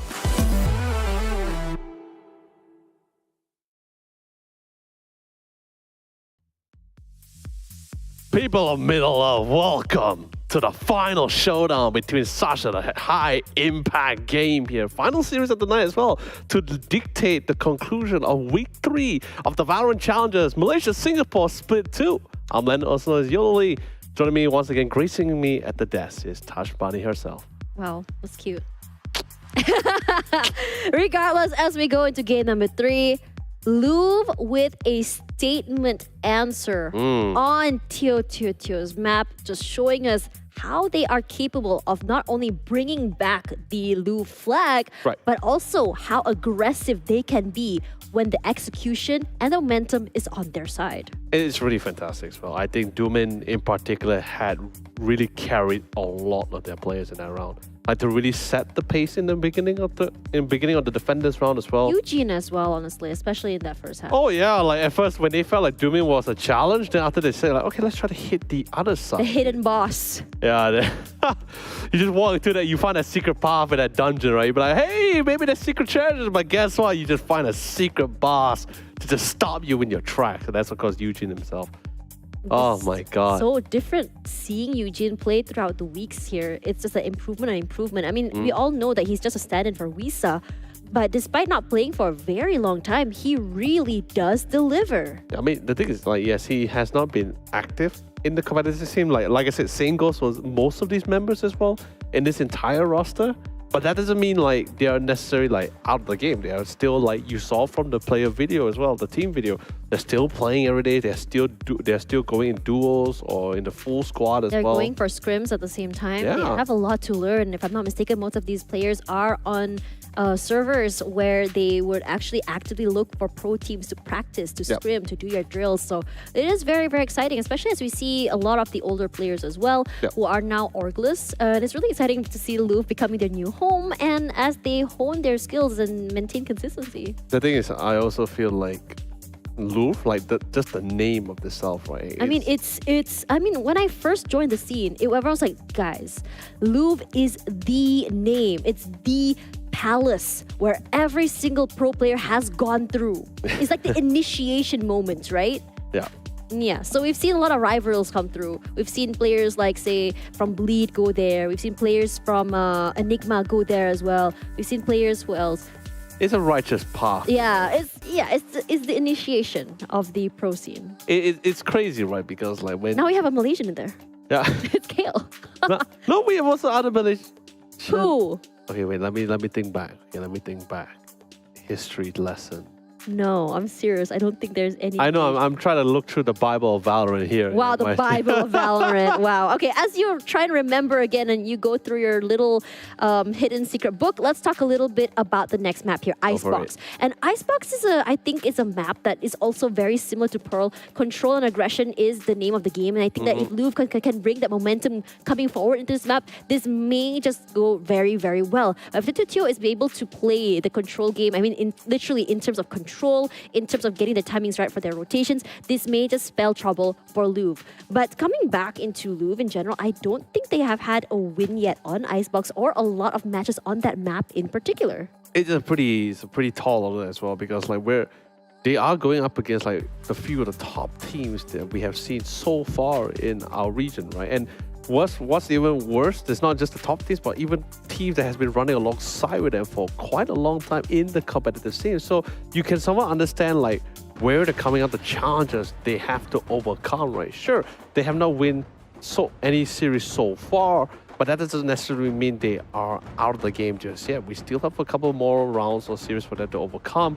Maybe this might be the series they can try to overtake, unless TeoTeoTeo has something else to say about it. And speaking of which, let's quickly check out the agent selection for the map of Icebox. This is interesting because for the last few days, we didn't see the Sova Sage combo anymore. I mean, it's not as needed as it used to be back in, I would say, last year as other agents and lineups come through. Now, I'm surprised we haven't seen a Harbor yet. I feel like for Icebox, Harbor is now one of the hottest controllers sticking around, and it's usually mixed with the Viper, but sometimes it's always good to go back to basics. And I think for TeoTeoTeo, this time around, they said, you've been bringing a double duelist, we're going to show you how to do it. And this is reminiscent to what Paper X brought last year, which is the Reyna Jet combo of Jing as well as Forsaken. Actually, if I'm not mistaken, last week alone, I believe I casted one in the series, they actually utilized the Harbor on the map of Ice. Yes. Who? TeoTeoTeo or Louvre? No, it was on Louvre for sure. I was talking about these two teams. No, oh yeah, if you're talking about these two teams, then no. But if you're talking about, I've seen Split 2. Yeah, Split 2, a lot of them have been. Honestly, I'm not surprised because after DRX brought it to lock-in, it seems like the popularity has come through. We've seen so many different variations, like DRX bought the Harbor Viper, and then we've also seen the Gecko and Harbor comp as well. We've seen that happen during VCT Pacific. There's a lot of different ways to play this map, and I'm really liking that it's evolving, but it's just so unfortunate as the lineups as well as the combos are coming through, this map will be removed very soon. Yeah, that's a really unfortunate thing. It's like one of the first map, like... I'm really excited because there's so many different ways to approach it. The best about it, this was actually the map which I actually loved the most. It was when it first came out, I remember it was with Husky and FaZe and Kong, when I was casting them in one of the VCTs. When it first came out, they said they hated it. Everyone hated it. I loved it. But of course, let's leave sentimentals aside. Let's check it out in our last round. Eugene already whittled down the lineups for Shiba. This one is just really huge. Remember, Shiba is one of the oldies that have played this map before, and his lineups have been phenomenal back when he was in KP Moon.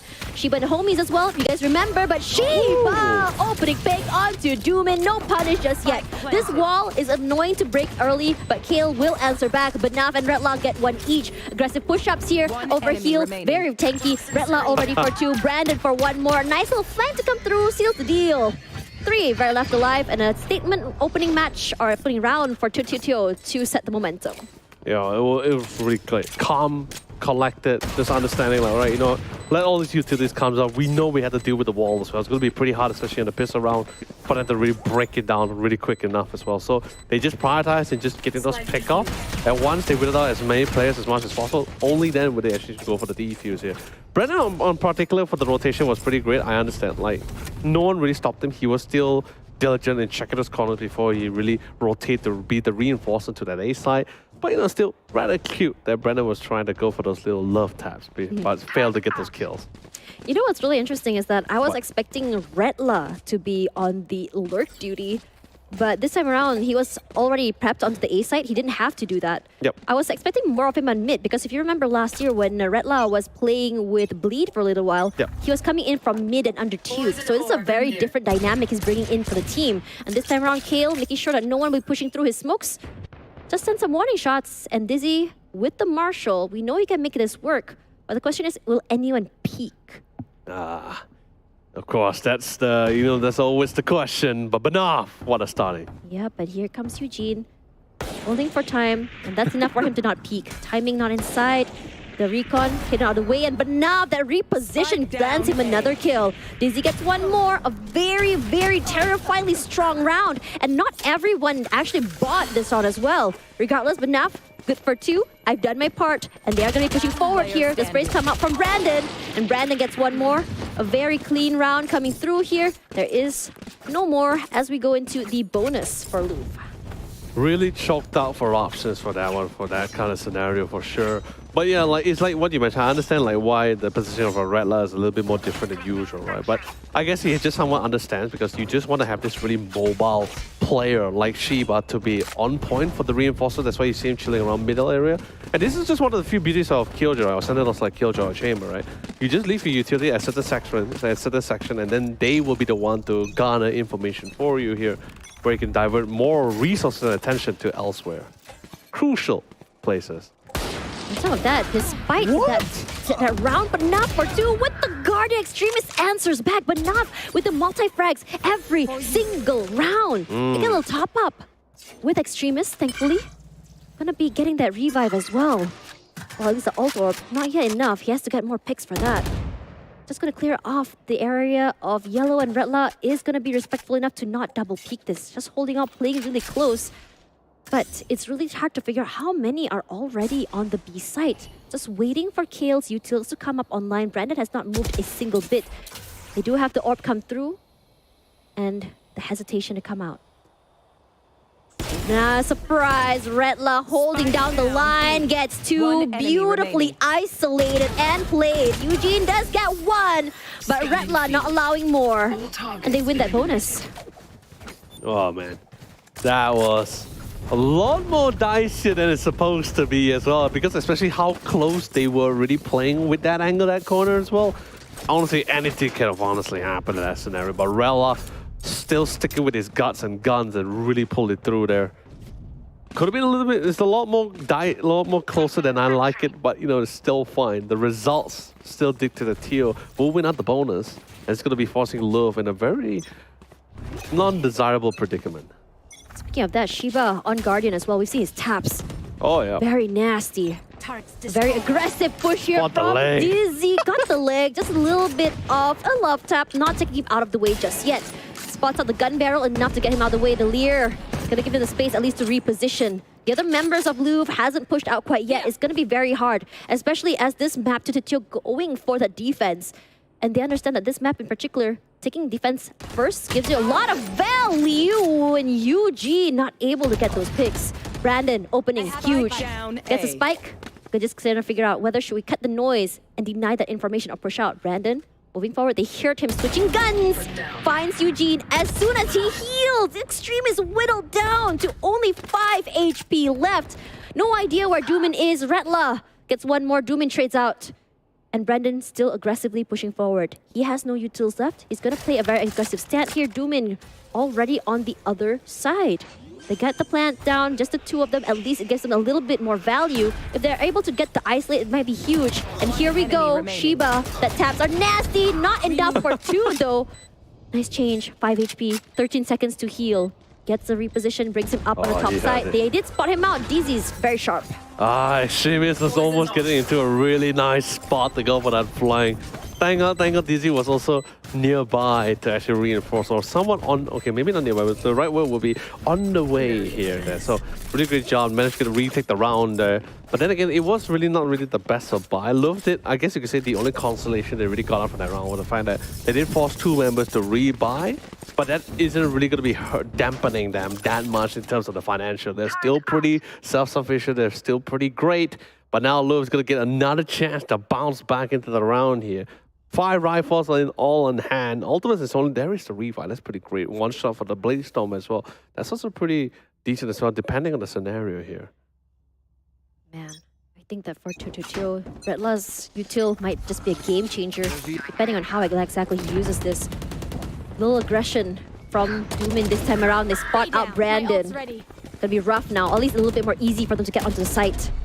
Without the utilities, they also get the revive and the heal as well. Nice little reset for them. But they cut the noise. The rotates come through, but no movement from Redla just yet. Still holding on the line onto B. He wants to be mobile. He wants to make sure that it's not going to be a fake. Making sure it's going to be a full commit come around. Here, the sprays come out there for Dizzy. Not punished. Goes up. That recon gives him a lot of space. Doomin does find Banav. Reverie for one more. Aggressively pushing forward. Doomin hasn't spotted out Dizzy just yet. Dizzy playing very close. Picks up one. Reverie trades out. And this is the round that they need. The redemption round to bring the momentum rather back in their hands. Toxin screen down. Troll, I don't think Redla's going to be taking this, not going to be saving on a weapon. He's definitely going to be trying to see if he can get that accent frag for sure. Doesn't have to go too aggressive. If he does go down, he also does have at least Bomb grenade out. the money or credits to buy in the next round. Or ample amount of credits. Look Exactly. But I think that if he brings it forward, he can buy for his teammate at least. Doesn't have to. I mean, they're stacked. They got money. Exactly. That's what I'm saying. They're rolling in digits, Tosh. They could literally be Scrooge McDuck and they just dive into the pool of credits here. Yeah, I think he's trying to go for exit frags on mid side. I think he might have changed his mind. Yeah, it's just gonna go safe here at least. But really well done coming from Louvre, right? Like not because they just took the round. What changed here? adjustments, right? Like you saw the fact that they understand, okay, Brandon loves to play on top of that vantage point, right? Prep for ready, although yes, Brandon still gets the trade, still removes Reverie, but there is the revive that sort of reset the back. And on top of that, without Brandon's utility, it's really it's so much more easy for Retain to take side. There's no decay, there's no snake bite. And I think the idea for them to just really go for these certain targets early gives them breathing space. It really is. But the thing is, they really need to try to win as much round as possible, because when we get to the attack side, double duelist, that's a lot of fighting power. Exactly. Coming into attack as well, it's going to be very rough. You also hear the Viper's Pit already popped. That's going to be an A site. Going to be hard to remove the Viper from its pit, so it's going to go rush onto B. But the other two members of TeoTeoTeo are still very, very separated. Making sure no one's pushing through mid is one. And number two, a tag team situation on B main here with Redla alongside Banaf in the backside. Nice little swing if they want to. But that owl drone is enough to give them all the information they need, and quick rotations come through. And I think that DZ might just go for the rotate. Gonna catch one in the middle of the rotation. But here comes the Killjoy lockdown to come through. No movement from Dizzy just yet. Hasn't seen any movement at all. Doomin gonna respect this lockdown. No movements yet from the other members of TeoTeoTeo. Not gonna over peek here. And no punishment at all. Here we go. Shiba catches them off guard. He's so very low. They know exactly the timing. Not the best place for you to owl drone, especially as you just got information that someone's there. Redla finds Kale. Thankfully through the utility. Streamist taking a lot of damage with the HP going down because of the orb. And it's a trade on trade. 2 picks. Eugene for 2 already. Eugene trying to make this happen. He wants this bad. Snakebite comes out. Not going to over-aggress. But TeoTeoTeo knows exactly where he is. That was a really... Let's be honest. Redla, I can tell you this, Redla really didn't want to come in there lockdown. He really wanted to try to save it to counteract against Eugene's lockdown. But it was a round that he felt like he really needed to use it.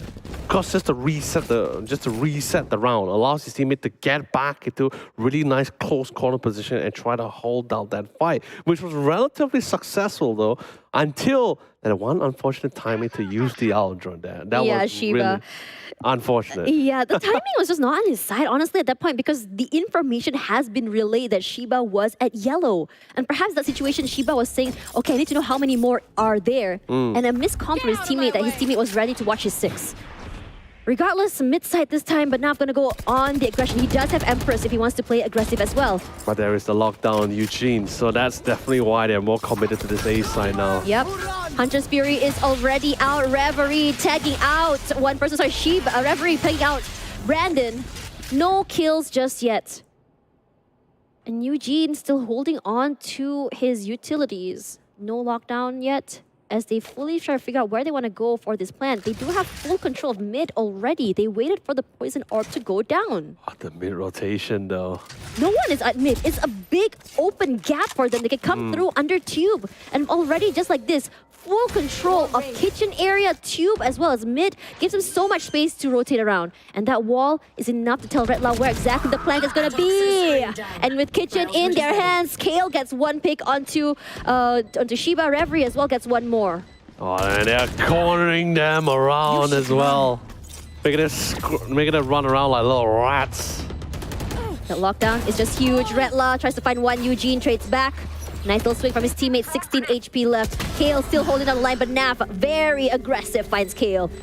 He can be the game changer already for 2. Gets an overheal as well. Nice little reset. Eugene is so very low. Brandon, from the other hand, he ran through, catches him off guard. Very well done.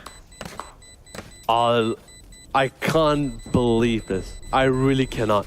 Like, don't even picture Brandon in that scenario, right? Take Brandon out of the scenario. It was literally a 1v3 scenario. It was just straight up all Banaf's play. He isolated all those players here, bringing it into a 1v1 despite the disparity where he's surrounded from all angles.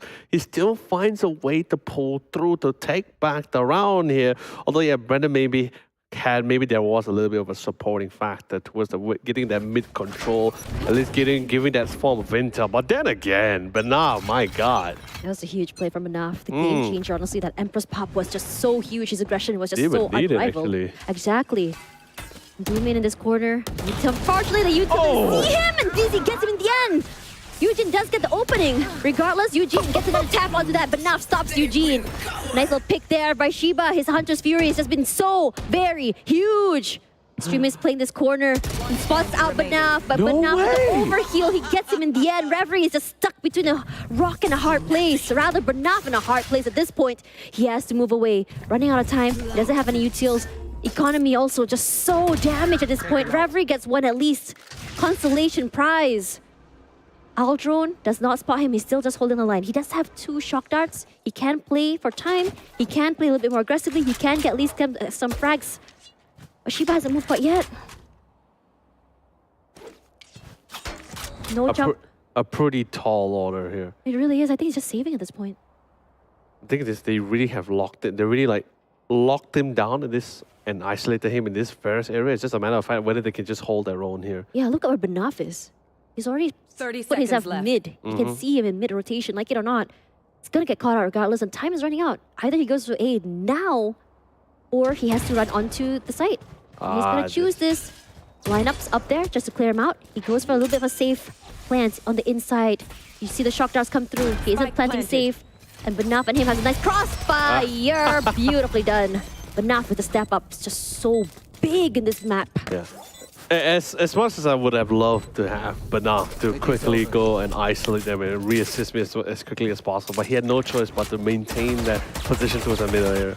Because you notice that not only is he has clear view of whether that rotation is going to be happening towards that A side as well from that position, so he had no choice but to just really just dig deep and just sit there and wait it out and just hope for the fact that his teammate Shiba will be able to do his part of the job. And let's be honest, he has delivered significantly well. Honestly, in this point, Banaf 13-3. Clearly, at that time, the step up may have been a little bit too late from Pearl, but he brought that step up, or rather that energy to this map in particular. Doomin this time playing a little bit more aggressive on top of Tube. They know exactly what it is. The turret just ratted out his position. Yep, but he's totally fine with this. He just wanted to divert attention for Kale to get close to drop the Viper's Pit. They didn't factor in the fact that Redla would be there as well. And here, the shock darts come through. You can see the util as well just to displace Redla. The swarm grenades will be popped. He just sprays through that smoke. The vulnerable is on Kale, but he is undeterred. He plays the close corners. They get the plant through. They want to catch them off guard. He does put out one. Dizzy, quick to react. Eugene will at least trade out. But Nav and Brandon, one each. Brandon with it up. The extra value. And Shiba gets one more. Very clean round by TeoTeoTeo. And Louvre once again back to the drawing board.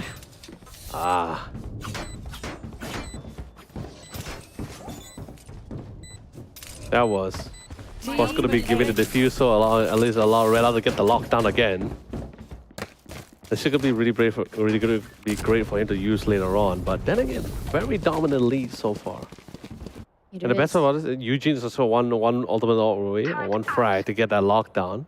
But then again, Redla's going to be very comfortable to know that the fact that at least this time he's prepped to counteract it, ready to be utilized in the next few rounds. But then again, Kill still hasn't really utilized the Viper's Pit. I really thought he actually will be coming to the Viper because he was really dig deep onto the side. But I guess... But this time around, I think he is, because look at that. Look at what he's buying. The Judge. Definitely. Explosive on the side. Doomin one more time. This time, Dizzy will deny that from happening. Dizzy with the free position does get those picks. The Judge comes through. Does not get the pick. Kill finally gets Dizzy in the end. But surprise, the up will overpower him. Doomin does get a trade onto Brandon. That tag onto him does not allow him to stay there. Banaf from the backside. A reposition using the Leer, just take up that space. He's stuck. Where can he go? So very low. Extremist coming in from the other side.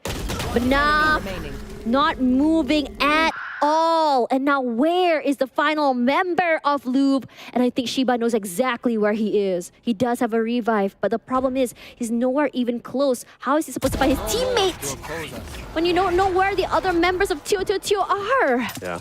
No, but the thing is, even with the revive, I don't think he would want to come in. I think the comms was just telling him just save it for a more ideal scenario, right? Where they get a trade, Then he goes for the revive. Pretty much what he did exactly, I believe it was back in round 4 or 5. Yeah. He did the same thing where they get the trade, instantly commit the refire, and then the round became a situation where they had a man advantage after that. But it feels like Team Louvre at this moment is currently just piling on as many ultimates as they can. Because I think at this point, they just somewhat respect that Teo has an absolute dominance on the map of Icebox. They need these utils to really break the defense. But the problem is when they are so aggressive, especially in this round, despite the fact that they are moving, it's all about conditioning, right? Yep. And I think that for TeoTeoTeo, that one round they go aggressive, it really caught them off guard. And this time around, they're playing way back. And look at the site, it's so many utils on, you can't see anything. Both lockdowns will be used here, and everyone has to really respect this. Doomin will get that first pick here. We also hear the Hunter's Fury come through, but Naf takes one away, but unfortunately he goes down with the damage for the drop. And finally, they get to pop that Viper's pit. Reverie finds Retla, but in this situation, they do get that plant. He does get popped out of the way, and it's a clean round. Louvre take it back. Really well done.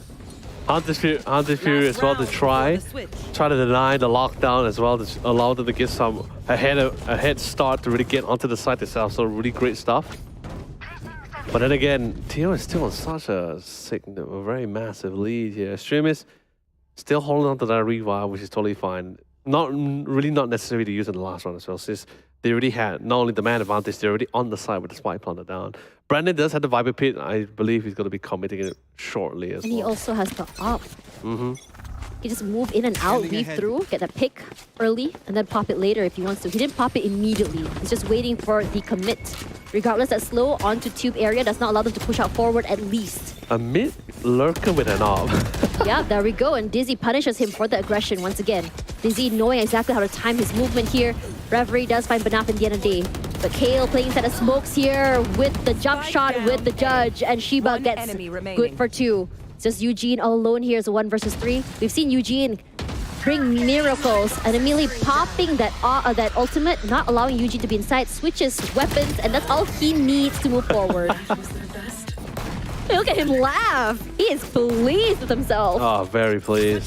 You know, I was very skeptical at one point because it felt like he wanted to try to go for this mid lurk operator with the Viper, because that's what Brandon has been doing for the past 5 rounds in a row now. So I was like, you want to lurk with an op at that close proximity? I'm that like, is wow. Confidence, honestly. Yeah, sure, confidence, boldness, sure. But isn't this a deja vu once again? Yeah, it is a deja vu. 9-3, very similar to Pearl. 10-2 actually. 10-2, never mind. I take it back. I forgot. Can see that I'm getting quite tired. It's a very long match, even though it's a 2-0 by me. It's been a long day. Yeah, it has been a very long day. Malaysian traffic not really helping us in that as well. Oh, don't even get me started. Regardless, no traffic on VALORANT. Let's see how it's gonna go here. Look at aggression come in from Dizzy, Kale, and Doomin, 1 each. Everyone with the Sheriff on the aggression to come through. Very aggressive round, and unfortunately had to reload. Everyone had to reload at that point. The bane of all FPS players, the reload. Yeah, that part, like, take a moment, timeout, reload time. Wow, but now 1 HP. HP. Let's see if the dream comes through, though. Shiba is also so very low. Actually, he gets tagged by this turret, he just dies. I mean, he does have the overheal. If he gets a pick, this will be huge. Eugene coming forward, coming through. Wait, the turret might be his death, though. That's what I'm saying. The turret just has to hit him 1 time. Plant comes out. No one moving just yet. Timing. But Naf has not moved at all. I think he knows there is the turret there, so he's not going to push a little bit too much. Wait, who picks first here? They know he's there! You know, the worst part about it is, I can imagine you being denied by a turret, not because it's a utility or anything, or you want to let yourself be known or hidden. It's just the fact that you're just 1 hit away. You just can't let the turret. You just can't be spotted by the turret. I mean, I'm pretty sure he's analyzing in his head, right? He's like, please someone pick me. Please someone come closer to me.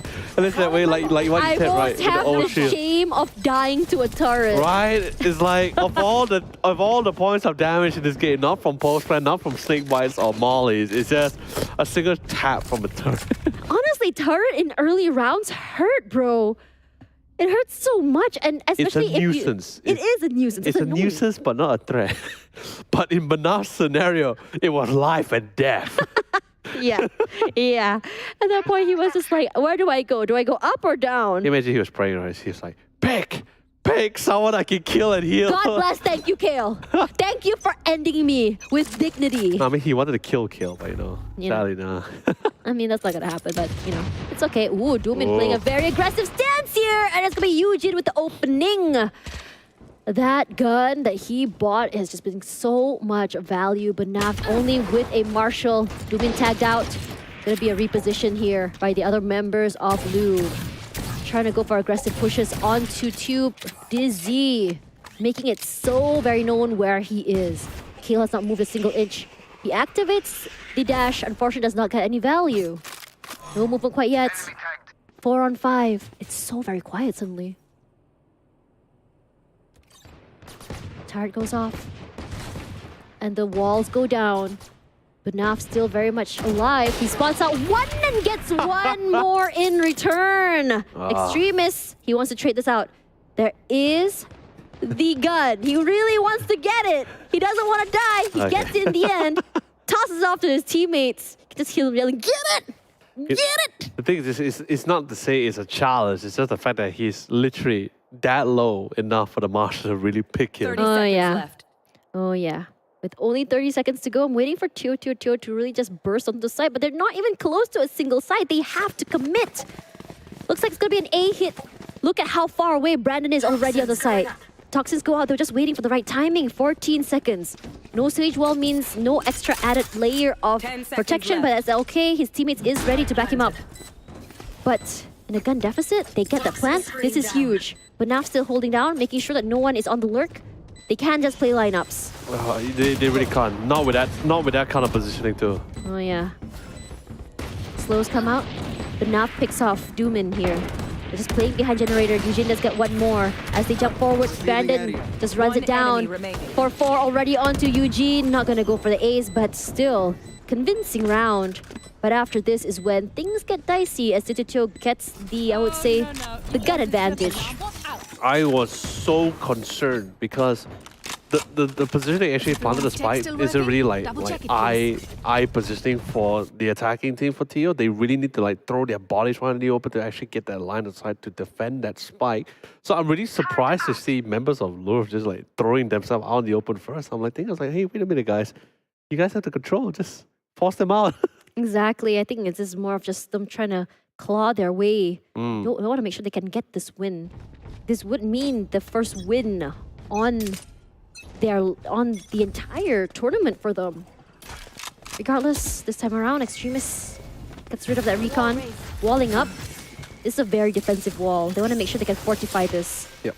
The other members of TeoTeoTeo, one thing about them is that they're okay with waiting for the utils to go away. Only one slow has been expanded. Just want to let it burn out as much utility as possible. Here comes explosive play. The Lear comes out as well. Andro does not pick anyone out. Finally, they do. Pulls out the leg. Brandon finds Extremists. Slow. Just trying to make them space here. Trying to make sure if they're going to go through that smoke reverie. Huge. Playing that corner. Nice little off angle, but he is very low in HP. The entire inside side of A, or the right side of A, full control of TeoTeoTeo. It is a 2 versus 3, but we've seen Banaf just take a 1v3 over on B site. They have to be careful. They have to go for the isolate, and Reverie is just so very low. They need to get the scan out. Shiba slowly getting on the line of sight here. Banaf does get one more. Jump through with a nice crossfire to seal the deal. That was a jump scare definitely for him. It really is. And the worst part about it is it's more viable for them to actually hit this A compared to that B side because you don't really have the safety of the ice wall as well, right? Like, you can hit that B, but you're going to be expending a lot of utility just to get in position to really keep them at bay, right? It's not like you have an ice wall where you could just go halfway off the side, put up a wall, put up your toxic screens, maybe a little bit of snake, but try to force them back a little bit, then you can plant that spike. It's different for Teo here. They don't have that luxury here. Yes, they do have a lot of they have a lot of utility that allows them to be quite offensive about it. But how open the area is, it's just pretty that difficult. They have to only be able to try to hit that A, or maybe that mid control would be pretty great. Kale denying information, and Doomin with the opening finds Banaf. Banaf was honestly just trying to push out, I think, to get some information to see how many on the side, and was met with death.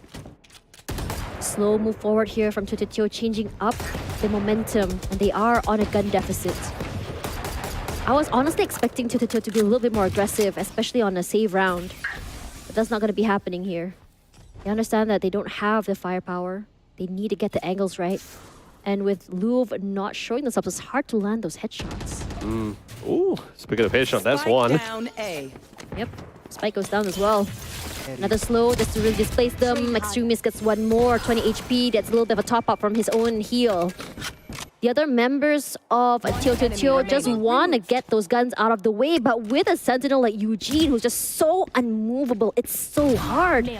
Dizzy does get one, gets two! Can he go more? Not gonna be happening. Kill saves the day. Oh my lord. Tosh, for a second there, I was wide awake. Me too. I was like, whoa, is this actually gonna be happening here? Thanks. Oh man. But then again, but this is what I'm saying, right? It's like I understand because that round they didn't really have the rifles to really break down that ice wall as well, right? So that's also going to be quite detrimental to them in their pushes. It's going to stall them for absolutely fantastic amount, long time. And we see Banaf actually tried to make a play towards that B in the last round, so tried to get that picked up. But Doomin was just a little bit more faster on the trigger. But can it be set for this round? Mid control will be pretty great if they want to try to attempt for it. But I think they got denied twice now, actually. It's true. And on top of that, if you see Louvre, they have more defensive utilities, sentinels rather. Double sentinel makes it so hard for them to break into the defenses. That's exactly what they were going through earlier. Instead of aggression, they're met with just walls and utilities. This time around, the recon comes out, and Doomin, this aggressive stance looks so good for him. The very early pickoffs are phenomenal. Eugene does have lockdown as well. He can play with it. Aggressive push up forward. They do get the buying of time. Hunter's Fury as well utilized. But now, it's going to be so very hard. TeoTeoTeo getting the offensive forward. Takes up so much space, and that is the power of the double duelist. They also have the Viper's Pit put up as well. Empress as well, utilized. It's just Doomin now to take out of the way. They lost one, Doomin picks up one, but straight into the jaws of Banaf. 3K in the pocket. They finally break that wall, bringing them to 11 points. Look your enemy in the eye. This is slowly getting closer, right? But look at it on the bright side, right? Now Eugene has the lockdown. Pretty great for the retake, pretty great for slowing things down. Kale with the Viper's Pit as well. This is an opportunity that's being presented to the side of Team Louvre to try to turn back the round. Especially in the round where they don't really have the best of financial here. Not for all the members at least here. Some, yes, able to fully equip what they require. Full armor, utilities, weaponry as well. But the other two is a little bit more dependent on their own. Honestly, I wouldn't be surprised if Doomin actually drops the op for one of the players here, in particular here, since he has the Blade Storm. But I think he's still just got to stick with it. I guess he's the most confident in his team with that operator in hand. Ooh, Battle Sage off angles here from Extremist. No picks just yet. It's been a while since you see this as well. Yeah, it's been a very long time. I'm really liking this position, but unfortunately it's not going to get a value. But surprise, surprise, referee for the backside. You also hear the Viper's Pip popped out. Also see slows at the same time. So they really cannot commit to this unless they really, really want to try and get this, I would say, this challenge. Referee finds one more. Dizzy, perhaps TeoTeoTeo a little bit too aggressive. Shiba will at least get the trade. Blades come out here from Doomin. Nice little jump up. Doomin's so very low, but they do get the spike down. Defender Killjoy will be popping up that ultimate, and immediately they're going to be displaced. They can just run straight to the other side, but it's going to be a trade there by Redla as well. Kale out of the way, which means that they already got the pit down, but they have to respect the lockdown. It's going to be a quick rotation toward B site. Oh, this is so difficult as well. Since Team Louvre understands, since they're the defender, they only have two players. They have no choice but to split their resources here. Like you can see the hesitation from Eugene. He's like, should I go B? Should I stick A? Which one is it? But it looks like their nightmares came through and they're suspicious as well. Spike's been on B, planted down. Now the rest of the squad comes in. For Eugene here, we've seen him got really amazing isolates. We've seen him take 1v3s. But in this situation where you have no idea where everyone is, and the footsteps is not really helping their case. He does spot out one. Jump peeking. You also hear the nanostorms come through as well. Alarm bot. One more, just being displaced out of the way. Shots out. Enough. So very low. Redla finds one more. Just one more to worry about. Time and time again, all they have to do is just waste time. Match point not happening. Nice little cross. And Retla, 3 in the pocket, bring them to match point. This is it. The light at the end of the tunnel, Tosh. They can feel it. They yearn for it. After the devastation they experienced on the map of Pearl, this is the part where they actually try. They finally got their revenge back in map 3 on the map of Icebox too. They also have 2 ultimates, the perfect ones. They have Retla's Lockdown. They have Shiba's Hunter's Fury. This is the perfect icing on the top for their win condition, unless, of course, they get picked off early. Oh, yeah, of course. They also have the gun advantage. Shields, full shields. They can go aggressive if they want. But look at this. Louvre don't want to go down the fight again. They get those picks so very early. But Nav, both their duelists now down. Playing so close inside of the smokes. Brandon, Retla, 1 each.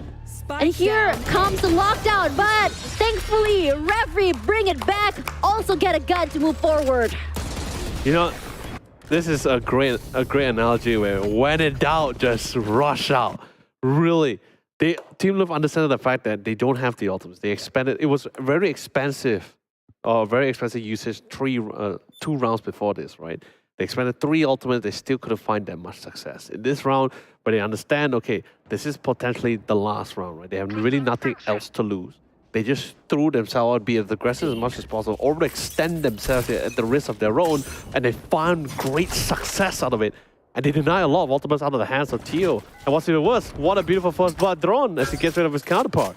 Yeah, Doomin, very opening for him, just dwindling down the numbers. DZ out of the way. Brandon does trade out onto Reverie. 1 more to worry about Doomin.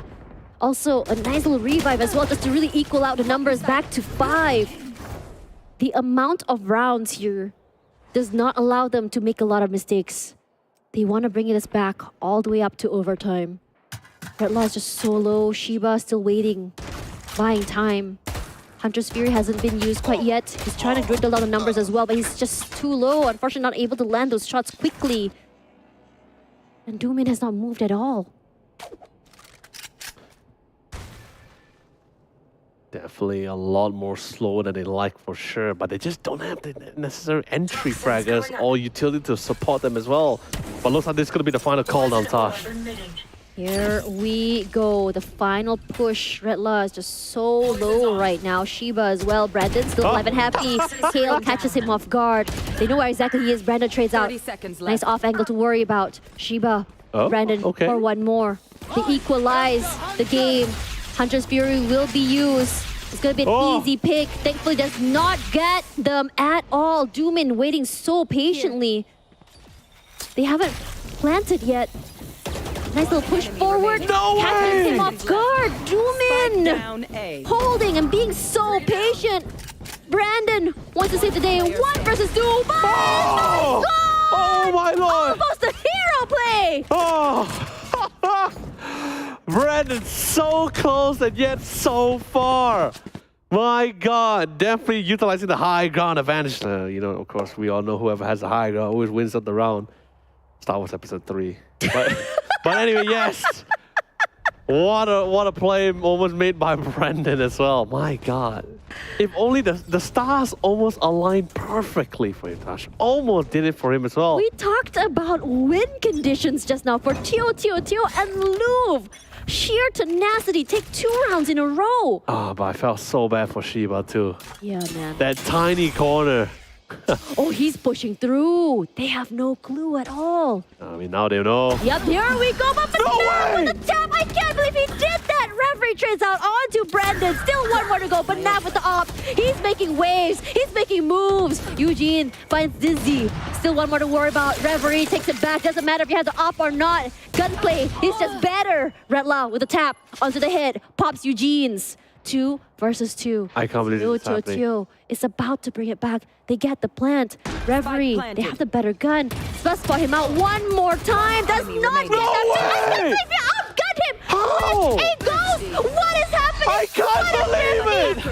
13-8. TeoTeoTeo finally sealing it. Taking the 1 and only first win away from Louvre. I can't believe that happened.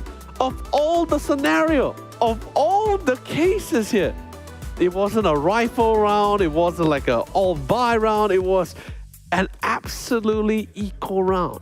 An absolute round where the odds are stacked against them here. You outgun a Vandal from that range. You know the worst part about it? It was not even a sheriff that outgunned the Vandal. It was a ghost. Exactly. Couple of pre-fires too. It wasn't like 2 shots or 3 shots to the head. It took quite a while to keep it going. What a strafe, honestly, at this point. Just really shows mastery. But let's talk a little bit about these two teams. TeoTeoTeo was very dominant on defense, and we already saw how TeoTeoTeo played this. It's just sheer aggression. We've seen this at Pearl, and now we see it here on Icebox. But what Louvre brought to the table was insane defense. They had so many utils just really seal the deal. But because it was just so many rounds in a row that they had changed forward, it was so hard for TeoTeoTeo to really break the defenses. The thing is, this map in particular just really come down to fundamentals and reads, right? Like there was understanding on what the utility they're going to be fighting against and what's going to be pit against them as well. They use vantage point, they use timings, they have a firm understanding of certain game sense, right? They understand like, okay, this utility comes out, here, our drone, I know this is a perfect time to catch you off guard, that kind of scenarios here as well. And don't even get me started on fragging capabilities, right? They always ensure they get a trade. One way or another, they're always going to be able to get 1 kill out of this at the cost of their own. Yeah, but at this point, really gotta commend every single player that played. So sad. It really was. It could have been a hero play here. So very close, unfortunate. But the Thrifty that they won was their match point. And what a beautiful way to end the day and the game, sealing the game.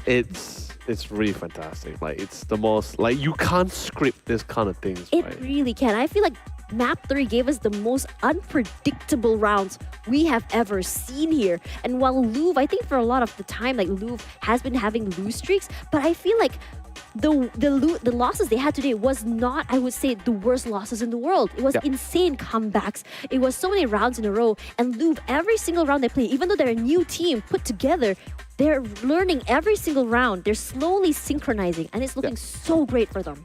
But I think most importantly is as well is that the experience they're re-getting themselves again, because it's been a while since they got back to the group stage, except for Reverie. Reverie was here since split 1. But of course, MVP for the side of TeoTeoTeo is none other than Banaf himself.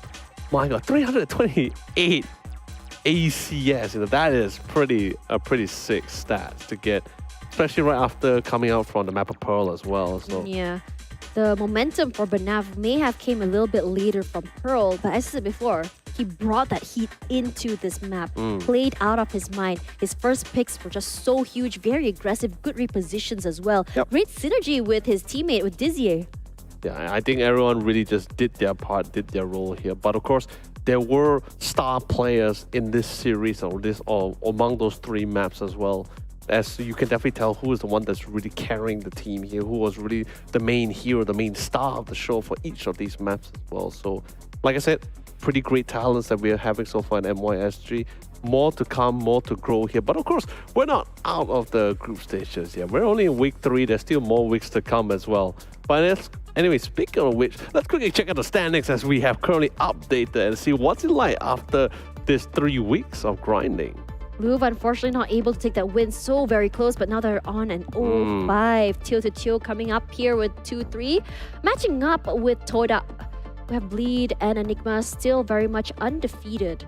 So Bleed has played 5 maps, or 5 series already, waiting for Enigma to hit their 5th. Whether or not it will be a 4-1 or a 5-0 just to match up will be the question. 2 more series, literally 2 more series for both Bleed and Louvre. While the rest of the squad is also pretty much in the same boat as well. Maybe except for Enigma. Enigma still needs about 3 more series before they can actually close out to see where they currently stand. I mean, let's be honest, I think Bleed Enigma X10 is in a very comfortable spot right now. But then again, love the improvement coming in from Kizino Esports compared to back in split 1. I think they were one of the bottom 2 teams at that time in the standing here throughout the group stages as well. So seeing the fact that they managed to come back into this strongly in such a strong manner is really great to see that there is some growth coming from this new roster.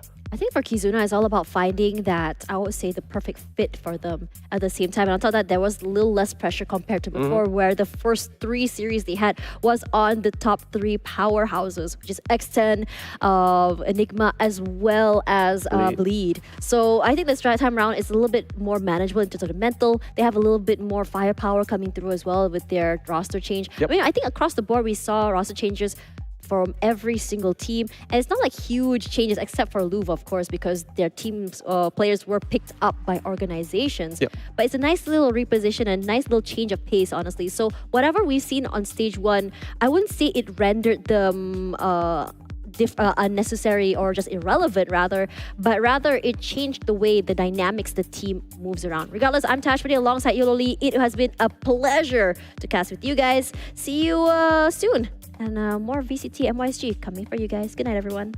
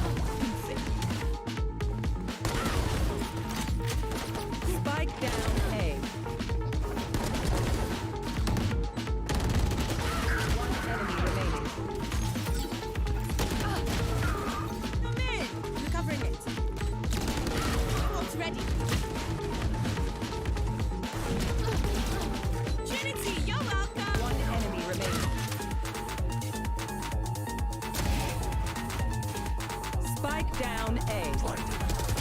One enemy remaining. One enemy remaining. One enemy remaining.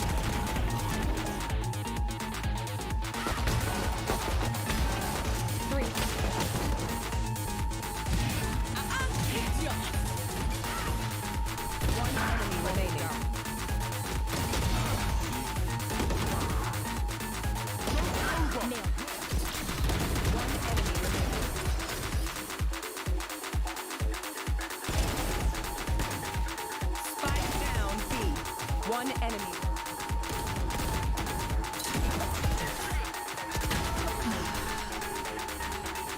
One enemy remaining.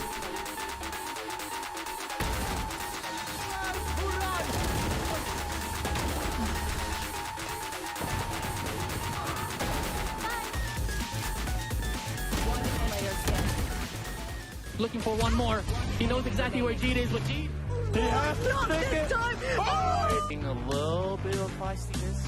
And with the shot. Reason. The side decided one more. Oh! Scary! But San don't care! San wants more! Oh, it's walking at both steps. Vera picking up 3!